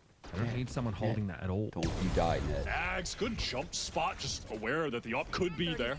Okay, nice. We heard the turret go off early. There it is. Kwanu with the tailwind away after he caught Bro, they're those in. so fucked. Cloudburst gives him some cover. Now he emerges, but he doesn't know Delcy. He's already made his way into hell. Maurice has pushed up, but very low. Remember, this is an eco for RETA, and yep, we have a player caught. Maurice caught inside that detainment field. Oh, and frankly, RETA don't have the weapons to cover him. No, poor Nags just trying his best with the little classic, but doesn't really stand up to the Vandals, the Jotun. A little bit of a mismatch. RETA going to come into this round with a couple of ultimates. And that right there is the experience of M80. That setup is exactly what they need to counter this Viper. It is just perfect preparation. Happy. From Oh, the coach? simple, Yeah, for sure. So effective. For sure. Just gives Koala so much knowledge. Yeah, I think retreat is tough. I mean, yeah, like what? Like I think both of those coaches that joined the Challengers teams last year, Happy with M80 and Josh RT with the guard, like holy fuck, man. Those guys really leveled up those teams, which was hard as fuck because they were already very good teams in tier 2. Like they managed to keep their players like still hungry and still evolving, and both of those teams got so much better, which is crazy because I think M80 before had Kaplan, right? And then the guard before had MCE, which were like really good coaches to lose. Like they lost really good coaches and they picked up, you know, coaches that were able to add on to the things that the prior ones did, which I wasn't sure they would be able to do. I thought they were going to be kind of fucked. So yeah, those coaches deserve a lot of credit. Feeling pretty comfortable here, and Odin in the hands of BCJ. Out of the tack timeout, also M80 realizing that. Wait, yeah, who had? Yeah. Ultimate, Oh yeah, M80 was Ghost. Okay. God damn it. I thought so. Am I right? Am I right, or am I thinking of someone different? That is how aware M80 are of the potential plans with RETA's ults coming out of that timeout. That is such a fringe case too. I thought I remember scrimming this core when I was on 100 Thieves and they had Kaplan. Elzik still has that option later on, but Axet is very, and then very when low that first VCT started, like obviously all the best coaches and shit got plucked for those orgs. And so they got kind of fucked. Cozied up here by that garage door. Poison Orb, you're going to give the cover here to RETA to advance, and now they're striking distance of this B side, but Xander's going to be there. 1 for 1. Rolling Thunder comes out just as they're trying to hit the side, and they've taken a buttload of damage. No, man, that was brought down by Maurice. And now some distance being offered by Koala Noob. It's a fall back to the side. They were forced to go because of the aftershock. Without that flash, they were cooked. Still 4 for RETA standing now in this post plant. Okay. There's an Odin, there's an operator at play. And that's all they made. They need apparently at least to give themselves a chance. It's BCJ versus Nagzed, and he is so low. But BCJ doesn't know where he is. That doesn't matter, baby. Get those sunglasses on. Oh my goodness. That retake was so fast from M80. It was a 3 versus 4, and they just got in there with full confidence. That was crazy. I thought RETA was going to win that round for sure. Molly that was in front of them as well. You could see. Yeah, Nismo taking that bone, they were just like walking up. I mean, man, if that Rolling Thunder had come just a second earlier, that was so smart to just walk up like that. Fun fact. They both got this their. is like a little bit They got the trade on the left, and they got the frag on the swing. This team is Vincent Schopenhauer. Qualo did such a good job of holding the swing. And he was someone who habitually ran over mollies when he played, because it would the timing of it. Now, and this happened in CS, but like it was noticeable because of how often happened. Yeah, I wish. I mean, you would think since they're playing in these Rito studios, I think this is a Riot studio, that they would have access to the SSDs, right? And they would be able to like pull the replays. That's what they do in VCT Americas. That's what they do in all the VCTs. You know, the reason why they don't normally have that in Challengers is because they can't do that like online. Like it would just, I don't think they could do that. But I feel like they could do that here. So which is in the hands of BCJ, we're just getting the same replay of what we saw prior. We're just getting a spectate cam. Trailblazer gets in the garage, but it is covered right now by the alarm bot. Smoke to the back of B. This definitely signals Retta's intent to engage. The BR stream has that tech. With a shotgun. This time he's been given a little bit more room to breathe. The BCJ dominates the corner. But he's got this Odin. Okay, get some honor back for the rest of his team, but oh, come on. I mean, this feels like it shouldn't be a 2v1 when BCJ is just sat there with the goddamn brass beast just at the actual. You playing it really far from here. They might not expect this. Oh, we whiffed. I mean, it's very dirty when you get advanced notice of a team hitting the site. Now, there's a smoke there that doesn't really affect BCJ's vision, but that's why the Odin is so good. No, you can't swing out into the open and try and crouch spray. That's very risky, but if you know they're hitting the B site, you have a couple lineups, just nail the corner. The penetration factor on that weapon is crazy. Yeah, the Odin is really made a presence in Challengers, specifically on Haven, honestly. Maybe you can give some credit to Seven for that on the playoffs run.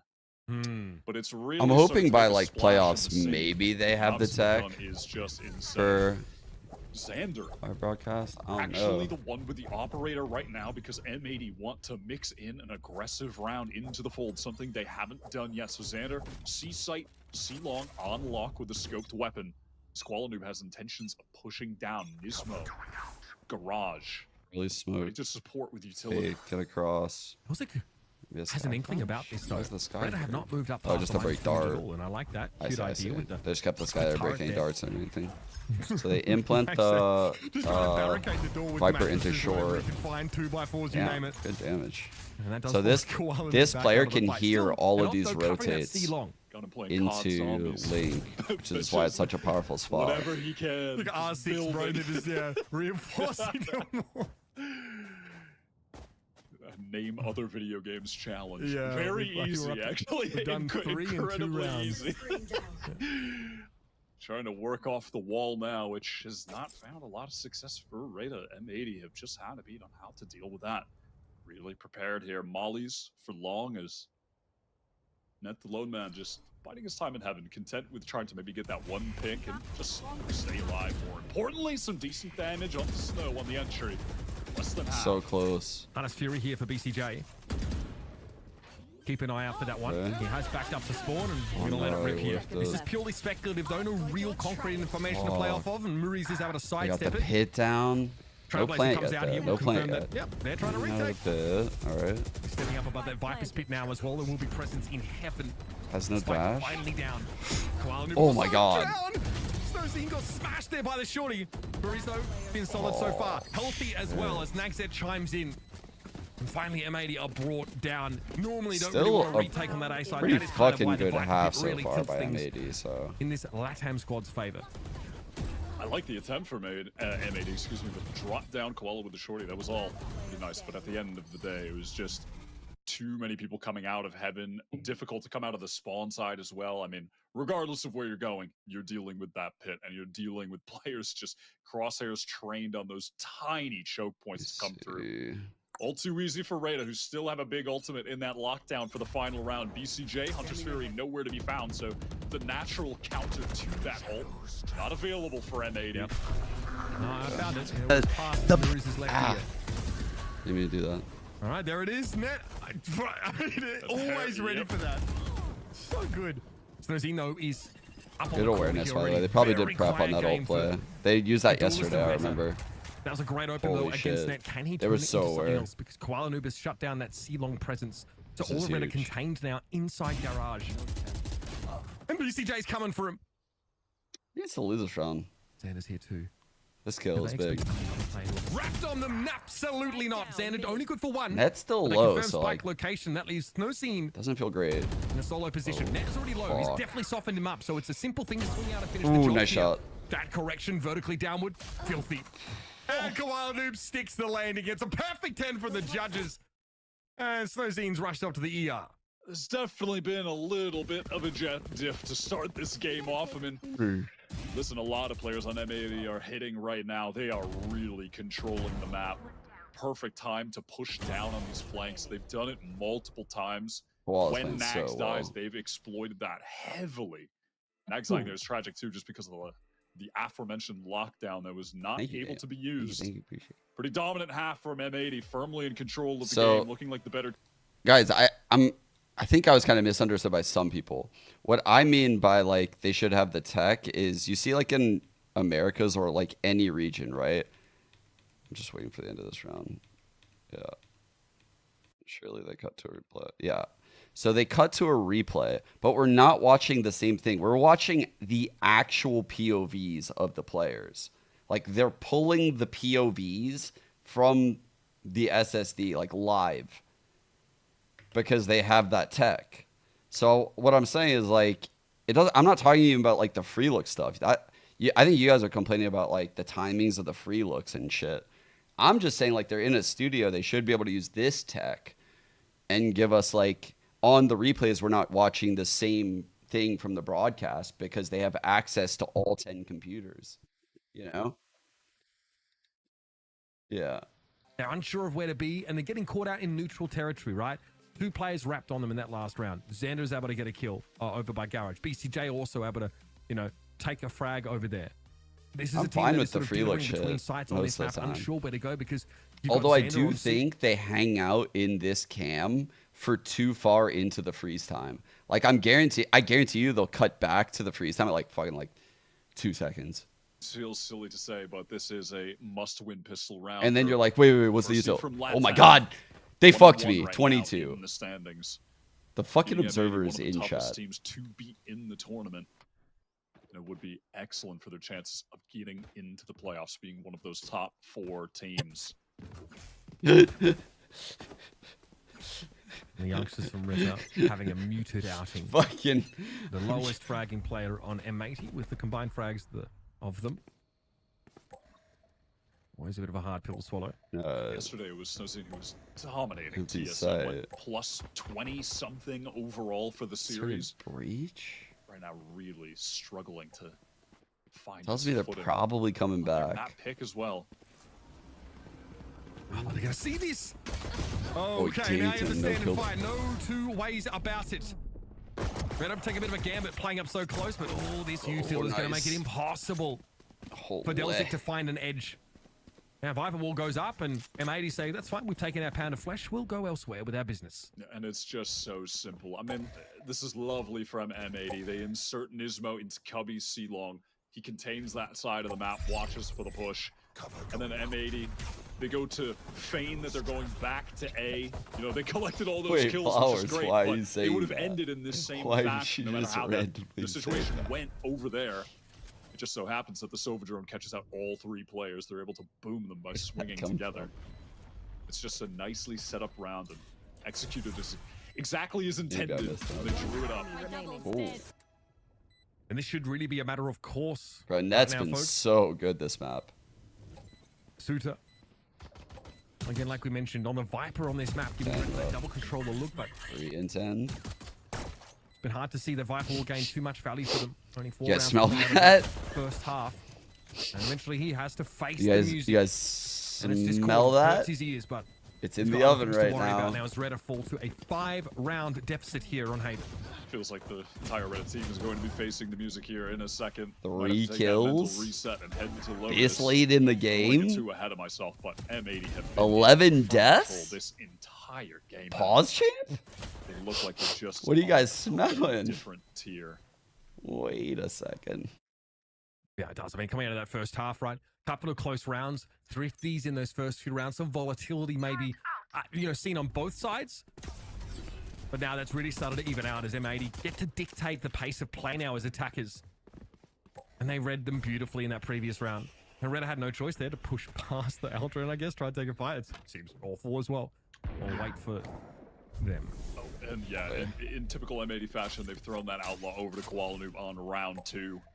So he's just holding like a super deep offhang right now with this Marshall. To lean into, trusting it's a bit of a risky buy, but with those long they're trying to make some plays. Weapons that he's really made a name for himself with over the years. And always kind of teetering as one of those duelists to get into the tier 1 scene, and has just been a part of this M80 core that is fully committed to sticking together, ascending together as a unit. Oh, that's a good line. Paranoia. Maybe not what they were hoping for there. The Xander, but VCJ comes in and cleans their clocks. He got a kill. And Snowzine with his characteristic force buy of the. Wait, Marshall 3 and 13. Wait. Well, frankly, it's impossible. We lost one, but we were just handed this.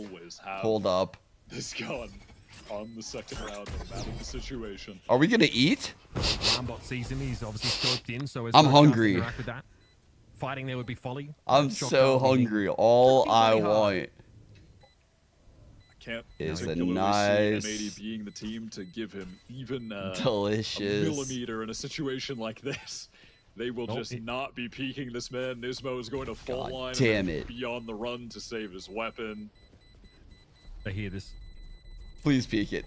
So you are so scared. Needs that injection of cash. God damn it, dude. Are looking at their first buy round of this second half, and well, no, it'll be about their best chance here to try and break back into the game. And losing this one will basically mean that you need to start thinking about the next map.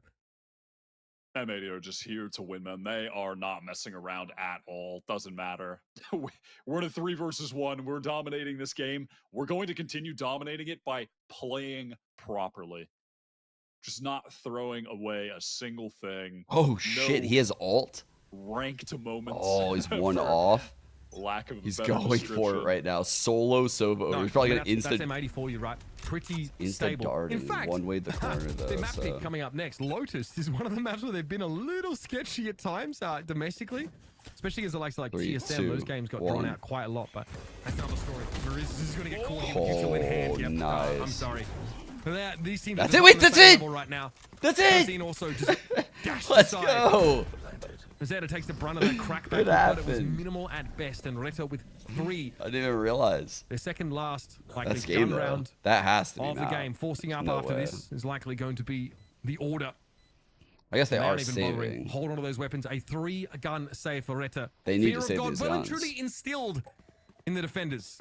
And this is one of those sad, drawn-out saves that you have to experience as you can feel your body just being lowered into the ground at a snail's pace.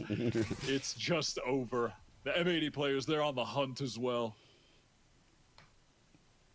And none of the things that we've been excited about for RETA have really materialized in this game, I think. They're not really able to do, like, Delzy can't do is get up to his usual tricks. Lurking from odd positions, catching people off. Obviously, Snowzine can't just barrel through. He's not feeling confident right now. You can see that. He is. I can't wait to see if please, God, please still be running a fucking cool comp M80. I trust you. You guys run cool comps. Really, can read into some of those tendencies. They tend to wait for them. They're just very. I wish they weren't so good with the bench comp on Haven. Yeah, absolutely. I mean, this is a blowout game. No, please don't tell me it. Don't tell me it's. We had seen. No. Don't tell me it's the fucking Fade comp. Don't tell me it's the Fade Raze comp. Don't do that. Anything.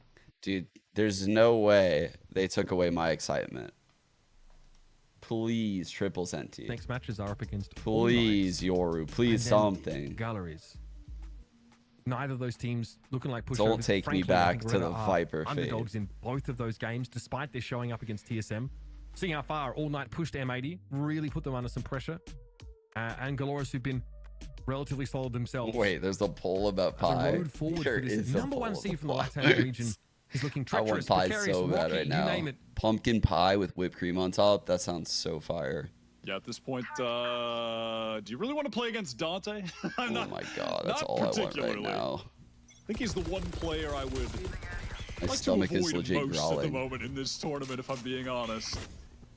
RETA out of the timeout are trying to be the team taking control of the map, pushing towards A. Nagset. At least with that nice first kill and the second, getting puts two the team there in is kinda position for nice. a good retake attempt. 4-on-3. Weaponry not ideal, but not terrible. Good flank. BCJ's Hunter's Fury. Dude, could if he be just the crux peeked, of he would have round noticed the win. alarm bot was Bring down and he M80 could off that flank, point. but Match Delzik didn't point. even peek it. Gotten rid of the breach though, so that util to disrupt in the post plant no longer available to M80. Oh, that double hit. And it's Fury from the attackers. Yep, catches Suter. What have even the odds if Maurice had not peered in and found net? Smoke to the, or paranoia rather, to the back of the site here. There was smoke there, brother. There was smoke. Dude, M80 was being so annoying this round. Just like prodding and peeking everything. BCJ can check this. Confirmation now. They made them look so silly. Shocked That out shit as well. looked Delta so can't push ahead of disjointed. This is clever, but he's running out of time. He just can't. Can he even get there? Wait, no. No, he got the kill, but it is ultimately irrelevant. He will be perishing to the spike. BCJ clutching up another round, 2 in the game, I believe, from M80's first new recruit of the year. Such an experienced player, a player that's had Oh man, Baker and sickening Bread. performances at international lands, deep at international lands. You know, back with Exet, hadn't had a chance to Man, prove himself. Baker last and year, Bread couldn't is find a spot on so a team. goated, You know, was actually. playing with EG, but it just wasn't the right fit. Jennifer for did him. that like a few times. Now finally really has a chance with this That M80 shit is so squad. good. It's Takes great so to much see work him though. Back playing at the top level, 22 for 10 right now, just casually dispatching of this RETA team round after round.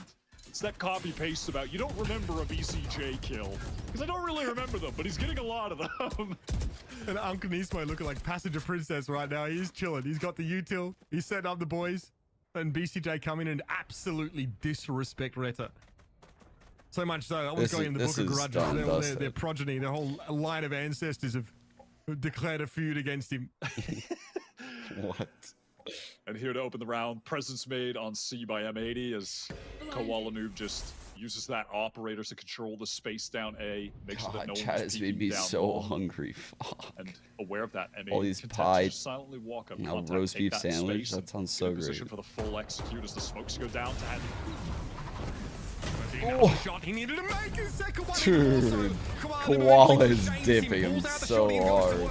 Oh my god. The drive-by. And that's a spike down. Nismo with operator in hand. And it's going to be Nagset and Delzik.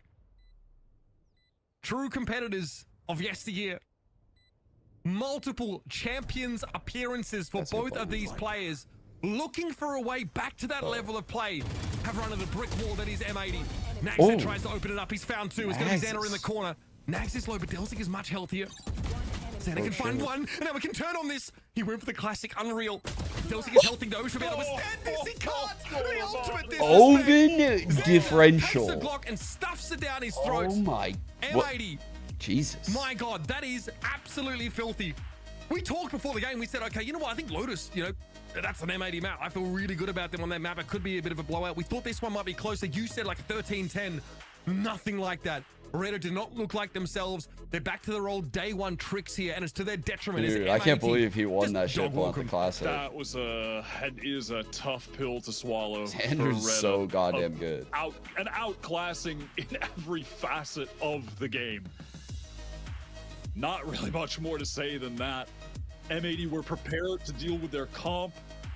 They were prepared to deal with anything they might have thrown at them out of the tech pauses, tack pauses, excuse me, as well. The macro game, more than well prepared, outgunning them on the individual game, complete outclassing. Yeah. Again, it is RETA that really need to step up. There feels like a tier break between these two right now, but there's a chance to recover, a chance to fight back. Oh yeah, on M80's map pick. That's right. Yeah. Lotus coming up for He's map doing a great number job 2 too. next. Can M80 close the series here, or can RETA dig deep, find where they had yesterday, and fight back? I don't know who that is. Why are the stats not in yet? I want to look at the stats so I can get up and go get something to eat right now. All that talk about food made me so hungry. Bro, I'm just constantly refreshing it. Please. Please.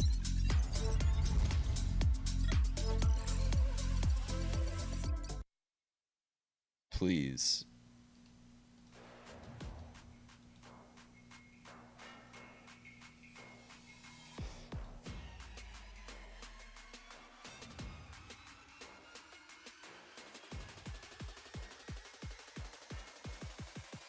No, actually, like, I'm trying to be good. Literally, as of this week, trying to meal prep food, so I'm not eating, like, only processed food. Like, all I was eating was fucking bars and protein powder and shit. Like, I eat no real food, so... Oh my god.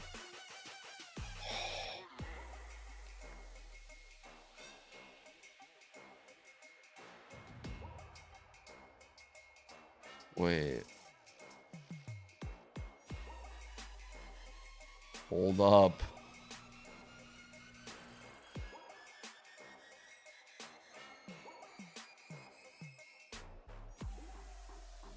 We there and you thump your Bible and you say your prayers and it didn't get you anywhere. Talk about your Psalms, talk about John 3:16. Austin 3:16 says I just whipped your ass. Come on, that's not necessary. We've got the 3:16, dude. The Stone Cold 3:16. Holy.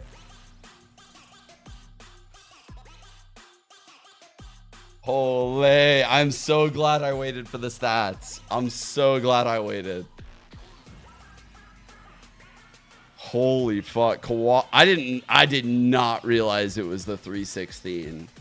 I would have been pogging out live if I knew it was a 3:16. Dude, that was so dominant. Considering they lost second. Guys, I thought the game could have gotten real sketch in this zone. And for it to end like this, 13-4, is super fucking impressive. I'm not gonna lie. Like, any doubts I had about M80 were, I guess, put on hold. They're not in the clear, but damn, that was a really good map by them. That was very good.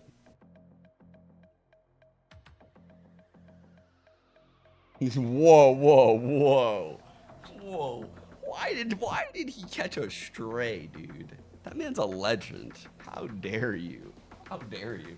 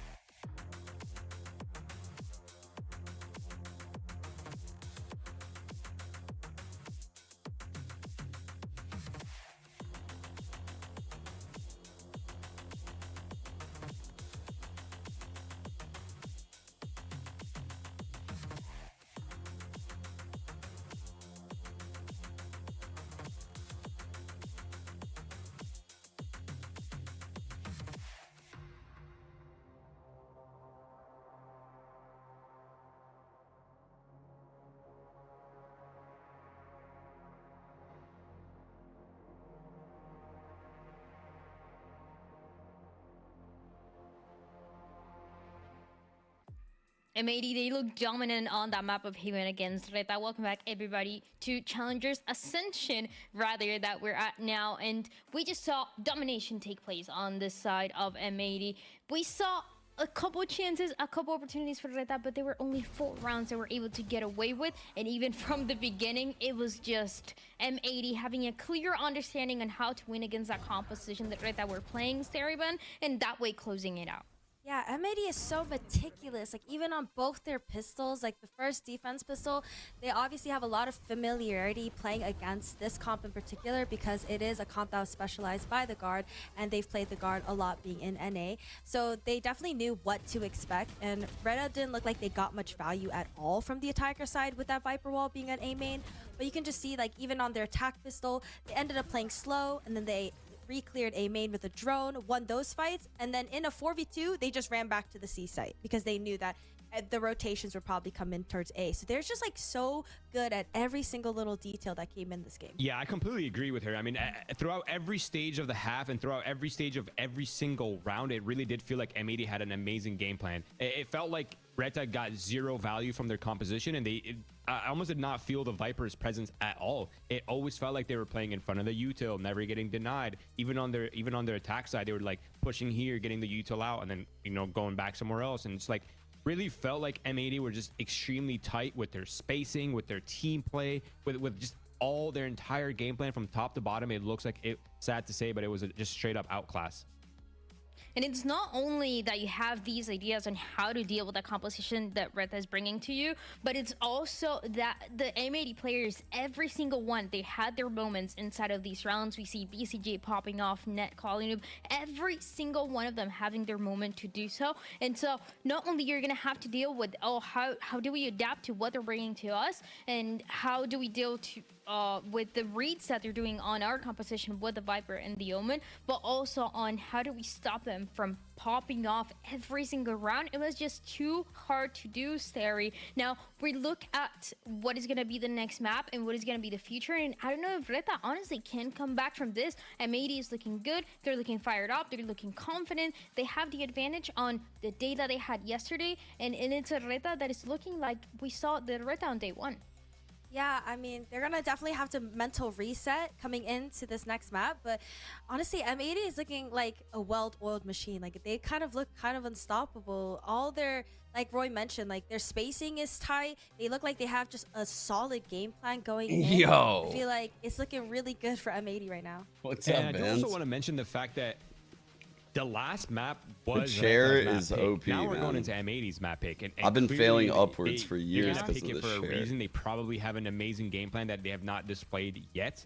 But I mean, also on Haven, it's Thank not you, like brother. M80 Appreciate you. pulled out something that we've never seen before. It's a pretty standard meta composition. It's the cookie cutter of Haven, right? So like, there's really no excuses in terms of like, oh, there's a surprise factor. But now we're going into a map where like the territory is definitely uncharted, and if M80 continues to play at the level that they are with that X factor, it might be a tough matchup for RETA.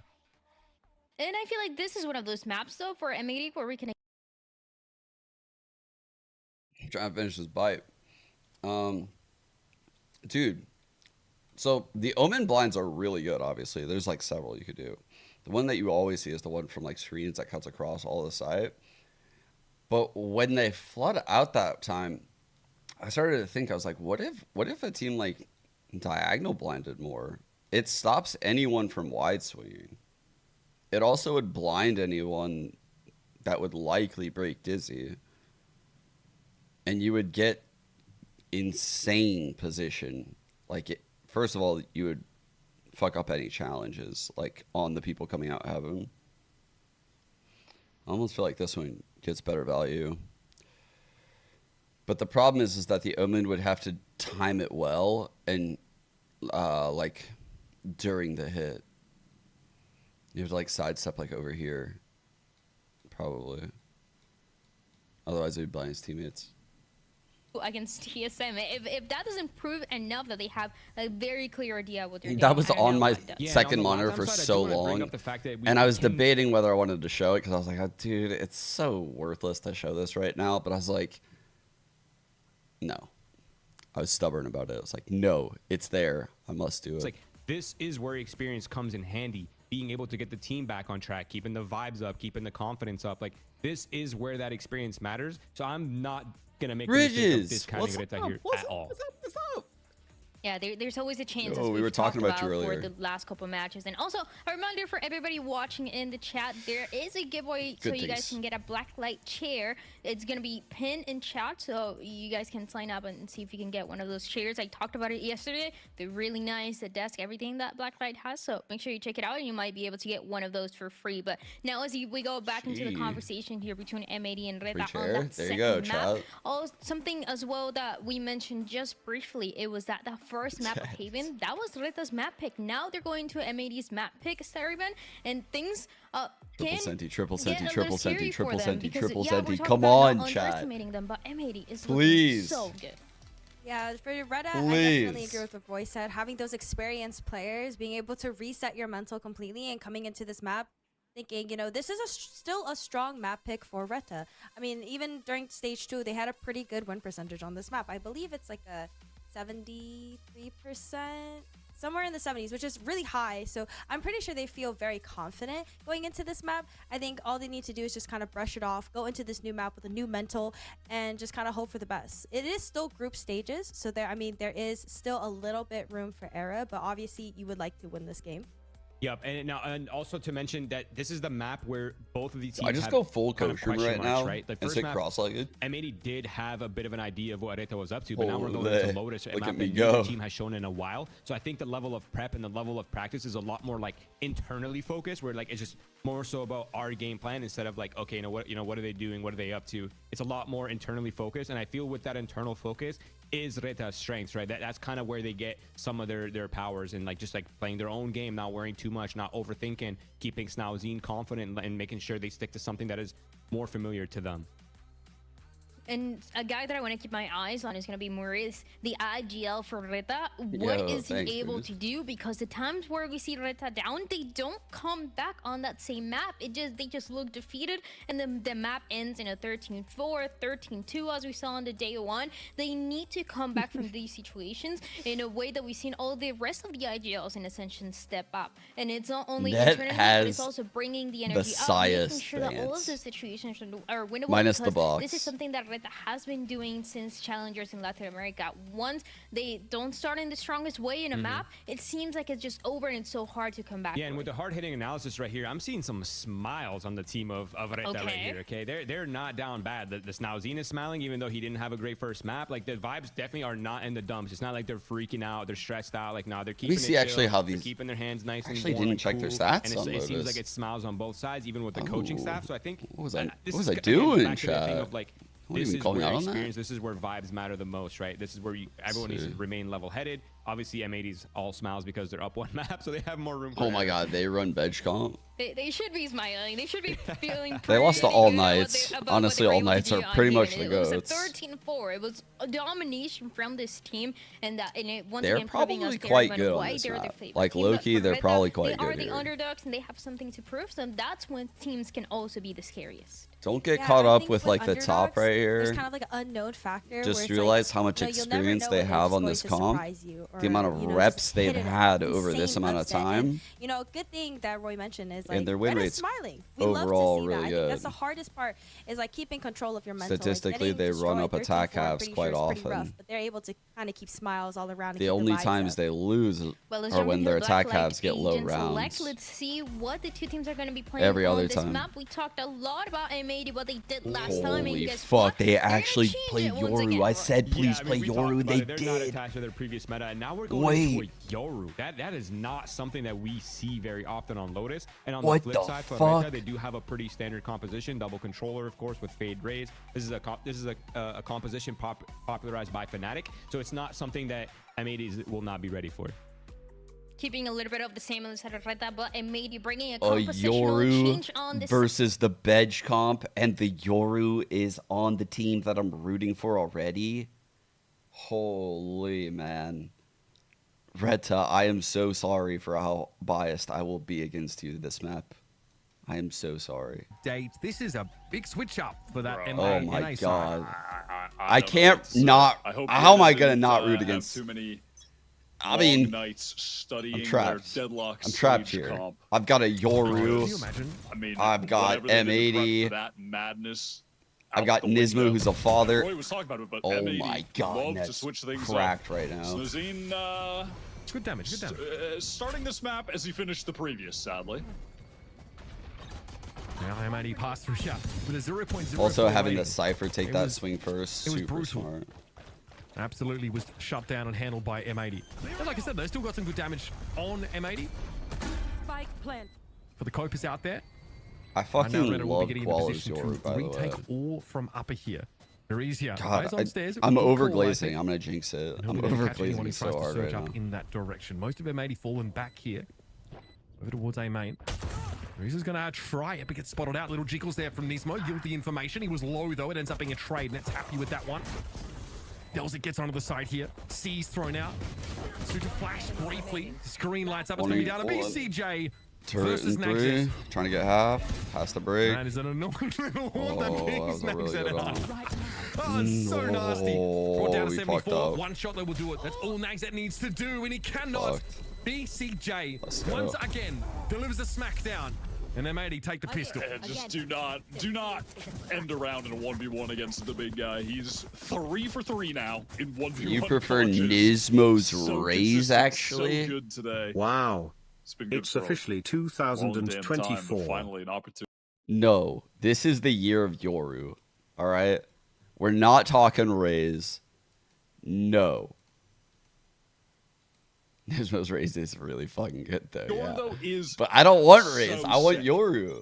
You kind of associate, and not even kind of, you definitely associate Jet as the Koala let's Noob fucking agent. Just go. nice little free pick on the jump spot. Against M80, you gotta expect Koala Noob to have the Outlaw in round 2. But Yoru has actually been statistically by Neon's far hella fun, too. Koala Noob's best agent in 2024. I love watching And he was able to push up on that. all the duelists that we didn't get Get to that see for kill. a full year. Drag Which Snozine additionally all the duelists out of but like position. Jed and And Gate Raze. crashed back to the rest of his team. Throw Phoenix So in it's going to there. be 4 players. A delayed 5th, of course, with net coming in. Hitting this side for the rest. ISO. That's a scary prospect. Yeah, but double Nexus, dinked nice him. little spot there on the corner. Okay, this is going to give him the hot foot. Snakebite comes down, separates BCJ for the rest of the team. He gets brought down, but the aftershock there from Nismo is well placed. He doesn't pick up the spike. He doesn't go for the plant just yet.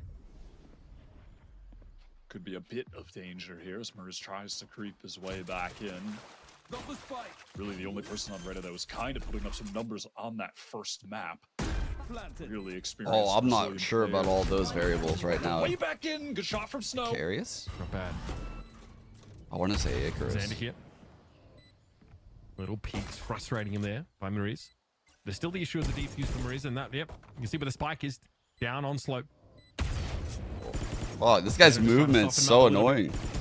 It's labored, it's dragged It was out, like eventually the result is the every same. time Take that Xander second would round. see him, he Keep would the like outlaw in jiggle hand out the as well. way.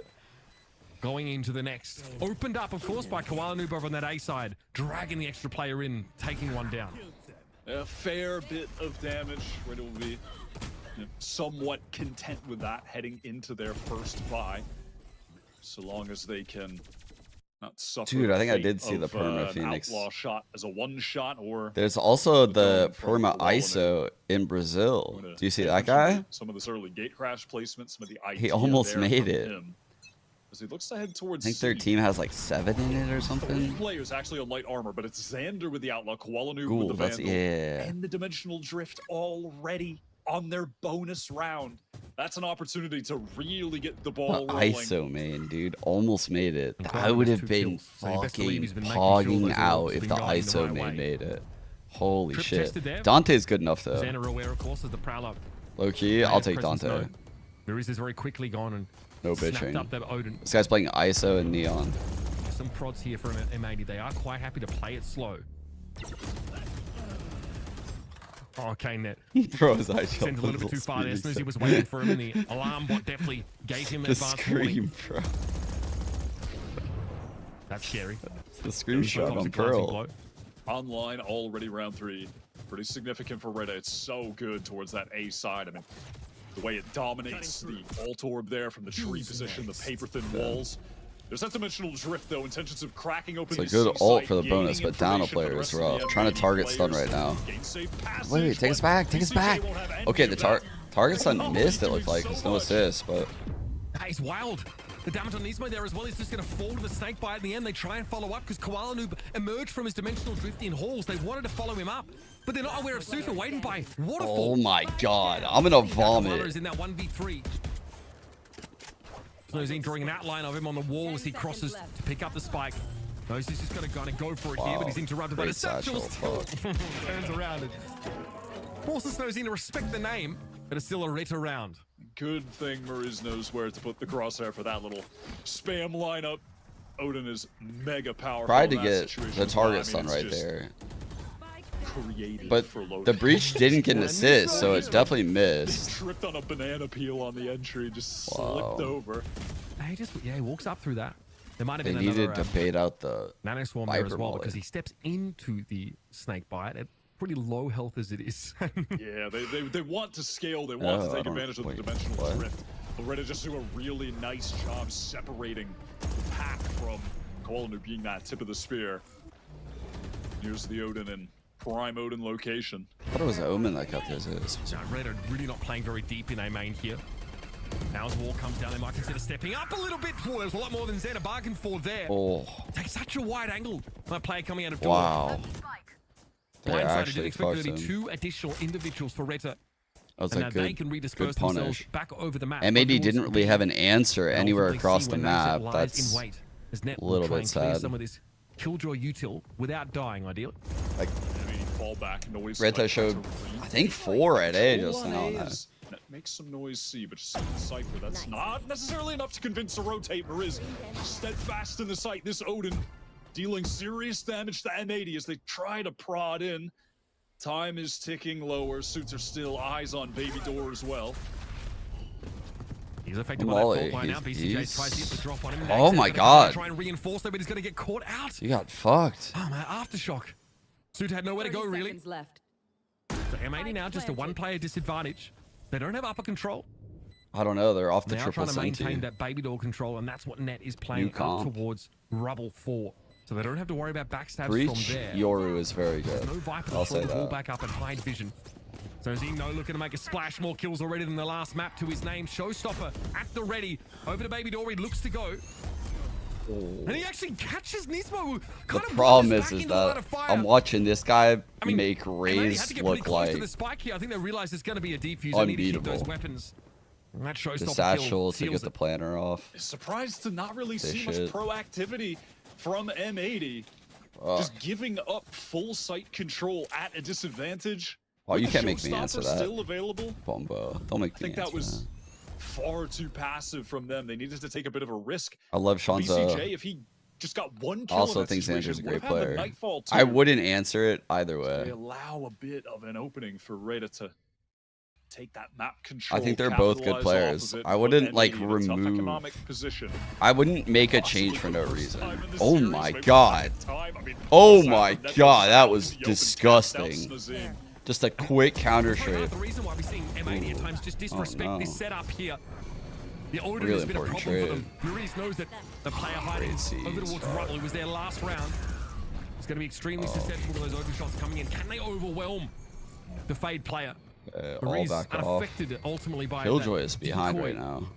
They know the cipher's down. Does calls a close, albeit off angle here towards stairs. This is nice from Nagza with Net going down. Time to push out Mount. Time to take that map control. Allow the rest of his team to make a big rotate. That's exactly what they do. M80 looking to pivot, but that one way is going to stop them in their tracks. Slow down that approach towards B as well. RETA are working the map nicely right now. They're keeping M80 trapped in this A position. It herded them in. See that? See how like they can cut the distance like that with Breach Yoru? Like that's so fucking sick, man. M80 is so amazing. Like that level of teamwork's great. There's not much Maurice can do about this. He No, doesn't have to no! He's so susceptible. He still turns around and finds a frag. Unlikely as it is, he eventually falls. Xander takes the Odin for himself. Now looks to maybe line up on a corner here. Nismo has ult. If Nagzak gives him a shoulder peek, he'll be lucky to get away with. Oh no, with that plant, Nismo has the Rolling Thunder now. He's set up here. Xander, though, in a position would be caught by it. Oh, wow. Tries to move up. That's Now you can use that Rolling Thunder with impunity if you so choose, I guess. Be a fault line to start with. Good timing on that shit, bro. Timing, not too shabby. What? See Suda behind the box, finds him, and Suda yet still completes the kill. One bullet's all you need, apparently. No. Ready to find their third of the game. No. Taken by Nismo on a big swing round. No. Mad at it, but such low Dude. HP. It's going to be tough. Bro, my brain literally gave him the round. The fucking cosmetic stun still gets me to this day. That's insane. My brain, when he popped that ult and wide swung, I was like, oh, he's got it. There's no way. I can't even believe that shit. Especially when he didn't immediately get one tap. Like, usually it requires you Look at the to control immediately of the one map. tap. I mean, this was nuts for Maurice, how does he spin around and find that kill? I guess he did. I guess that was. Could see was Koala. Man, that might have been the first shot. There we go. Despite the disadvantages of playing from there. BCJ, a bit of a taste of his own medicine. Can't be happy with that. With that open spam, chunks him down somewhat. It's just a meme because people get so many breach stun kills in pro play that people call the ability cosmetic. Like it does nothing. Dimensional drift again, so this would get him there. Which is obviously not true. Crash also deployed just in case Koala doesn't like the location. He turns up without that ultimate. Viper Spit immediately going to be thrown down. Find the Ping the pit. Viper, ping the Viper. Be a nuisance. They can't hear. He can't hear. Oh fuck. Oh no. Second best. Nags was waiting for him. Xander wades in. It's going to be Delzy able to finish the job. Snakebite at his feet as it was, and that makes the spike that much harder to recover here. Nice paint shells. That's Oh a my god, they couldn't hear him come out of the ult. That was such a good combo, but they're fumbling the bag, chat. They're very reactive here on defense. It's paying off. This dimensional drift is really not helping them on C. It's getting a little bit of info, pinging them out, sure. But the rest of the players are like the fade ult, your ult. Oh man, that Viper was fucked, it's not like having that extra presence if you just have. That Viper was so fucked. That was such a huge kill by Killjoy. Is that Nags? God damn. Because, yeah, like, they're hit by the fade ult. They can't hear. There's a trail going right to the Viper. A Prowler is going to that. The Yoru is about to come out of the ult. Has a shorty inside of the ult. You have no sound. Like, you're actually cooked. That Killjoy just saved the round. On towards that A site. Kind of get there, then that unfortunate circumstance where Maurice just, well, I mean, depends on who you ask really, but when Maurice just rips him a new one down there from pit. Even after, I guess the issue for Qualinum is they just aftershocked that pit, and then Maurice stepped. He had to call a timeout here pretty much no matter what, because I guarantee you that play they just ran, and I know they don't always play against the meta comp, which is what they're playing against right now, but they play against this comp a lot. And they've probably done this a lot, like a dozen times. And I guarantee you the success rate of that combo is 90+%. Like that minimum 90+%, I feel like for M80, like in their practice. So it's just rough. It was. Like mentally, that's a rough round to lose. All right. Might have worked out a little better. But listen, it's early days. I'm not going to get too ahead of myself. M80 pivoting over towards the C site yet again. Nags has been playing well over here. I'll find you. But the defense is light right now. If an execute came in, it doesn't though. Just a haunt. Coming back. So M80 Ball decides is to peel back. insane. Are you I'm crazy? going to leave a little presence here to control this side of the map. You're crazy. That tripwire that was placed.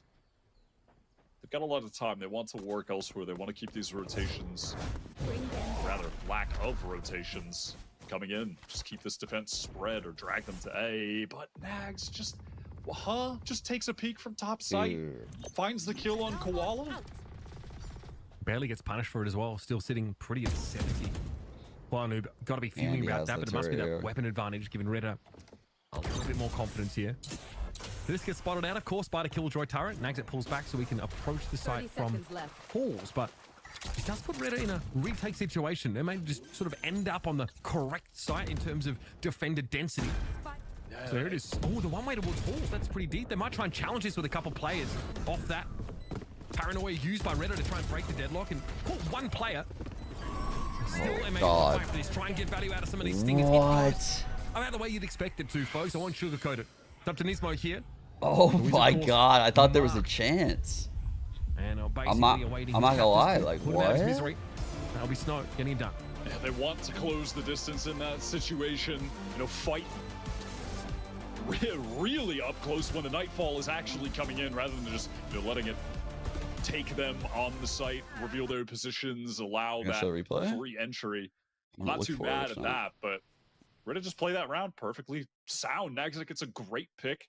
He's been playing well so far on Lotus. They're not playing it. And then after that, just totally content. You can have the site. We'll happily play a 5-on-4 with. Like that's a good stun. I see what they're cooking. Oh wow, the Viper Molly, like, dude, Viper Molly plus Fatal, point blank, bro.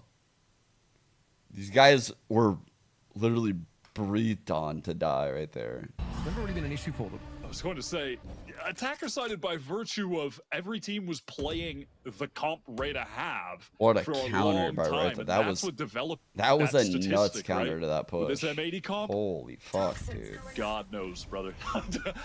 Immediately get your HP halved like that. Viper Molly, double damage. Again, in the same way that Uzi's on bind, Yoru can defensively rotate between some of those sites a bit easier with gate crash, but that's something to look at in 2 rounds time. Or even more than that. Still 4.5 to play. And Snow already triple his kills on Haven, by the way. 9 for 4. Those are the stats that I'm here for. Keep feeding me those. Yeah, just struggling on map 1, but scary. Now he's finally in the game. The Razor is 3 off. With that off, they have lockdown. Comes out. M80 dodged that around the corner. As it looks like they want to work into what will be a B finish. Pressure towards A, open that door, and then break through the baby door. Koala come through main, but Snowscene prepared, ready. Getting a lot of first bloods on the Koala right now. Try and follow up here and force at least Snowscene off the angle with the paranoia. That one works, allows a posting up on the corner for Xander. 2 players watching it right now. Upper is looks like he's gonna push this. Cypher cam even deployed, so it looks like we might see M80 pull. Wow. Come on! Good satchel. Swings that with the operator. This guy's owning now. The Odin spamming through from heaven so they can't push. Wow. What a hole. Man. Not the easiest shots to make, especially. These guys are actually fucking insane at stopping these like mid-round aggressions. I don't know. Like normally I guarantee you M80 puts in work doing this shit in their practice. And it looks like it's insane. But every time they do it, there's the perfect counter. Like last round with the fatal Viper Molly. This round with this guy opping the line. Just, I see what they're cooking. Like, but they're just getting red really hard right now. I mean, that peak on the Xander is just nasty. And frankly, Satchel to stall them out too as they're in the last 3 rounds. First kill, first death tally not been kind to him. Something Yoru's offers with sometimes. Yes, and he's gonna have to respect that. He definitely lingers a lot in that use. I think he really wants this. That is a decoy, my friend. He had no choice but to go for it there. That was sick, actually. I like that. The fake fall away. Just a little bit. Fake fall away and then satchel back. Some util now gone from BCJ, and Cam going to be broken by Delzik.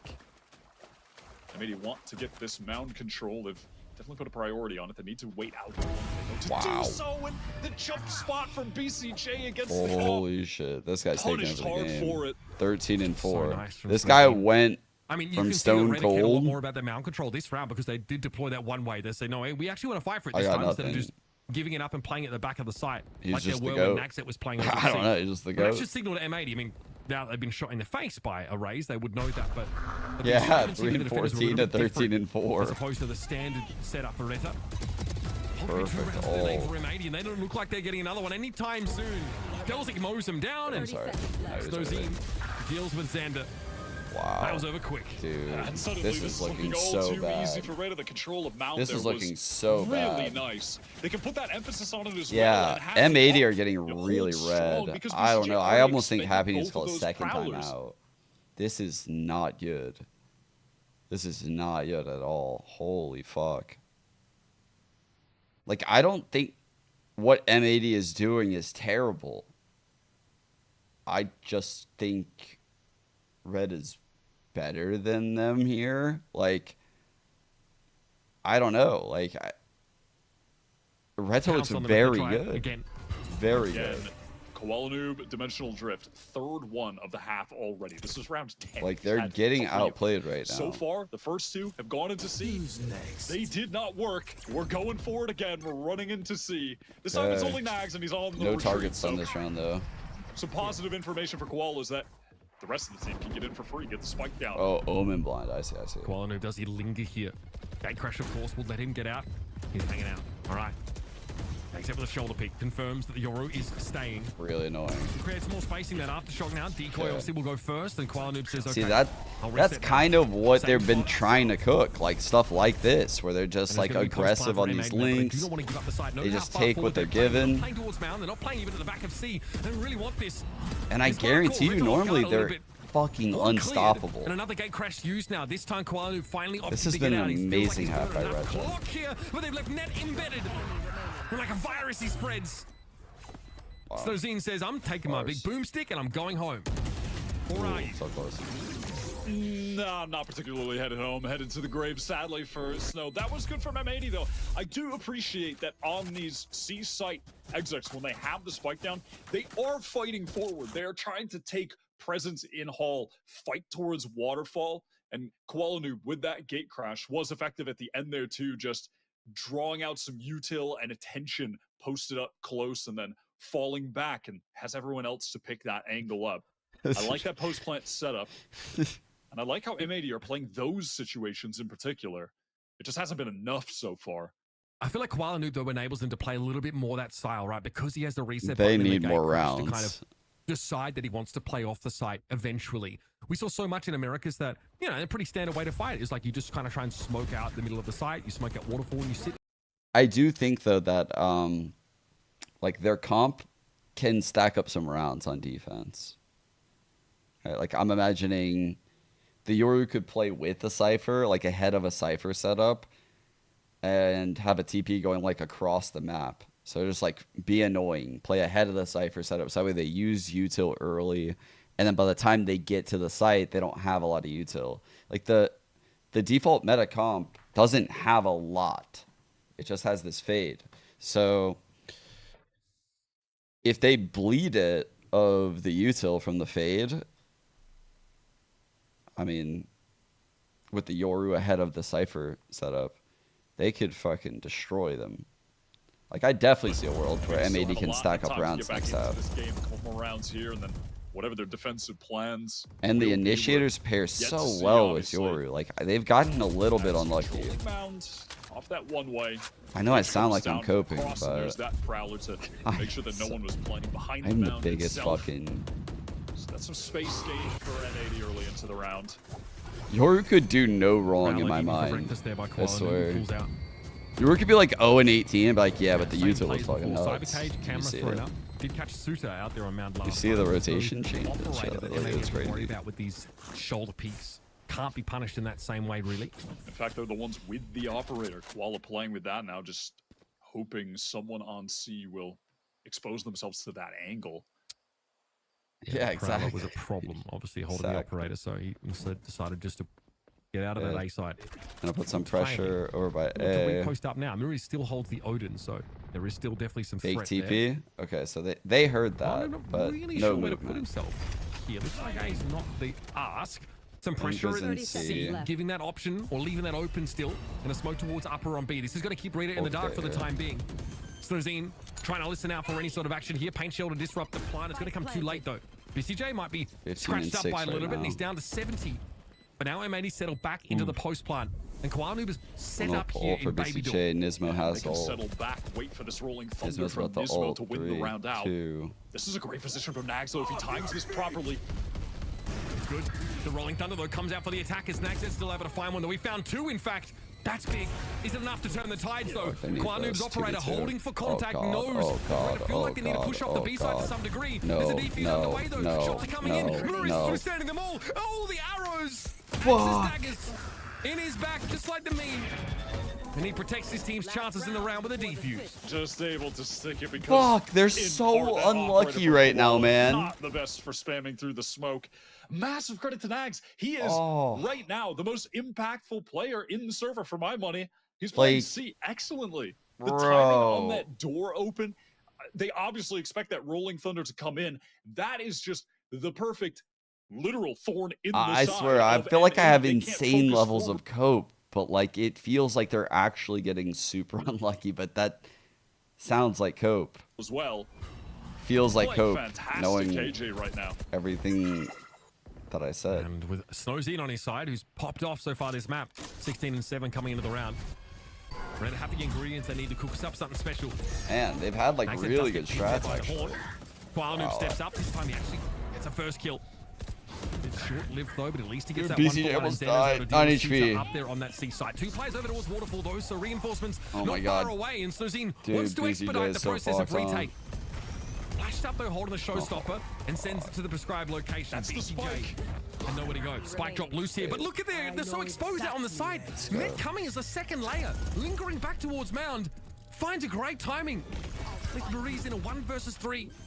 Stunned up by that. Xander just has a little peer in his direction and wrests the LMG out of his grasp. Nothing to be done there for Maurice. M80 get a final one on the board with another just slam C effort. That does pay off. A lot due to Koala finding that entry, besting Nags that in that duel, shutting off Icebox the map 3. They are very good on entry Icebox. from Koala after M80 normally picks Icebox. I think doing his duties as. But the thing is Snow right now in this jet is looking kind of fucking nuts. Does that give them an edge? I'm sorry, Raze, the Raze. Outside of he'll go back to jet though. His op is what's so nasty. I think on the Icebox he's. Let me see it. What? Might have made her a more he played it yesterday, right? Map and Lotus really did an M80 save so much of the season. That's what I'm now, remembering. Okay, bro, look at the different style, a very different composition. So a previous state. I don't know, man. Pretty invalid. Even though M80's good all year, and they have on Icebox, like I don't want to coin flip against a duelist like this. If I remember correctly, they just love experimenting on it. You never want to coin flip with a duelist like that on Icebox. Like fuck. It's just going back. Yeah, I hate that. Different comps this year but now. M80's Icebox is very good. It started with the meta comp, then slow little adjustments away from it, and then the downright crazy Sage Deadlock comp that did work. And now this might even be crazy. Scares being me. honest. I mean, think like one duelist running around, but it is pretty out there. At least I don't know. Sonok played Deadlock on this map. Some other people were trying it. I think Foot played Sage. I'm actually scared for M80 right now. From this point, the 8-4 going into Icebox. On Lotus with that Deadlock. Like I said though, they do have a comp right now where they can like. Don't think like old school Lotus. We're stacking up so many attack rounds like every half. Their comp can definitely cook some rounds here this half. Off Deadlock. They've gone away from it now, though, as we've sort of been discussing. All right. And Yep. All right. Remember what I said. Yoru ahead of the Cypher setup.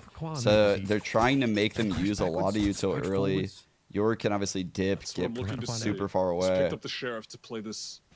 That makes there be very little things like prowlers for the actual take. Crashes available. Yeah, we'll send that into the site and press forward. Oh my god, dinked him. Round the fuck. Oh my god, holy just spams the wall, suits it down to 6. His all right. Viper bought a Some Sheriff. prowlers are exchanged towards B evenly. Lurk pressure pretty nullified with all that damage on the Viper. That's also one thing Yoru can do. Hang around that lurk wall and then I'll TP back never for the expect action. this, bro. This is too regular as fuck. Shore up that part of the map for free. Precisely. It does give them a nice. Oh, now they might expect. No. Bro, that is so goddamn smart by Xander. Like smoking the turret, but being in the smoke with the turret.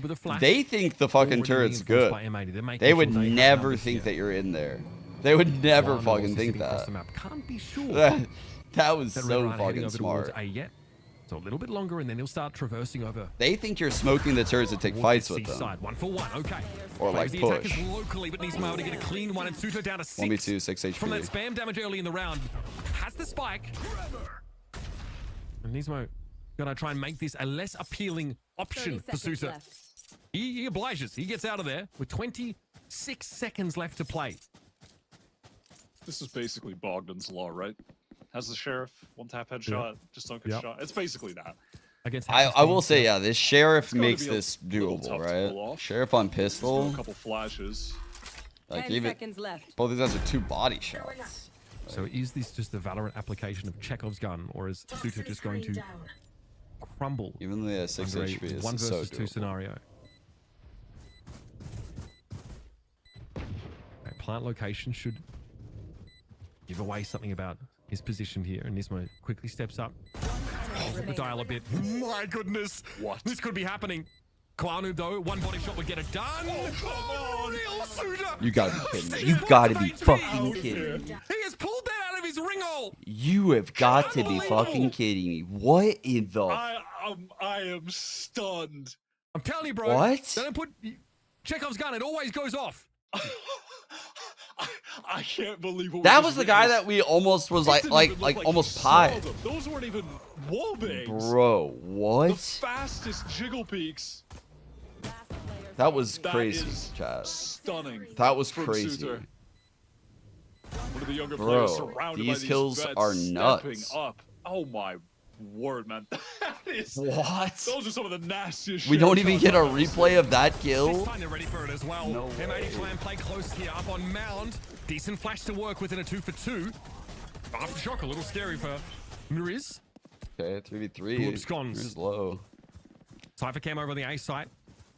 Still active on Virtue of Net. Still being breathing. Gonna see them push that way with superior weaponry for the most part.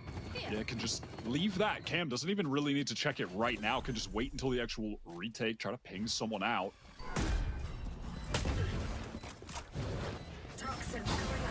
All right, it's go time. Foul is exchanged here. Mariz brought down from that high ground by BCJ, but it's going to be up to Nismo here. Bolt line 1 flash. Now, I am justified in saying this. Can Unk lock in? Didn't. Flash to work with, just one. Wait, what did he say? Almost like the previous round, just in reverse. What did he say? The classic. Not as good. Oh, there we go. Now we got the previous round in reverse. There we go. Takes a looking. Doesn't need the mode. Down to 59. Flash. The mode flashed. Suter though just goes for the spray. Bro, that like. And yeah, it hits its mark. M80 with only I was 4 rounds. locked in. I was fucking locked in, man.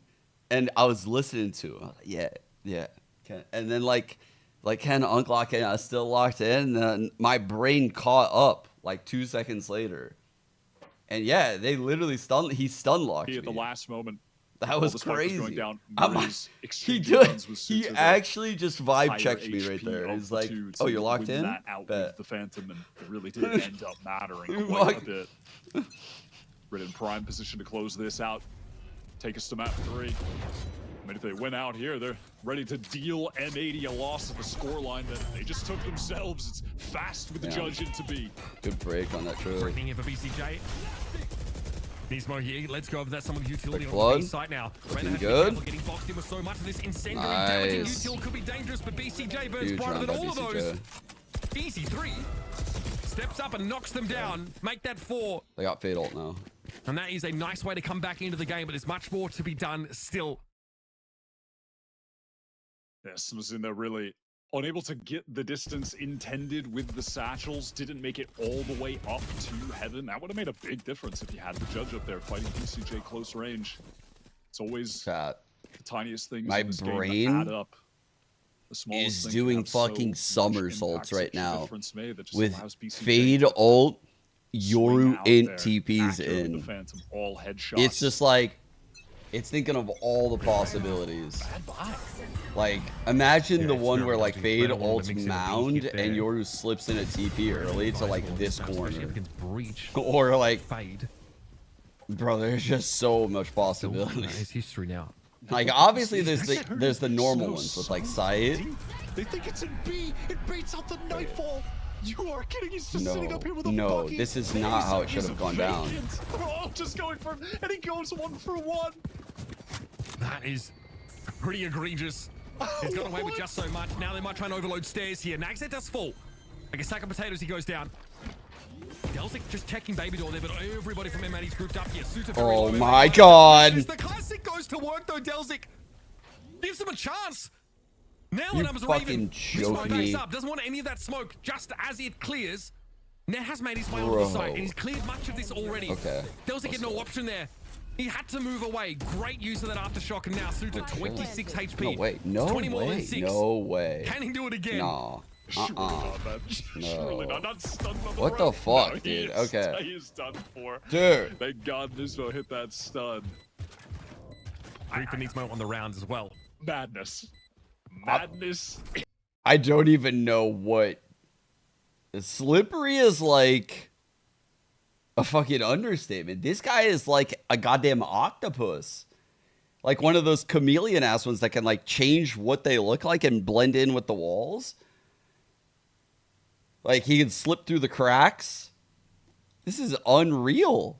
How did he slip out of there? Well, your margin of error is pretty slim now, right? How This did he buffer not of get rounds hit in the that RETA have 1-on-2? picked up means that you don't really have much breathing. Just covered in oil. He literally has a trail of oil behind his character. That round. It was silly. That keeps the spirits high, you know? A few kills, some silliness. That's so stupid. That smoke there thrown down to sort of defeat a potential one-way, but Xander does not opt for it here. Instead just throws that in C main. 3 players at C here. Gate crash obviously leaving Koalanu the option for a quick B rotation. That's going to expire soon, and instead they've sent a fade of BCJ back to that site. It seemed for a second they might have gone for something aggressive into C mount. They opt not for that, M80. The entire time, RETA, their plan basically, insert Mirrors on C, wait out the one-way Omen smoke that's on A main, fight the wall up, walk out here, make your presence known, gain some control of this side of the map. M80 spam smoke. If necessary, no one there. Pivot back. Veg. It looks like they want to go for the full A exec. RETA spam smoke. On that rotate. Collat. Goats. Information at M80's fingertips, but they. He's looking promising, I'm not gonna lie. Very hard. Reach ult in front of the Cypher setup. Snipeful, though, is definitely going to They're trigger. gonna wash Util with this ult. Here it comes. Please don't break the Util. Please don't break the Timer trips. cage deployed here, but he steps They into got it one. happily. Fuck. Okay, that might Wait, break we them didn't up a little ult bit yet? there. And here comes a rolling thunder. Okay, we're Nismo good, wants to we're good, we're capitalize good. instantly. No! Ping on Slozine, No! and the chance, but a swing from the other side is from Slozine. No! Turn around and complete that kill. Naxet fighting tooth and claw on the 5 minutes net for 3. Bounce up to Snow and Suter. Last player standing. In the pit, no less. Slozine sees that drop down though, losing Suter hurts, but now on the 1 versus 1. 3 kills for the Rays. Xander ready for the TP to safety. He thinks the showstopper's coming for him. Oh my God, that was so close. I mean, the balls on Stone to use his ult there and go for it with like less than a second left. Oh my God, man.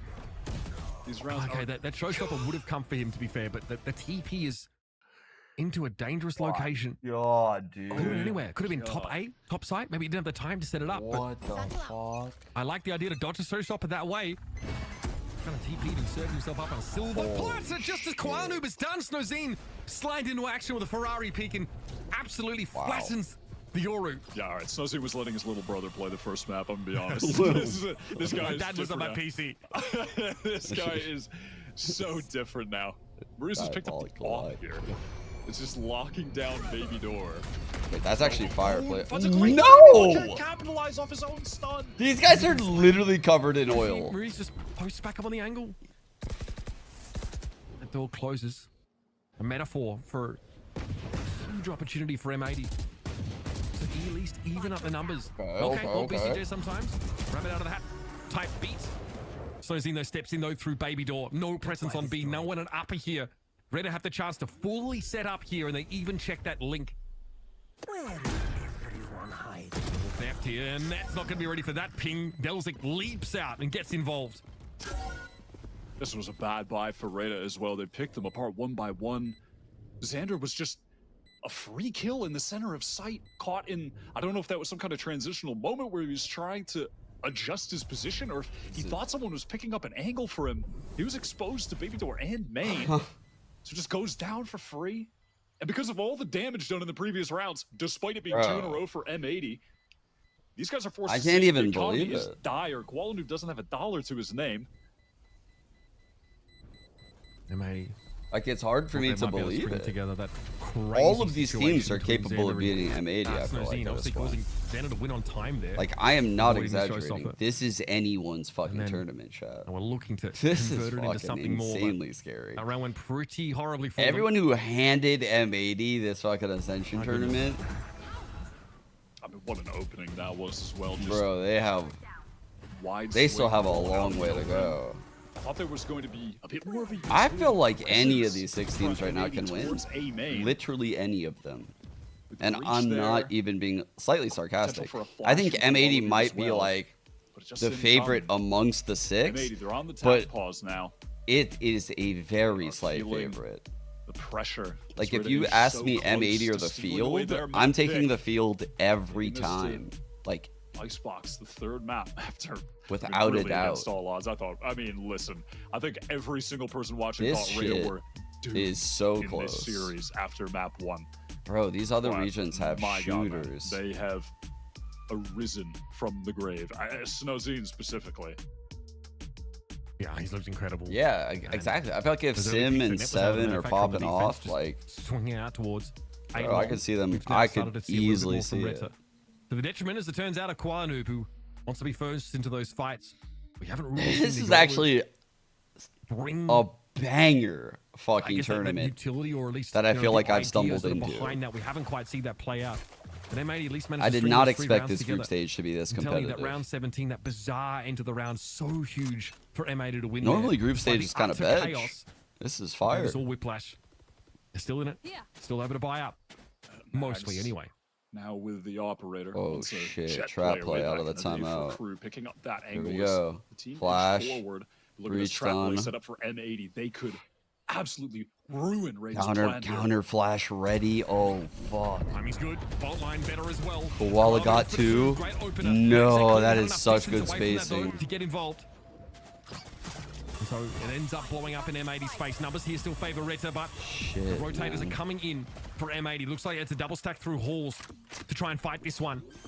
They're only going to charge in the Bulldog. M80 has That's the really ugly thrown a part. lot at this team. I'm not gonna lie. Zine already circling the pillars. And What they're is in close happening? with the What jump. is Why not? happening? What Gets is 2. happening? Should not be allowed to do that. It's a rifle too. Oh my God, Santa! This game is just cracked from you. Oh shit! This game has This hit is descended so into good. madness, Mitch.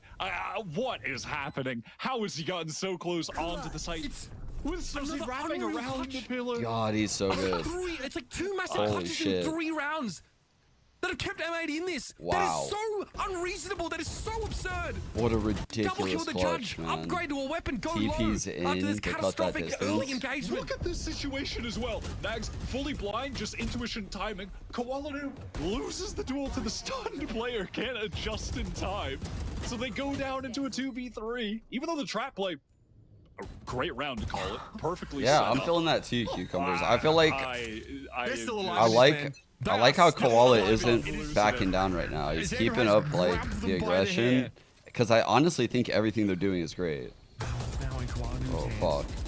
Okay, another BCJ smoke kill. Like, I love that he's still aggressing like this. Okay. Like, oh my god, Koala barely getting out of there. And Koala does love to op on the Yoru, no matter what the map, evidently. Lotus 2. Just taking those forward positions, gate crashing away, so he caught by the trip, just walks straight into it. M80 starting to build up that head of steam now. This is the last buy. We're ready to have a buy. Target stun coming in from Nismo. Here we A go. little bit low that econ. Alright. Kwaanoob able to avoid that fault line, deal with Marisa's. See what I mean? Like, this is what could have been happening last half. Thrown out. Do you see how difficult target stuns in a Yoru ult are to stop, chat? The other like last time the observer switched, so we didn't really see what happened. But like, dude, that is a fucking insane combo. Like, what is that player gonna do? Where are they going? I mean, there's way more people in the server than just the guy that's about to appear in front of you when you're stunned. When we get into this next round for Reta, It's fucking very it has difficult to been stop cracked. that. So like it's looking that's why I pretty was ugly. complimenting these guys so much last half. Like, bro, the stuff that M80 was throwing at them was really drilled and unique it was stuff I hadn't seen very much before. Super good. I think the way they were holding those link pushes was very impressive. Of course, though. So I'm looking at that. At first, I thought, you know, M80 had lost the round just because obviously because that kill, but he was playing for time the entire time. I actually 2 steps ahead. I mean, also just so being in this situation because of the sheriff headshots from Suter on the pistol as well. Oh yeah, 6 HP. No, it's just, this is a crazy game, but I expect nothing less when you throw a Yoru into the mix on Lotus and no one knows what's happening. M80 have a game plan, but they've never ran it in a match. They've ran it in scrims, and I'm sure they've befuddled many a scrim partner when playing Lotus with this, but they have not match tested it yet, and that is a really big difference. What the Starting to get running now, though, that's for sure. Should expect, like I said, RETA to try and even the ledger a little bit, and some of those key ultimates are going to start to come back around here. Okay, we're feeling upbeat. Remember, this is only the second map of the series. First one went by in a flash, and we started watching M80 struggle to find those attacking rounds. Despite the novelty of the Yoru that kind of fell off pretty quickly. The Snoozine started to fire. He's not been really given an opportunity to be involved in many of these fights in the last couple of rounds, though. M80 counting that C site. We should definitely take this time in the tech pause. Even though Koala is a great player, we are rooting for him. We love Yoru. Let it be known, Koala's...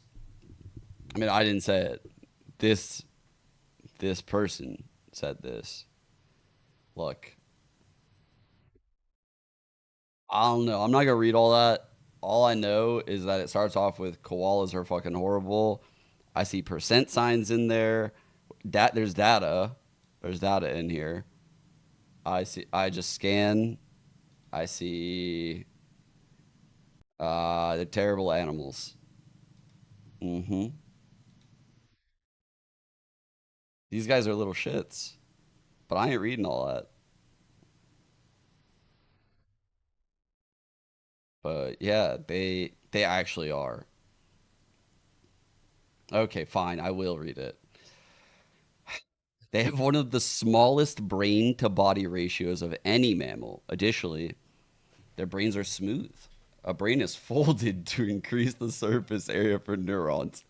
If you present a koala with leaves plucked from a branch laid on a flat surface, the koala will not recognize it as food.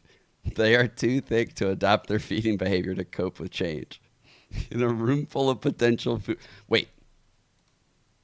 Last round, pretty bad for RETA. That being said, though... So again, we root for Koala the player, but let's not confuse that with the animal. Whatever. He's going to have showstopper. The next See, player, good. Animal, that ought to get the first. not good. Love that the Prowler coming out instantly just to deny any potential follow-up. Quanoob still gate crashes now back over towards that stairs side, but he's going to be too Audiobook. You like that? Should I read an audiobook? That grassy area. And it is an awkward buy here for RETA, so just a jumble of individual bank balances is forcing them to saving for the next. You should hear me read my kids' stories. I get so into it. I play the characters. Across that A site. No one on the ramp here for M80. They're pretty content to play from stairs and from upper. That Leah, beautiful. Snoozine didn't know what hit him, nor did Nuriz. That one came down to left field as Net silences him. Delzy wants to move up here and catches Nismo in mid-air. Suda deals with Sander. Please the same don't way. do me like this. Flash out. Okay, Suda under pressure now. Koala wants to challenge this, and Delzy's moving out on the site. Nice. And Net deals with him comfortably. M80 get within one round here of RETA. Well covered there, protecting BCJ on the defuse. This is the full buy for RETA coming in now, though. M80 just enacting that standard full retake, something they will have certainly practiced many times over. Plan out those protocols, but Baby koalas I'm looking at are literally unable to process eucalyptus, so they have to eat their mother's doo-doo. Lockdown as well. Wow. That's an ult to get in the site, and ult to win the post plant. It's just how I'm playing ranked with the koalas. Cleaning down now, though. Full up. Actually, Naxad has picked up the open this time around. Fast play for RETA getting out to rubble. That's been paranoia though. Door opened. And they may have threatened it, but the counter paranoia from Delzik gonna stuff them back onto the A site. All right, this stun again. Mariz was a couple orbs away, but was able to get enough. Look at the state of the ultimates. You won't get a better chance than this for RETA to close the game out. Get to 12 right now. Line's a good catch though. Allows them to gobble up Mariz. Nice. Gobble That is the up. Nightfall off the table in this very ult-rich round for RETA. Showstopper for Snowzine. In he comes. Nobody waiting inside tree for him there. No Prowler shot, catches bro. on. No but he just shot. skims BCJ with some of that AoE. And he's going to take him down. Naxad is quite low, but he's got to be able to set up this lockdown. No Odin here available for M80. They can't just spam that location. And yet Nismo waits for a moment, gives it a beat, and has to get out. Just forced to retreat, but Xander within the lockdown at least does Wait, he got the one. Taking a bold risk, but one that often pays off because you just don't expect someone to stay. He's happy to get the one there. Would have been detained had he survived, so not an issue. Snow deals with Okay, 2v1, 2v1. These two have been electric in the last couple of rounds. What? Flash catches the super perfectly, but he was fuck? holding the line and found the timing. Looking to make another clutch happen, but Bro, it's what we're talking about. Suther and this alley. Can we never challenge this guy here? It doesn't matter if he's on the left or the right. It doesn't matter which side he's. I don't care.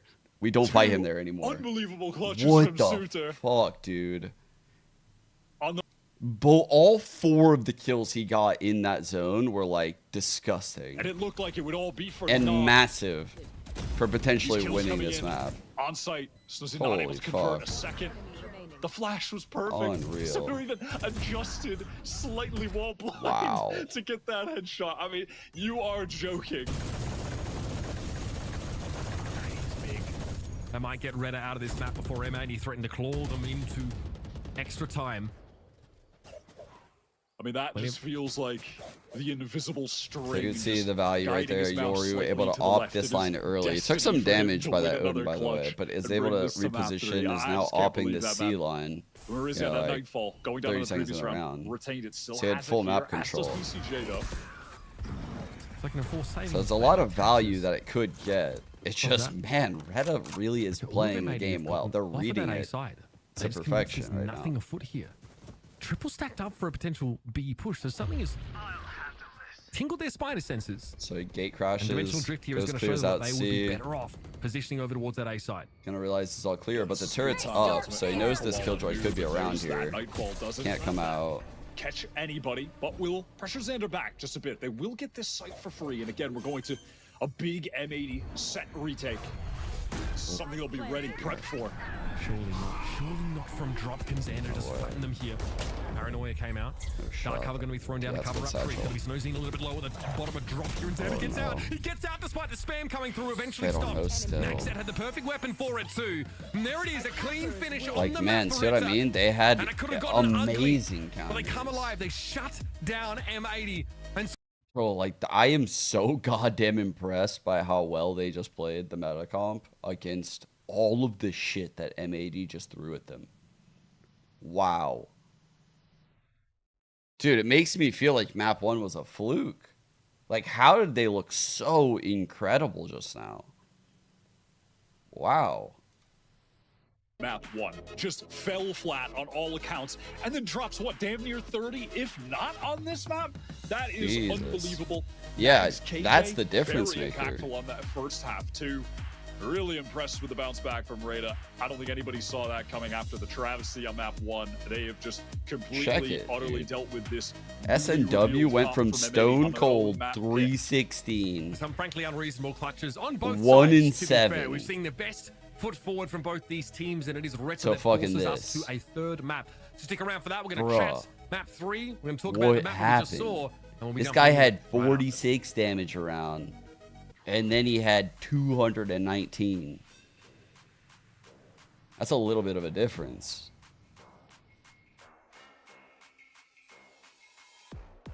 This guy literally just altered the definition of locking in. I'm gonna tell my kids this is what locking in means. Right here. Yeah, Ella. I'm gonna need you to sit down right now. I'm gonna teach you what locking in means. This is what it means to be locked in, okay?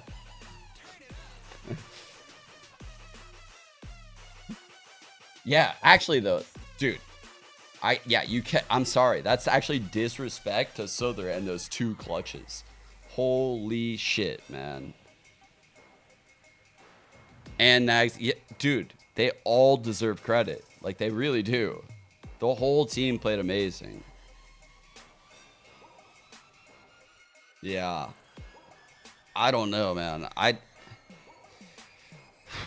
After a game like this, they're about to go into Icebox. This guy is going to be the only duelist in the server, I believe, because they're still running that comp with no duelist. It just scares me to have someone with like this much confidence being the only duelist in the server. Like, no one's going to put him in his place, you know? There's not going to be some like Koala does some aggressive shit as Omen, but you can't really get away with the same stuff. What a fucking turnaround, man. Unreal. Unreal. Dude.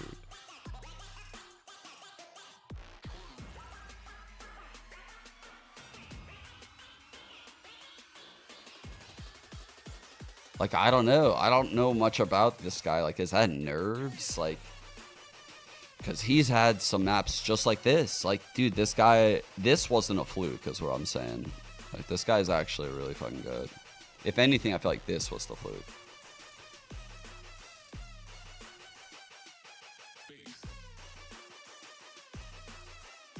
How good is their Icebox? I don't know. Didn't they? Oh, they played TSM. Yeah. I missed this map, I believe. Yeah, this is the one I missed. Unlucky. Unlucky. I was on a call for this. Yikes. But what I was saying earlier is they're probably pretty fucking good. It's a no duelist against this Harbor. Harbor can be pretty fucking annoying. I don't know how good their Harbor is though. You know, like, it really depends how good this Harbor is. I don't, because I didn't, like I said, I didn't get to watch this game. It's there. He's winning 1v2s like that. It doesn't matter what his util's like. Yeah, like, this guy is up. I mean, look what he did to TSM on defense. He was 16-3 on defense during this stretch right here. His op is fucking crazy.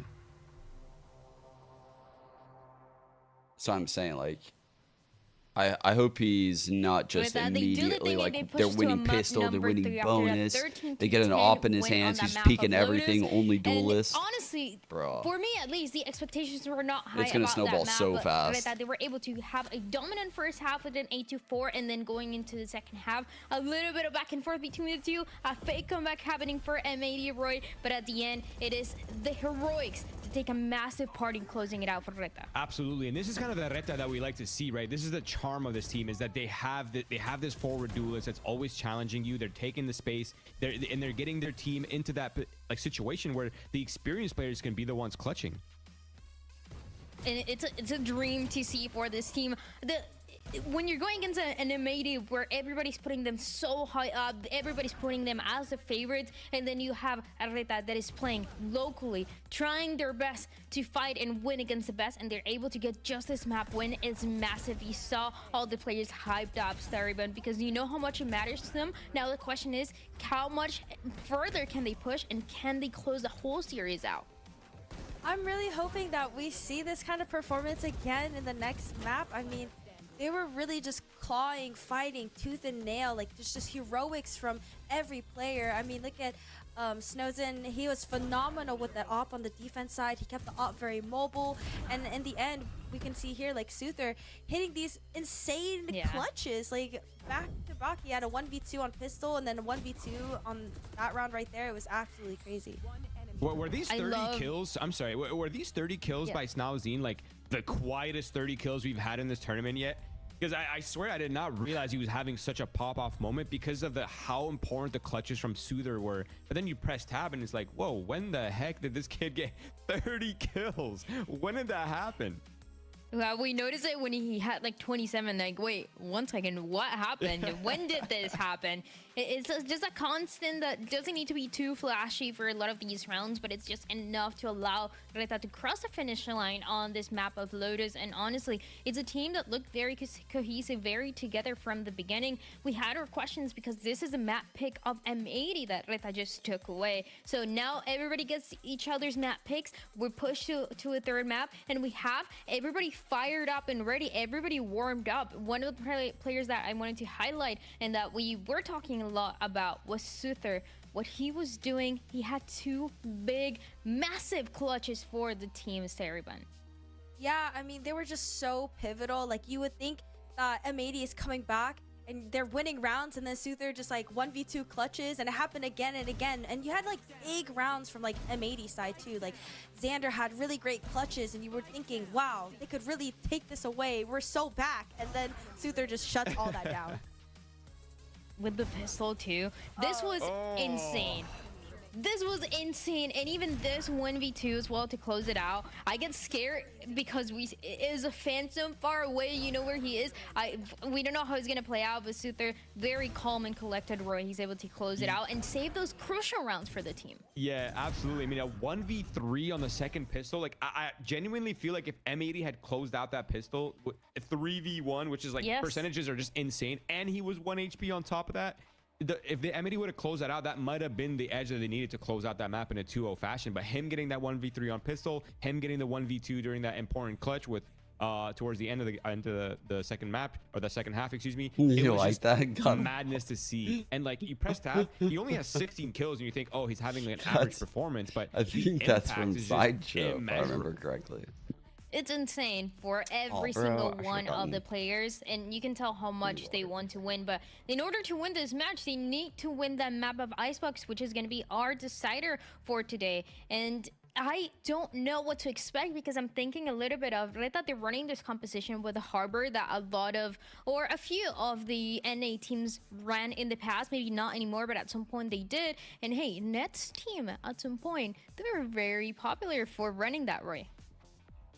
Yeah, I mean, yeah, the harbor comp is actually really fun on this map because it allows so many layers of like attacking. Like, you have a safer way to take B main, and there's so many different ways of achieving things on the map. And then when it comes to the retakes, you also have a bit more of a dynamic wall that allows you to gain space, and you have the cove as well to pressure the spike. But on the other hand, M80, okay, to be fair, it did not look like it was one of their best maps the last time they played this map, but before that, they looked flawless on this map. This is what, in my opinion, was undeniably one of their best maps. Yeah, they looked a little bit shaky on it with All Knights and Dante Diaz kind of just running them down. But Snowzine's going to really have to step up and fill those shoes of that aggression, of that dismantling that you need to have versus a team like M80. What I'm the most interested about is to see how this map is going to play out specifically for M80, because as you mentioned, when they went against All Knights, they closed it out, but with that 15-13. Now you're going against the #1 seed of Latin America, the #1 seed that took down All Knights before on this map in a more dominant fashion. So I'm curious to see, Sarah, and how this is going to play out, and how these different compositions play a part in the same way that they did in the first and second map. I feel like Snow's op is so dangerous. You just never know where it's going to go, because I feel like Icebox is a huge op map, and that impact really is good counters. Incredible. I'm also interested to see if maybe M80 comes in with like a different or new comp, because I think, you know, on the last map, we didn't expect that Yoru pick. It's hard to say if it's Icebox, lucky or not. I mean, I'm curious to see if they have something else like prepared up there. Definitely reacted super well. That would be a flex. That would be a crazy flex. They reacted on the fly to like insane shit coming their way that they couldn't have really anticipated, right? Which is so impressive. Like, those reactions on the fly countered all of that cooked shit on a brand new comp. A brand new Yoru Fade Breach comp. Jeez, that's a super impressive map win. I mean, yeah, it might have been slightly lucky because like you're probably thinking, they perfectly countered all of those plays. But they also perfectly countered all of those plays. Like, you have to give them fucking credit. Like, they played that comp so well. A comp with very low util versus a comp with very high util, they used their util perfectly. Pop-off players. A lot of the rounds actually came down to just them not securing the important kills, not securing well set up kills. People that were stunned, the people that were flashed, they're just whiffing. And like, you just, against a team that like RETA, who not only has intelligence to fight back against your strategy, but they also have what makes talent, you feel you that? can't be missing out on those really well set up fights. Because it's Icebox especially too, you need to get those duels, you need to get those Xander fights, do even be if pretty you're running dreamy. the harbor composition that we talked about, even on the side of RETA, you are depending a lot on that firepower, on those strategies to play out as you're hitting those sites, as you're retaking those sites. That can be so difficult, and that is also one of the strengths of a lot of the teams that we have right now in Ascension State, everyone. So I'm excited because it went from me thinking that this was going to be a 2-0 for M80 and closing out very fast after we saw that map number 1 to now well, anybody can win. Yeah, no, I'm really excited to see going into this map because, like I what said, the fuck you were talking about, that Chetty comment. And from the last game, we saw it really came down to like those clutch plays from the players on RETA. So I feel like M80 really has to just like keep it together and not let those numbers advantages slip away from them. Wait, yeah. Yeah. And this is exactly what we talked about. Now we have the agent select right on the screens. We talked about the harbor, but we also talked and touched a little bit on the duelist role here for Snowzin. He's going to be playing the Jet as we've seen in the past, but for M80, they're opting for this no duelist composition instead. This double controller, this double initiator, and the one sentinel on the Killjoy Roy. Praise for pistol. Praise. Let us snowball these ults. Please, John Riot, if you're hearing us right now, give us this pistol. Let us snowball the ults. Here for both of the teams, RETA just having that momentum from the last map, and on the other side, an M80 that is trying to continue proving themselves as the favorites to win Ascension. But hey, if RETA wins, that is gonna miss everybody's pick'ems, I'm sure. So let's find out if RETA's gonna get the win or M80 are gonna continue being the favorites here with your casters, Uber and Watt. Vulnerabilities exposed for M80 on that map of Lotus. They can't quite go the distance, and then some big clutches from the youngsters on RETA Esports that get them there instead. But over to Icebox, right? I mean, they're 7-1 on that map across stage 1 and stage 2 of challenges. This is making me feel and they have that signature self-conscious about my posture right now. They're going up against that I gotta harbor lie. composition we've already seen. I just want to raise my monitor and get this shit at eye level, you know? A lot. They've revealed a lot fuck. with it. How much new things how many new things can they really bring to the table? I don't know. I feel like RETA should be more than prepared for this right now, especially given they're willing to play Icebox. They know that Just like me, for real. M80. I want to see RETA just ready, you know, as far as having done the homework. Ready for the typical M80 plays, how they try to control different areas of the map. It's pretty much the same stuff very every time, deep right? turret. We'll have to see, though. Shit's gonna get real oh no. That's a lot. Okay. He's alive. That's all that matters. Oh no, he's not alive. Xander low, and Xander gets cleaned up now. Oh my god, they're gonna push screens. They know they're gonna push screens. Really nicely capitalized upon by Mirrors there. Oh god, it's giving the post plant. RETA with a very aggressive they know they're contact fucked. push there up through B. Now set themselves towards mid.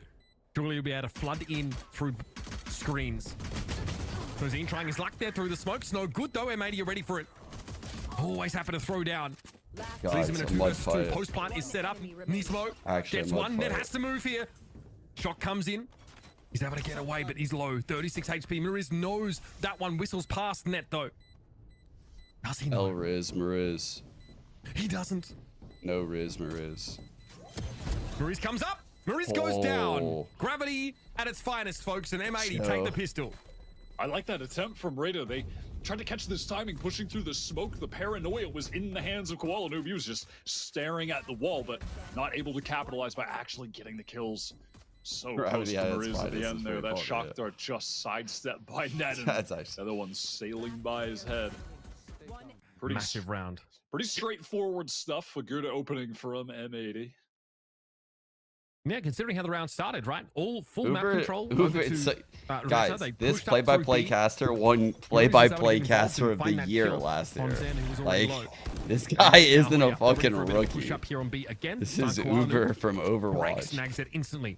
He's been casting Valorant on the side for a while now. He's actually fucking insane. This guy is incredible. You got to be ready for this, VCT. Just to put some respect on his name. He's jiggling that angle. Probably checking for a close player more than Snozine set up here. Yeah, the British guy. They've got the util. They maybe have the tools to jet off those angles. Nice to shot there on Koala Noob. That's the one. No scope to finish the job. Snozine gets out with 6 points of health. A great start here for RETA defensively. Threatening a thrifty. As M80 have Sander barely clinging on. Using this high tide as a means for repositioning. Snow's so weak. He's ready to take a risk. You know, this is from down under. Point of contact. Even if it just results in him going down, someone could swing, try to trade off of him. No. Check this. They have no idea he's there.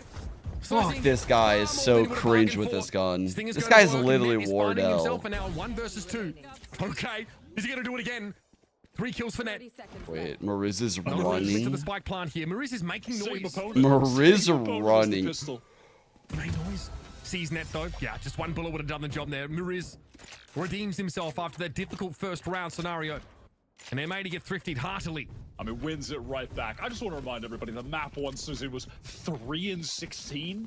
Map 2, 30 for 17. And just inflicted that level of damage here. 3K plus the additional damage to that. I feel like this is gonna be a fucking sweaty ass map, chat. I just flipped on its head already. We're just 2 rounds in. Up top now with the Outlaw. Plenty of targets to one shot.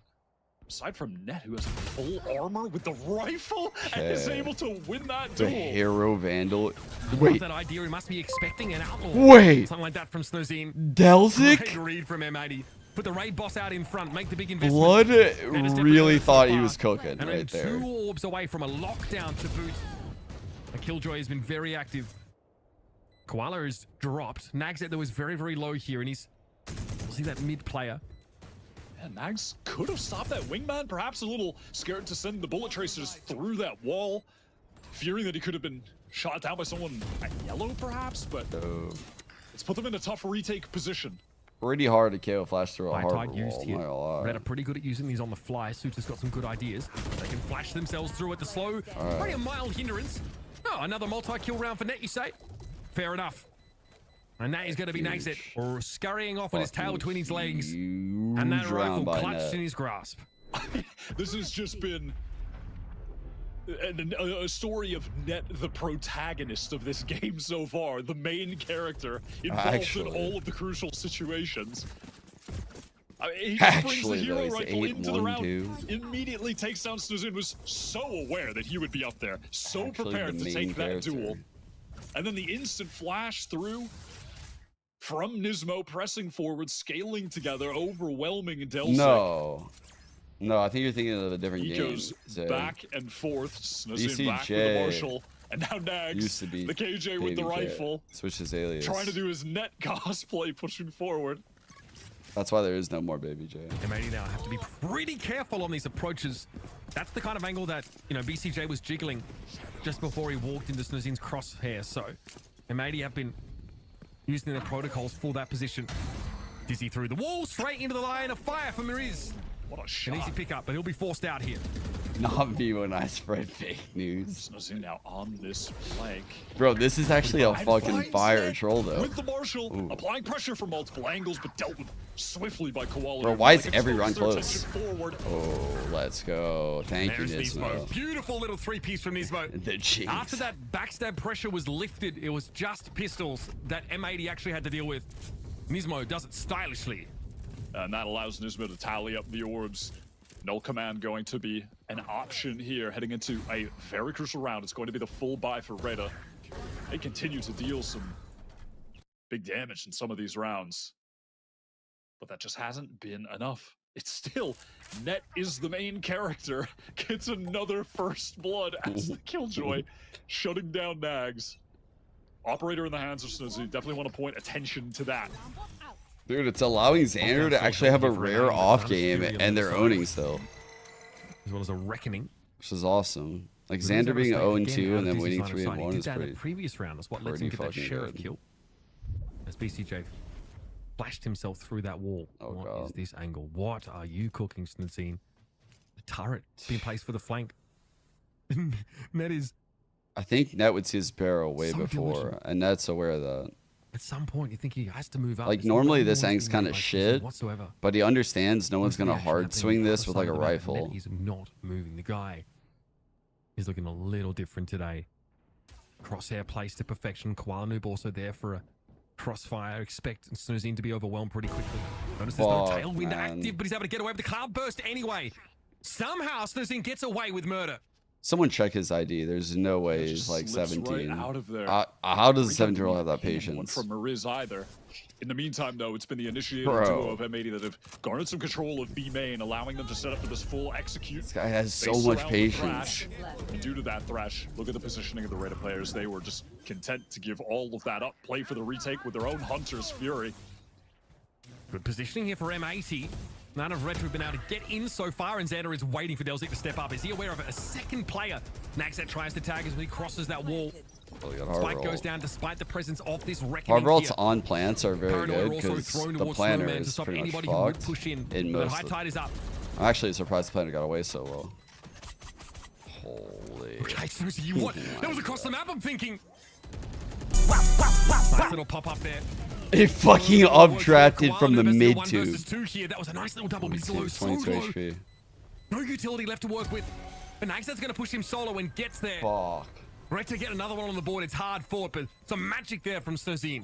I almost kept Koala clutch just by accidentally knocking that scroll wheel, going for a little leap in the midst of the fight. That was dangerous for Nags. I mean, what is that angle from Snozine, though? No. The updraft up to catch someone late in the round with the blades? We'll see it on the mini map here. Yeah, okay. We're not going to get to see it. You see that X? Yeah, it's right behind Koala Noob. What? And that is a crazy I thought they way would to find show a pick it. in that situation. All the ultimates expended by RETA. Yeah, In the round with the green. blades, they were looking for a big round win. It's a really slow start for RETA today, Wyatt, but they evolved into the team over this last map or so that we expected them to be coming into this tournament. It's got to be said, the level of play at this Ascension tournament, I mean, genuinely just clear. What did I just see on my name? Showing up. I can't wait to show you guys this. That was some fucking cringe jet to be like, a serious favorite with good reason. But here's the top seed from someone's gonna tell putting me. them to the test. Someone's gonna link me. I need to see how he did it. It's somewhere on YouTube. Probably. Judy flash. He gets across still before Xena can remove him.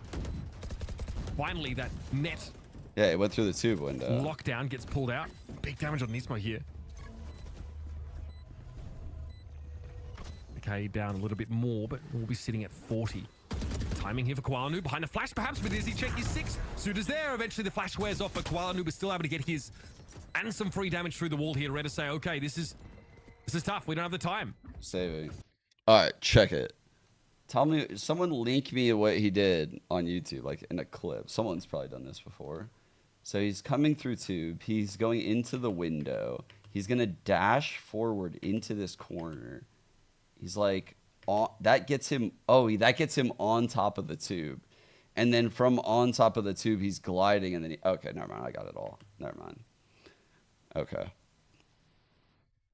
He used his dash to get top tube from the window. Again, it gives M80 a little bit more. That's actually pretty breathing room sick. Here. That push by Koala Noob up into Snowman. A big part of the That's time fucking buy there insane, actually. That's fucking crazy, dude. Yo, what? He fucking dashed out the window top tube and then updrafted it over. down here. I couldn't figure it out, actually, until I just did that on stream. I actually had no idea what... And of course, the Dizzy over top to clear close. But when I did it that way, I was able to figure it out. Oftentimes, if M80 want to go for the full B main take towards yellow, they'll have Koala TP as a flash goes back yellow from Nismo, then he'll swing off that. Sort of like a pseudo jet dash to get back there. M80 are going exploring, though they want to try. Bro, it's Icebox light, bro. This guy's crazy. Too far. Diet Icebox. It is wild how much Snowzine is getting away with. Less of like a, you know, a dominant, you know, steamroll of a game for him, but just his little edges he's finding. It's a great level of inventiveness from the youngster. No, M80 are ponderously making their way up here over towards B. The Viper wall's down, so they can at least omen smoke and try and get in. The high tide, though, is going to be a bit awkward for them as well. It means the planner is 35 on the clock, 5v4. Isolated. This mid lurk has to come up big. Here we go. CJ's cooking something here. Patience.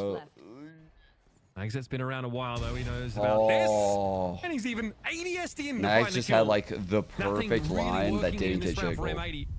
And that lead's about to shrink by half yet again. Oh, I mean, comprehensively dealt with. RETA on every single angle, so well prepared. That high tide timing from Suitzer was very nice. He got that peak, didn't risk taking the fight, knew that just placing that to just isolate the planter in that situation really just causes further delay for M80, allows the rotates to come in, allows those RETA players to be posted up on all the proper positions. Lovely round by the defenders. It puts M80 in a bit of a tough spot. Economy is weakening at this point, and Nax has a lockdown for an important gun round. Wait, how's that one more crazy than the other ones? M80, obviously, the first few rounds credited to Net, definitely getting them there. Big clutch, obviously, in that pistol. It gets clutched right back on by Maurice. Full retake setup. So Harbor's trying to be annoying and just stall. The smoke over rafter now. It's going to be a force back care of the Dizzy. This is going to give some room here to work with. And Magset immediately responds with that lockdown. Cascade even thrown up to allow the fallback here for RETA. And M80 are going to have to do just the same. They do not have the mechanism to stop this, so they're going to have to do it again. Oh my god, look at the deep fucking high tide. Or do they get funneled to B where the op lies like and wait? It looks like they this is like, hey, we're smart. Dumb teams, wall 410. They take every fucking inch of the map. Towards B. He hasn't heard of over there. Oh, no reason dear, to rotate though. off. Great Gotta get the kills, though. Fuck. They got the kills, though. But Suter finds two corners. He tried to get back behind that defensive Viper wall, but Miri is always in there for the trade. Now, Solidifying is a long way away for the time being. God. Handles them. Brother, he just has no Oh, my fear. God. Taking both 1v1s. Come on, Suzanne is nowhere to be found. Bro, that crosshair adjustment, like right before the second last kill, was like perfect. Like he heard the strafe coming. Watch it. Wouldn't that be redemption from Midriz as well? Because that's like preemptively adjusted. Really wasn't one that allowed him to show his best. I think he actually ended that. God damn it! Of course they wouldn't show it. Of course. The team really struggled to make things happen. Mariz is looking nothing like that individual now. The guy is absolutely imperious. Simple break of the turret to deny some of that passive info gain. Speed main is taken from M80 or being collected as well. BCJ Thrash now probably available to it. The loopy Thrash, where it goes and like checks back side, probably comes back. All of M80. Their economy was in like the 1150s, 1200s in that previous round. Taking it back at. Still want to force the issue. Still want to stay ahead. The bank is definitely looking healthy for RETA. Posted up on B main as Nazinas. M80 are going to explore elsewhere, try and create some presence on A, while that duo of Net and Xander just retain control. Spike's still over there by B. Intentions, of course, for M80 to go back. Op ain't moving. No, he is far enough back that it could double back to A. The question is like, okay, Thrash is going to go in. Dizzy comes over, top 0 point as well. I guess. Doesn't reveal a thing. No one in the site. The alarm bot's on super A. close. 40-second timing being adhered to by RETA. They actually throw up. What's happening? What are they cooking? What kind of fake is and this? And gets the first. Not forced off the angle whatsoever. What? Okay. Yeah, just going to back up now, teleport across the map from Kualanu, who retrieves that spike. So we're going to be into another retake situation, but Snow picks off Net on rotation, deep into the spawn, making it ever easier for them to pull back in here as a unit. They may need a little bit more from this half to feel good, I think. One way This is going to from break their top. economy this one round. Stop. Worth more Snozine is back on the scene again. Already 2 kills for him in this round. This guy is literally... Thrash V2 sent in the direction I of guarantee he was in the op But here comes academy. Maurice from Rafters. The ping is good on M80. And they crumble. Just falling apart. Not enough reinforcements on the site to deal with that retake flood back in. The Harbor really excels in a situation like that. Just pair it up with some Soviet util as well. Nicely done by Wasn't RETA bad getting though. back in the saddle in I this really game. like and I mean, this is just so the use dangerous of for M80. They the Omen ult like are this. essentially hoping that that operator is positioned behind the fight. The for problem wall, is, right? is that But they got just double slow picked by the walk. op, right? Like if that didn't happen, that last round plays out so differently. But that's like the whole thing is like, if that didn't happen, that it's happening. Like Snow, whatever his name is, SNW. This guy is literally the best player in the server. This guy's insane. And there's a Hunter's Fury up for RETA, so by no means are they in a weakened state. Their economies are insane. And obviously that was the Omen ultimate used in that previous round. We saw 3 and M80 16 try and hedge on their that bets. one. 2-3 split. What? Try and go for the side that looks a little bit weaker. And they had to commit after What's the Snozine gets a side by free pick on that B? B side. They have the ability, they have the use You are to push off that definitely angle. fucking joking. They didn't really have the agents there, and frankly, Snozine can just You repost, fucking know you're fall off doing. yellow. Don't and you saw him actually playing pretend. from Nest there. Don't pretend. Ready because M80 frankly had zero map control, they had Jokes zero aside. foothold over on that B side. They had to just contact in. And that's the problem, right? It was the selection of agents that were on the other side. They really wanted to sell that it was going to be there with the combo of initiator utility. But not they had having the a Sova dizzy. on A, right? Yeah, not having a dizzy, The orb not line out. having a flash to go around that corner made it too it's a easy for 2-1. Snow. So it's going to be a lot of stingers here, though, into this round. Out of the timeout for M80, we'll see what influence It landed there. Coach Happy has had on God, this situation. why can't the trying devs to just make it easier to get see? M80 What back an in annoying this game. wall. You know, obviously the score line is close, but it's been a string of Box rounds top for RETA. They are now pipes. in control. Man. Top nest. And they dealt with Thrash Belt. pretty handily. Wow. Recently, they've also seen And that like Omen ultimate jail come out. cross. Lockdown not so long ago either. So M80 have used a lot of their big tools that would give them a more deterministic winning result in these rounds. 4 rounds on the attacking side probably won't feel like it's enough for them here. So, Raptor smoke. In they come. Dizzy to open the way. Suta unaffected by it, but still can't net. take net down. They're going to That was so into explosive, Boiler here. man. Hunter's Fury comes out. Mirror's now Honestly, one max, and this also is with the best Nano case Swarm. scenario right now. Able to Huge chunk 3-on-2. M80 down. Nismo is very low as well. And that fragment going to slow Mirrors up. Alright. Going to guarantee the plant. And now, a post-plant situation in the Viper's Pit. M80 have done a lot with very little so far. Yeah, what even happened to Nismo there? How did he take so much damage? I honestly have no Scissor idea. W pit. He's taking point. Okay, what is that? Could have been worse. Could have been the Viper. So Zing gets close enough to sniff Xander, but he sees him first, of course. Maurice is just unchanged, Guys, it's a baby. coin flip. BCJ Oh my sees him, God. misses the shot.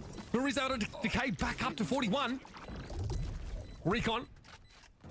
That does get destroyed. He knows what BCJ is, What but is happening? this isn't going to come easy. BCJ's not going to give it to him. Backs away, takes the kill, and keeps M80 in the game. An awkward round, a couple of stingers in the mix there for M80, and just a Viper's Pit to work with.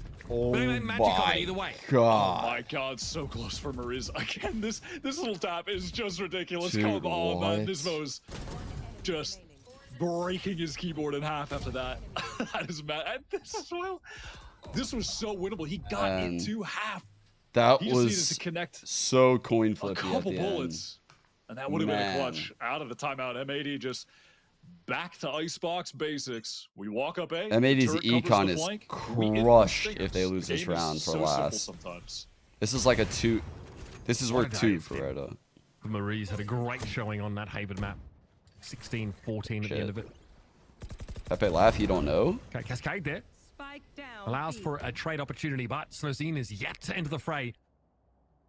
And he waits in the wings here for what may well be just a Viper wall throw up. It's unlikely that this control the util is going to stop him, but Well, they might think he's yellow with 0 that point is an knife. issue. No, Means he they can't just TP dash across. away after posting up here. And Kwame has God already made his damn. way across to yellow. This gets a little bit more awkward for Snozine. His angles Wait, get a little what tighter. is this shit? And he wants to step up anyway. Bruh. After he shrugs off the disabling effects, he wants to go in. Koanu ready for it though, just expecting someone to turn up. And this time Snozine can't create an off-angle opportunity for a free kill. Toddler Icebox, it's past your curfew. Risk to take. That is really standard M80 stuff to 0 point that position. And Toddler. Koanu TP across. Seemed like he was ready for. Oh my Gotta god. get traded there. 2-on-2. Does lurking up tube. Not where Nags expected to be traded out from. Was ready for another fight forward. Rotate back to B. 30 seconds left. It is possible, and that is the intention at this point. The Viper up still. Has double nanos. That's kind of nice. I'm not gonna lie. Up to the spike to have to double nano. the M80 I was players gonna say we got Viper Molly, but I guess gotta protect the plant. Way paved there with that Koalanu play. Pretty standard stuff, like you mentioned, from M80 to get him across the gap. Play from yellow. Additionally, here Mariz does have the cycle. The recon has come back up. So that will provide some good info. Bro, there's a lot of util floating around right now. Oh my god. Our nano's still up. The timing is stellar. Oh, it's perfect from Xander. And M80. The previous round looked questionable at best. And up against full econ here of RETA. They've been able to blow through them on 2 consequent occasions. And this last round of the half, M80 have got themselves to 6. That's lovely in the 2v2. Another small thing, but it's net from B main who breaks that recon. So it keeps Xander's position concealed. You can even see Mariz, right? He's peeking, looking for main where that shot came from. And Xander finds a perfect window to just get 2 free spray down kills. Yeah. Get the lead. It's very heads up to not like put all the shit down and have it get shocked. It's like such an experienced play. Both of these teams. All right. Pulling out some insane You see the rounds, pit long. Oh my god, that is a nuts kill. Just off the dizzy, trying to launch, fling his body in with How the shorty fuck did Delzik get that even though? What is happening in this server, man? He's trying to get ahead of the Viper speed, catch the Viper out and make sure that's so weird. Crazy. The pit's not a factor anymore. I mean, M80 did chase Delzik out of that. Yeah. At great cost. Yeah. Same one. But as Like I said, Lord used to win says, crew some of you may last year. die, but there's a sacrifice I'm willing to make. Can M80 break up the difference here with only 4, make it 3? Snozine And gets in Mariz, at I think, 2. was on Furia or MIBR. I don't remember. Here we go. Shit. He They have a lot of experience on this He's team. knocking on door after door. And Net is left in a 1v4, and ill-fated one indeed as Snow Who finishes did the job with a Delzik play for, shorty. chat? And it's an even Furia? half. Who the That is fuck some did banger. Delzik This is play a for? banger map so Bro, far. Real they back have and forth stuff. crew. Absolutely a crucial win for either They have a of these teams lot to of get- experience on this team. Like a lot of experiences on this team. And then they have this cracked ass duelist. That's why Roy before the game said this would be like one of the more strategic games of the entire group. Like he said it would be the most. And I was like, oh shit, he's right. Listen, it was a bold play. The other A teams swift take of like B, but not saying they're just as not swift was the strategic, but retake. they just have like very It's a side swap. impactful, high risk, high reward duelists.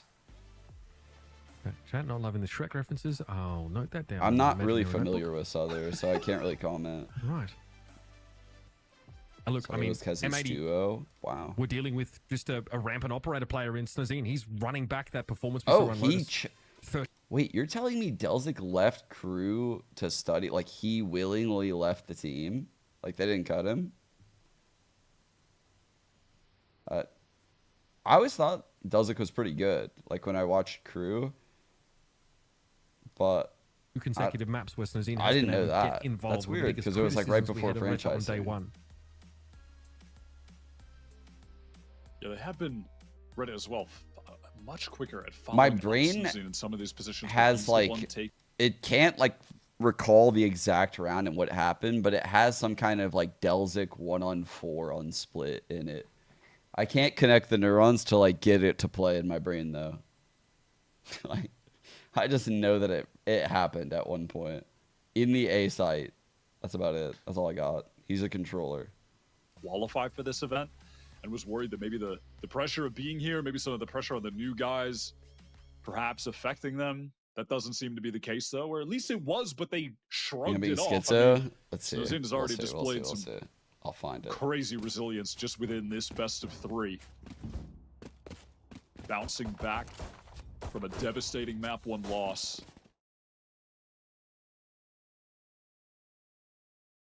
Here we go. In our second half here.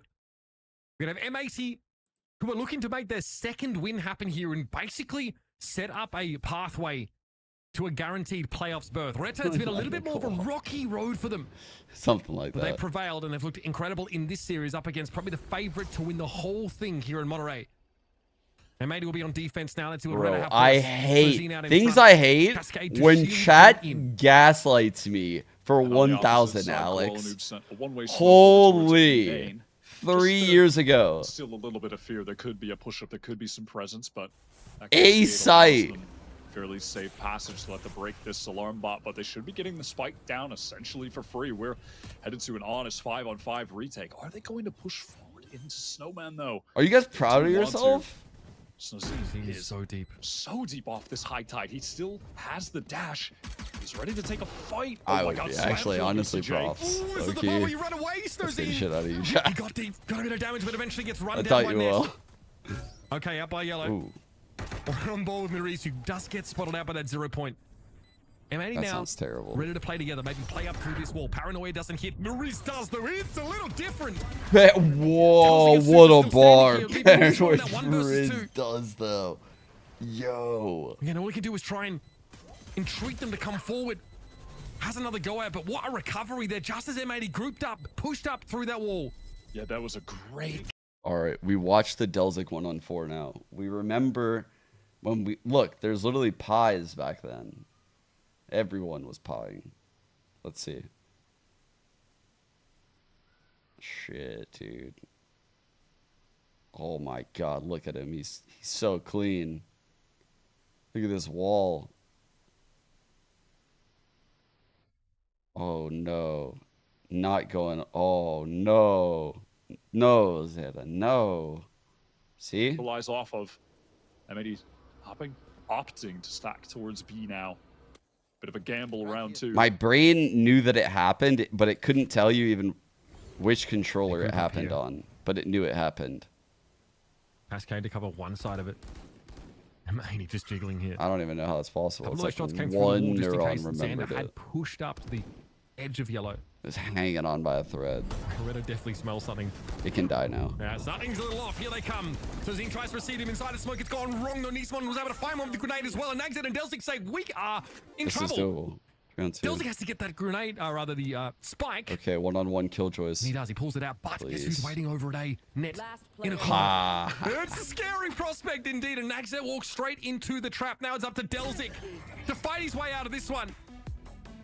That is a ridiculous thrifty for M80. The group up, the push through. That's the part that RETA weren't expecting. That aggressive push up on B.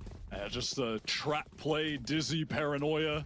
Snozine tried his best getting the Cloudburst down to dodge those flashes and fight within it. I need someone out there to do a statistical analysis of how much more likely you are to get ecoed on round 2, depending on how many Guardians you bring into the round. I swear it is so much higher. If he had any SMG cooking, there, actually. he gets 3. Like, it's just... And listen, it's a long-range map, yada yada, but I swear, man, something about those Guardians just always unravels. It's fine though, You're because trying to Snozine, stave off the eco. he's bought a Marshall. Yep, back to all reliable. It's all going to be okay. Is that a real percent? And he's Surely probing here. Surely. Again, Net is somewhere on the A side. And he's waiting for you again. So Zine steps up and BCJ is summarily haters knocked down. in disbelief. Beautifully done. That was good old Sit. BCJ rather. Lying in wait. And now still.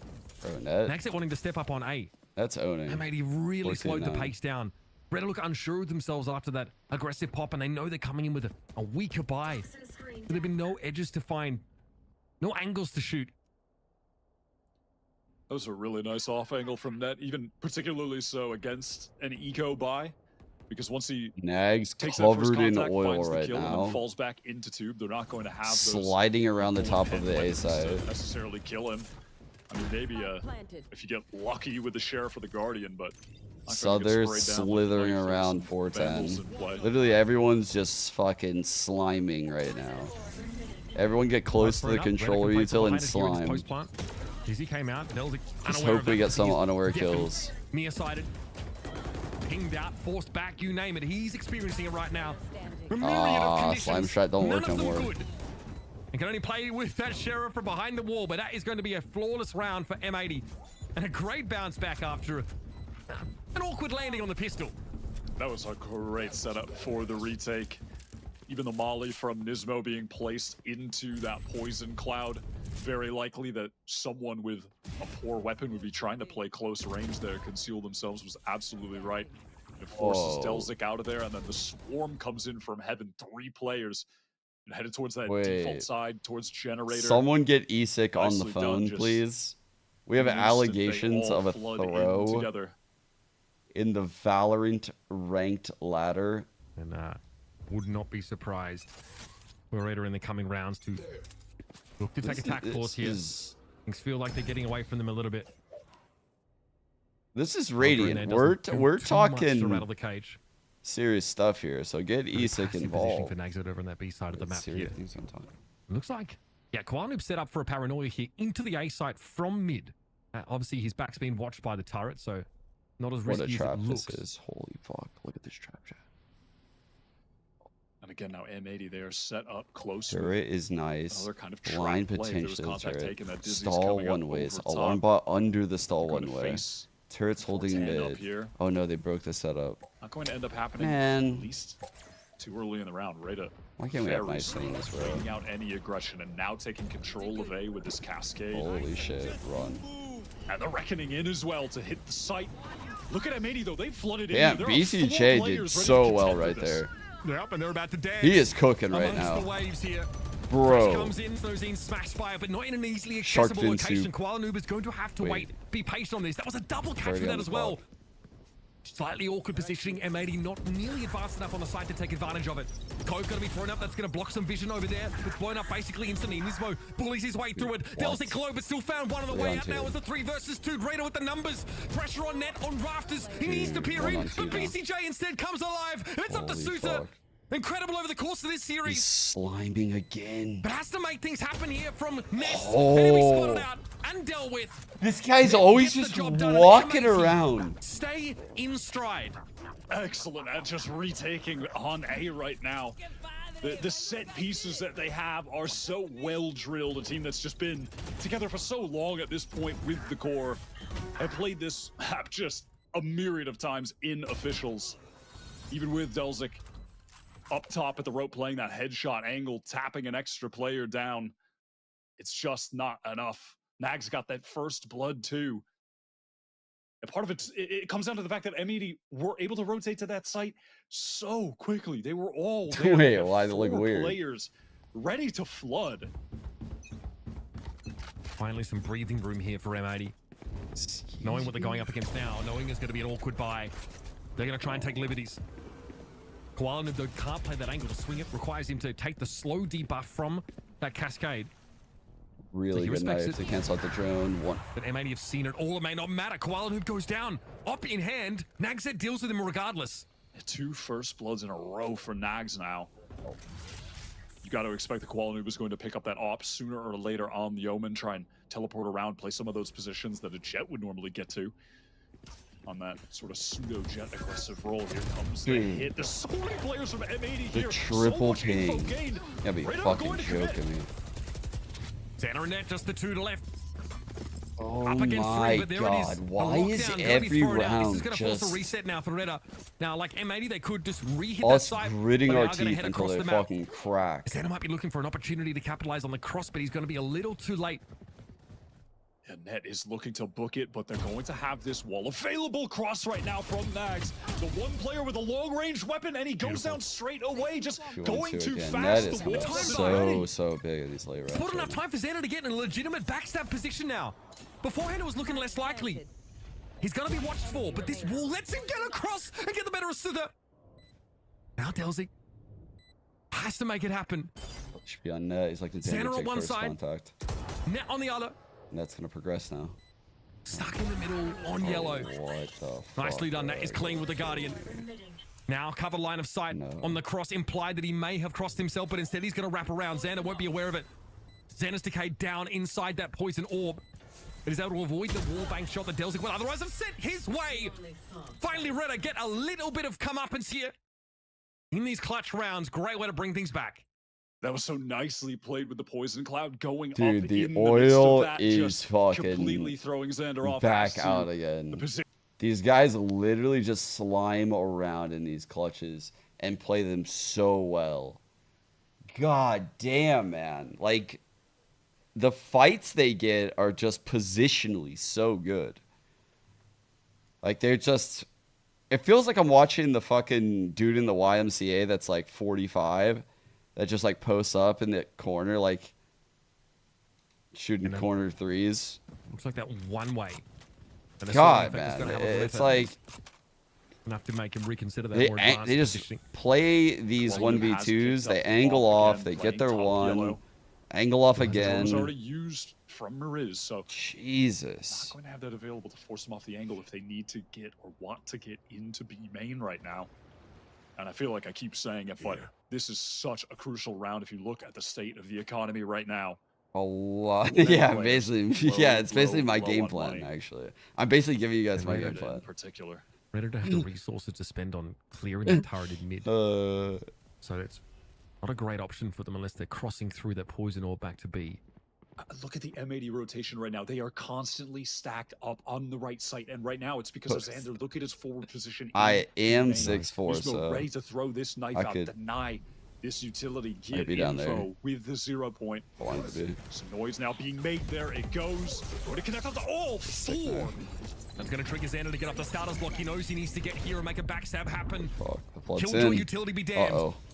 No kill with the flood, though. Uh-oh. Here we go. They are making it rain, folks. No. So Zine kind of caught him in this corner, but he gets the timing on net, though. Trades. Net too sharp. 2-on-2. Found two elsewhere, but here comes No the plants, cavalry. though. It's Xander on the flank. 1-on-2 again. And Delsic, despite having the Viper's Pit, doesn't have the chance to get the plant. And M80 bring it right back to their side. Let's go. No chance here for RETA to develop some economic stability. It's just masterful rotations from M80. They are constantly set up for this. Now also, Chat, I initially said I have a hard out at 6. That kill, the movement, the 6:30 sidestep right now. on that. Just letting you know. He should have gone down there. My hard out the at majority 6:30. of the times to Snowzine. That was a lovely little micro adjustment from him. If he doesn't find that, they are at that man disadvantage. Probably more likely that someone could try to cover that flank where Xander was coming from, or just keep playing within that pit. Can't be understated how high of an impact kill that was from the newest recruit to M80. And since joining this team has just gotten better and better. Winning the playoffs, winning stage 2. Vandal and Delzic in mid, chat. This is going to be tough for Koala. That's what we should be looking at right now. The former is definitely going to. This Hero Vandal's going up so too. He has dropped this off of that position. He got pinged manually on the map by RETA. Such a big round. Oh my god. Down. There's another cascade being thrown out here. This is going to allow RETA to at least in play a move up behind it. Bro, take us back to the fucking jet. Just pop that. Must have seen a glimpse of Naxet just beforehand. Fucking no. Oh my god. Surprise, motherfucker. It's going to take a little more than that, I'm afraid. Now up near Delsic has managed to get the hero rifle in this round. And they made it backed up. They know there's something to foot. They know there's a chance of a push straight up mid here. So they allow for it. Net, such crispy movement. The left-right strafes, far too much for Delsic to deal with. It was Nismo ultimately with a kill credit. And Suter at this point would rather have it over and done with. Maybe strip another gun. Not exactly the most flush economy for M80. Suter with the sheriff. Anything is possible. Don't invoke that phrase. Is that in spawn? That's 1 for Suter. That's all he's going to be getting here, but M80 crucially gets to 11. RETA now can buy back up. The hero rifle doesn't really get them what they needed in that round, though. No, it doesn't end the Blade Storm from Snowzine. Could have been very impactful back Yeah. yellow. So the reason why this is really smart, chat, is you got to think about like what comp M80 is up against, right? There is just not a lot of initiator util to clear back yellow. So all they need to do is just break the Sova util and nest like 1 to 2 people back here. And the jet will have like such poor spacing because all they're doing is just trying to get like the info for the jet and segment off the fights with the harbor shit. But having 3 people back here is pretty wild. Like it's pretty fucking wild. They must have a retake play with these 2 ults for A. Again, they are 1-1 in the group stage. Yeah.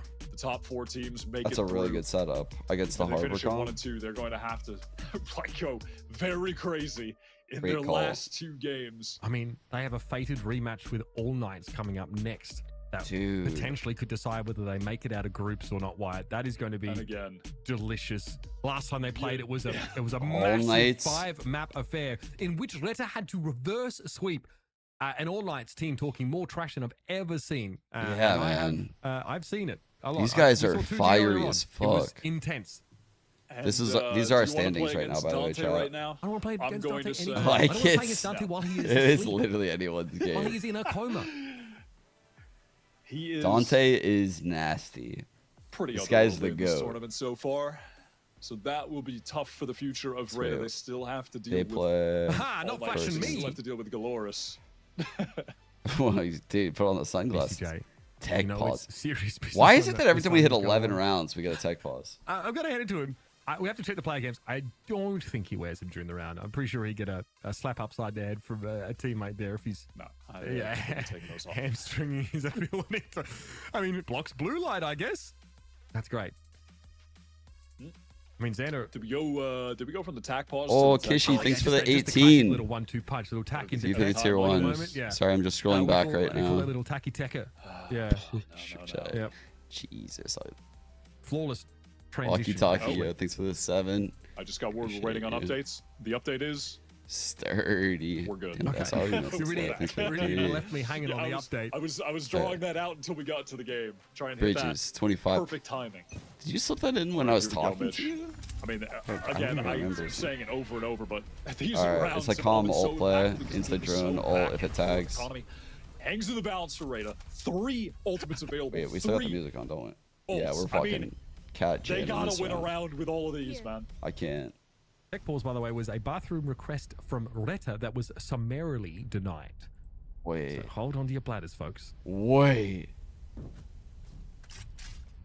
They asked for a tech pause to go to the bathroom, and the admin said no. Straight chilling. Nobody's going into his swamp. Bro. No, and the site is fully vacated due to that reckoning, due to the high tide cutting Oh, off. God. Angles held by the defenders. M80 are more content. Just play for this retake with the ults of their own. He's been brought down, but Bell Command still in effect. Marie still forced to hold on to all of those resources, but he is just holed up in this corner. Still a plant opportunity now for RETA. Not sure if Nismo's recovering from here. And you better believe he's thinking about it, but elsewhere, yep, Nismo will be brought down. Job is finished.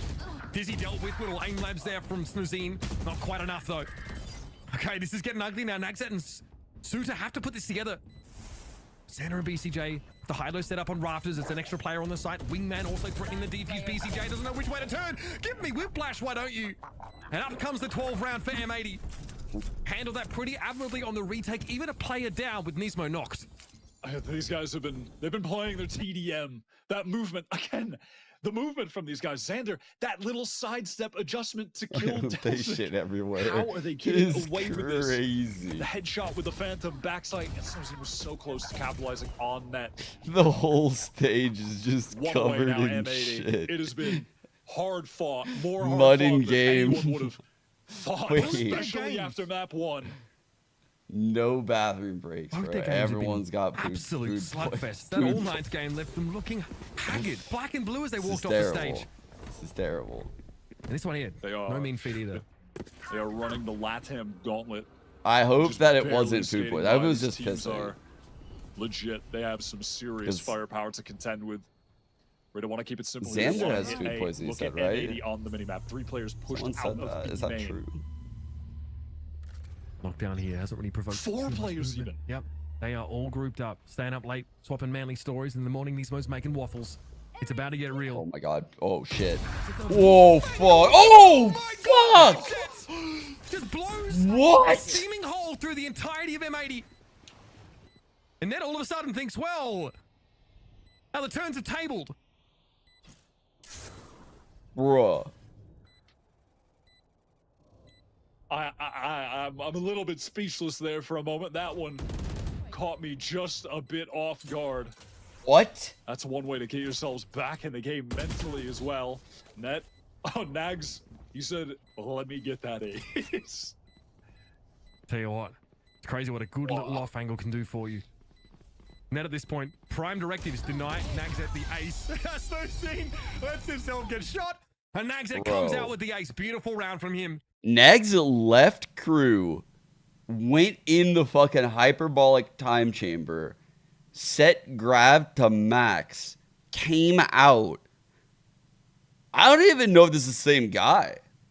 Like, this can't be the same guy. Does that look like the same guy? Fantastic. Bruh. From the RETA Sentinel.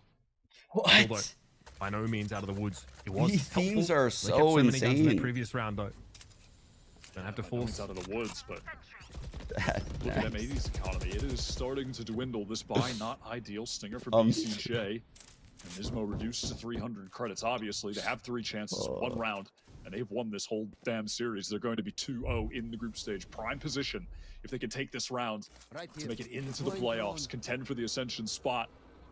They've been working towards for 2 years now, this core. Such an active rotate here from M80. Right here. It doesn't get snipped out by RETA, otherwise it might have pumped double flash back into A. But Xana's gotten all the way up to yellow. Naturally, that's clearable with the utility that RETA still have at their disposal. Okay, there it is. A customary 0 point tells all. Dizzy comes out, but Xana can't capitalize. It was RETA tucking after the flash came through. Snazine deals with the first assailant. Nismo barely gets out alive. Snazine also looking a little bit haggard himself, but it's to slow things up. Now we're trending back over towards the A side here. And that's in a position to punish these rotates. RETA have no choice but to go through this part of the map. But the poison orb here means they can cross. Yeah, they wanted to meet with Nagzet. He took a fair bit of space. Could have gotten a little bit deeper, but was somewhat apprehensive, and that's allowed M80 to get in. Oh my god, that nano actually popped, bro. Remember, lockdown available. He tried to lock this could be a down. problem because time is short for RETA. That's that lockdown being deployed. Muriz had a Hunter's Fury coming to this round, but he's been taken off the map. Snow, though. Oh my god, they got the spike. They got the spike chat. Oh my god. Absolutely devastating so far. Low though on those rafters as he is. Suda trying to challenge him out. Eventually net falls. And there it is, folks. M80 closed things out. What a flood. On Icebox. First half was about as close as you can get, but they... Bro, M80 is so good. God damn, M80 is so good. But they can lose this event. Even though they're so good, guys, they can still fucking lose.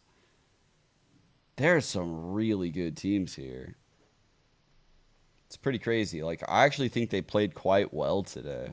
Like, I don't think this was like a bad day for M80, you know? Like, and it still went 3 maps. It still was very stressful. Like, this was like a pretty good performance out of M80. Wow. This is a scary event. Holy shit, this is a banger. Enough lead, take that 13-9, and it's put RETA in a tough position moving forward. God damn, chills. They played 3 days in a row, taxing on them for sure. And that is going to just take the wind out of their sails as well. Hard as they fought with some really competitive series. The win against TSM yesterday felt like a glimmer of hope to them. Then they knew that M80 would be getting challenged. They turned up on lows. I thought they looked pretty good today, I'm not gonna lie. They look so good on that map. They come alive. And against I think the opponents are just very, very come solid. back around to Icebox after a really competitive first half. Like I said, it was 6-6. I would tell you, if I thought I was watching shit Valorant, I would tell you. With some unreasonable occurrences, I've got to say. Great to see. It's been a pleasure to cover these games with you so far. Of course, Here's I'm our Uber and stats. we're heading back to the desk to break down the day that was and take a big old deep breath. Stop, Trey. As Uber was saying, that was a really good match that we just saw between RETA and M80, but it's M80 who get the win at the end of the day. A little back and forth once again between the two, especially in that first half. It ended up being 6-6, but right on the second half, M80 and in the last couple rounds, they were able to close it out once again. Right, and Love you that too. favorite Thanks for the 8. Absolutely, but I have to say, I have to give credit to RETA because that was a superly even match. And when we kind of talked about and then pre-show about how like RETA will play up to the opponent, right? And I think the matchup here between these two teams, the stylistic pacing just seems so evenly matched in that way, and that's why we had such an entertaining series. But in the end, M80 was the one that closed it out. And I think for me, the biggest takeaway from the M80 side is their composure. They didn't really have anyone on the team that was popping off. Like yeah, there was pop-off moments in you know, some rounds here and there, but overall it was just team play. It was just trading. It wasn't anything flashy. It wasn't like the sexiest Valorant we've ever seen. But in terms of like macro, it was beautiful. It was really consistent, and that's what allowed them to close out the series. For M80, it never has to be too much. It never has to be that one player getting 30 kills and everybody else just kind of following back. It's just the overall game plan that works out so well for them, Steribun, and we got to see it again today from the first map all the way until the last one. Actually insane.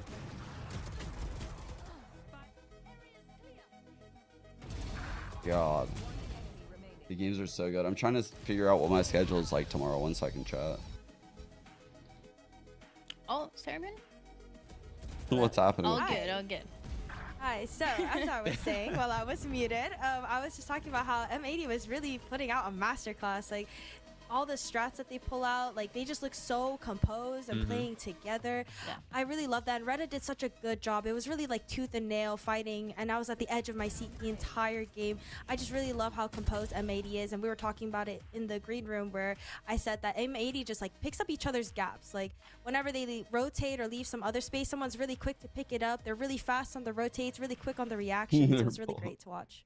There's some work that Happy is putting as well, and it's something that is not seen as much, obviously, because we only get to see the players on stage and what they're able to do on stage. But all those ideas that we saw today, all the ideas that we've seen in Ascension and in Challengers all the way back, that has been a big part of what he's been doing and bringing to the table. So I love to see this M80 team succeed, but also, Roy, be pushed a little bit, because that's the level of push that we need to make sure that if it's going to be actually that M80, that favorite that makes it all the way and wins Ascension, they're in the best shape for the tier 1 next year. I think I don't know how to say this. Can do a full won, stream but I feel tomorrow. like the level that M80's playing at today wasn't their peak. Like, it wasn't their best form. There were so many things. I might need to the to openers. They take kept a losing the call openers. for. That's not something that we've seen from I don't M80. know. I might and have when to they do were a competing in two-part the North stream. American challengers, right? They were Yeah, and that mostly played on top so of that. well. But today they were That pushing was in many destroying ways they all haven't been series. before. They got matched on the duelist. They got matched on the strategy. They got matched with experience, and they really did get pushed all the way to the end.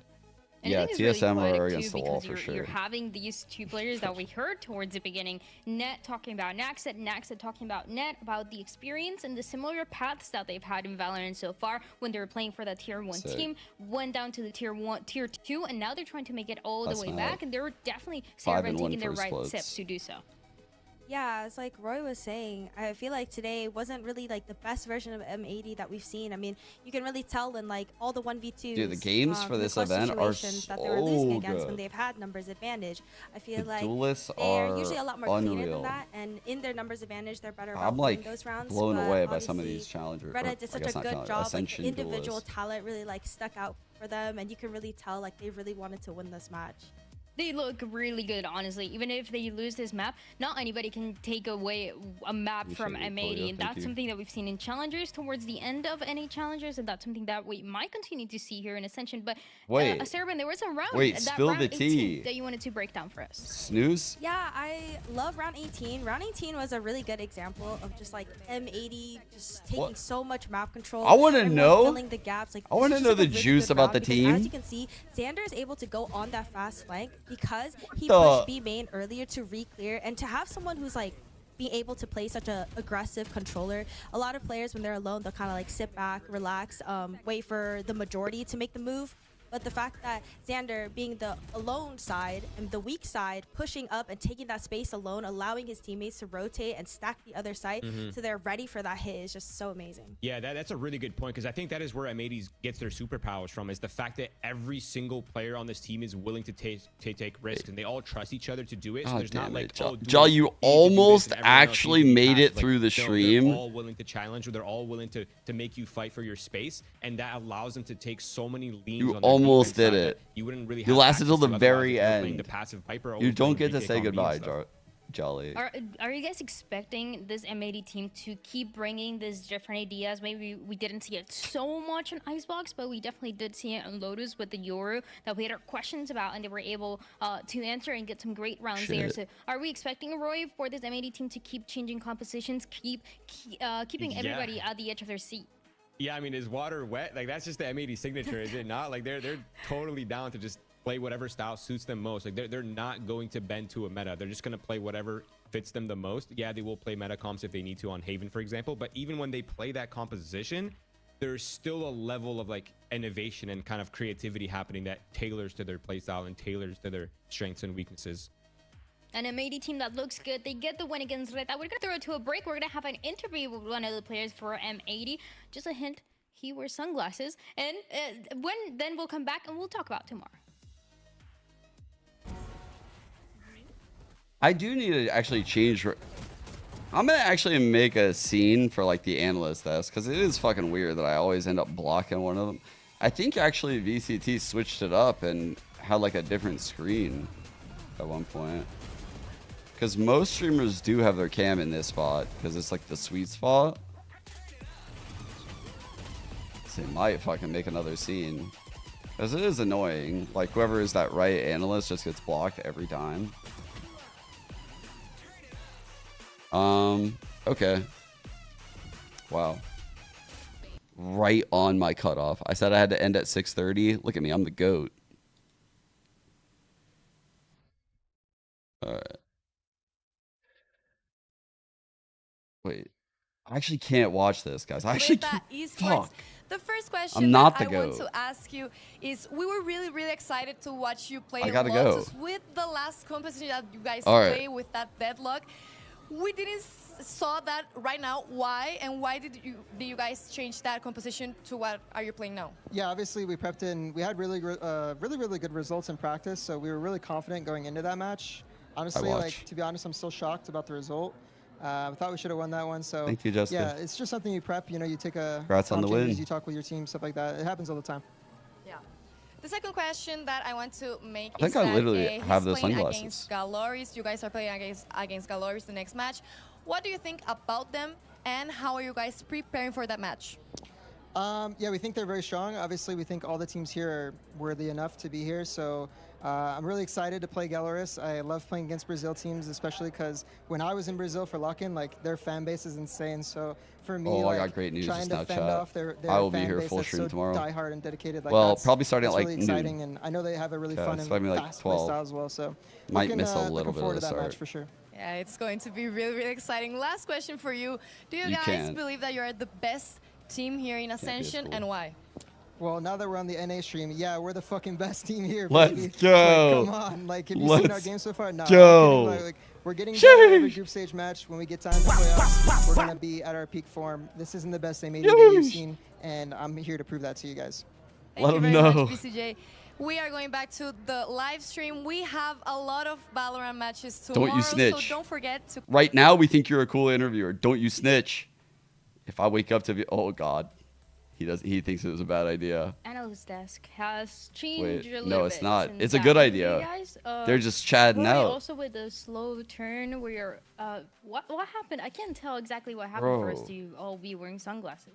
How did everyone get so It's cool? the BCJ show. The aura was just too strong. They have a Sigma male on their team. What can we say? Like, the dude, what can the guy do? He was popping off. He was Odining. He was playing. So All right, many guys, different I'm actually initiators. going. He I'm was actually putting going. up I gotta numbers. go. He was All right. clutching. Like, the Thank you guy guys for is tuning in. doing Thank you guys for the everything. follows. Give him Thank some you credit. so I much for completely all the agree with him, positivity though, and that love this- about the you new know, role. we touched on it. It's like, this is not peak M80. Usually they're firing a little Like I bit said, I have a harder. call They're before the hitting stream shots, they're tomorrow. winning a I little don't bit more know trades, they're winning how long clutches. it's gonna And last. today it felt like a lot of I'll go things live went when it wrong for ends. them. But Yeah. the one thing that they Might will be a never couple minutes slack late. on is All right. their team play, and it undeniably carried them in the series.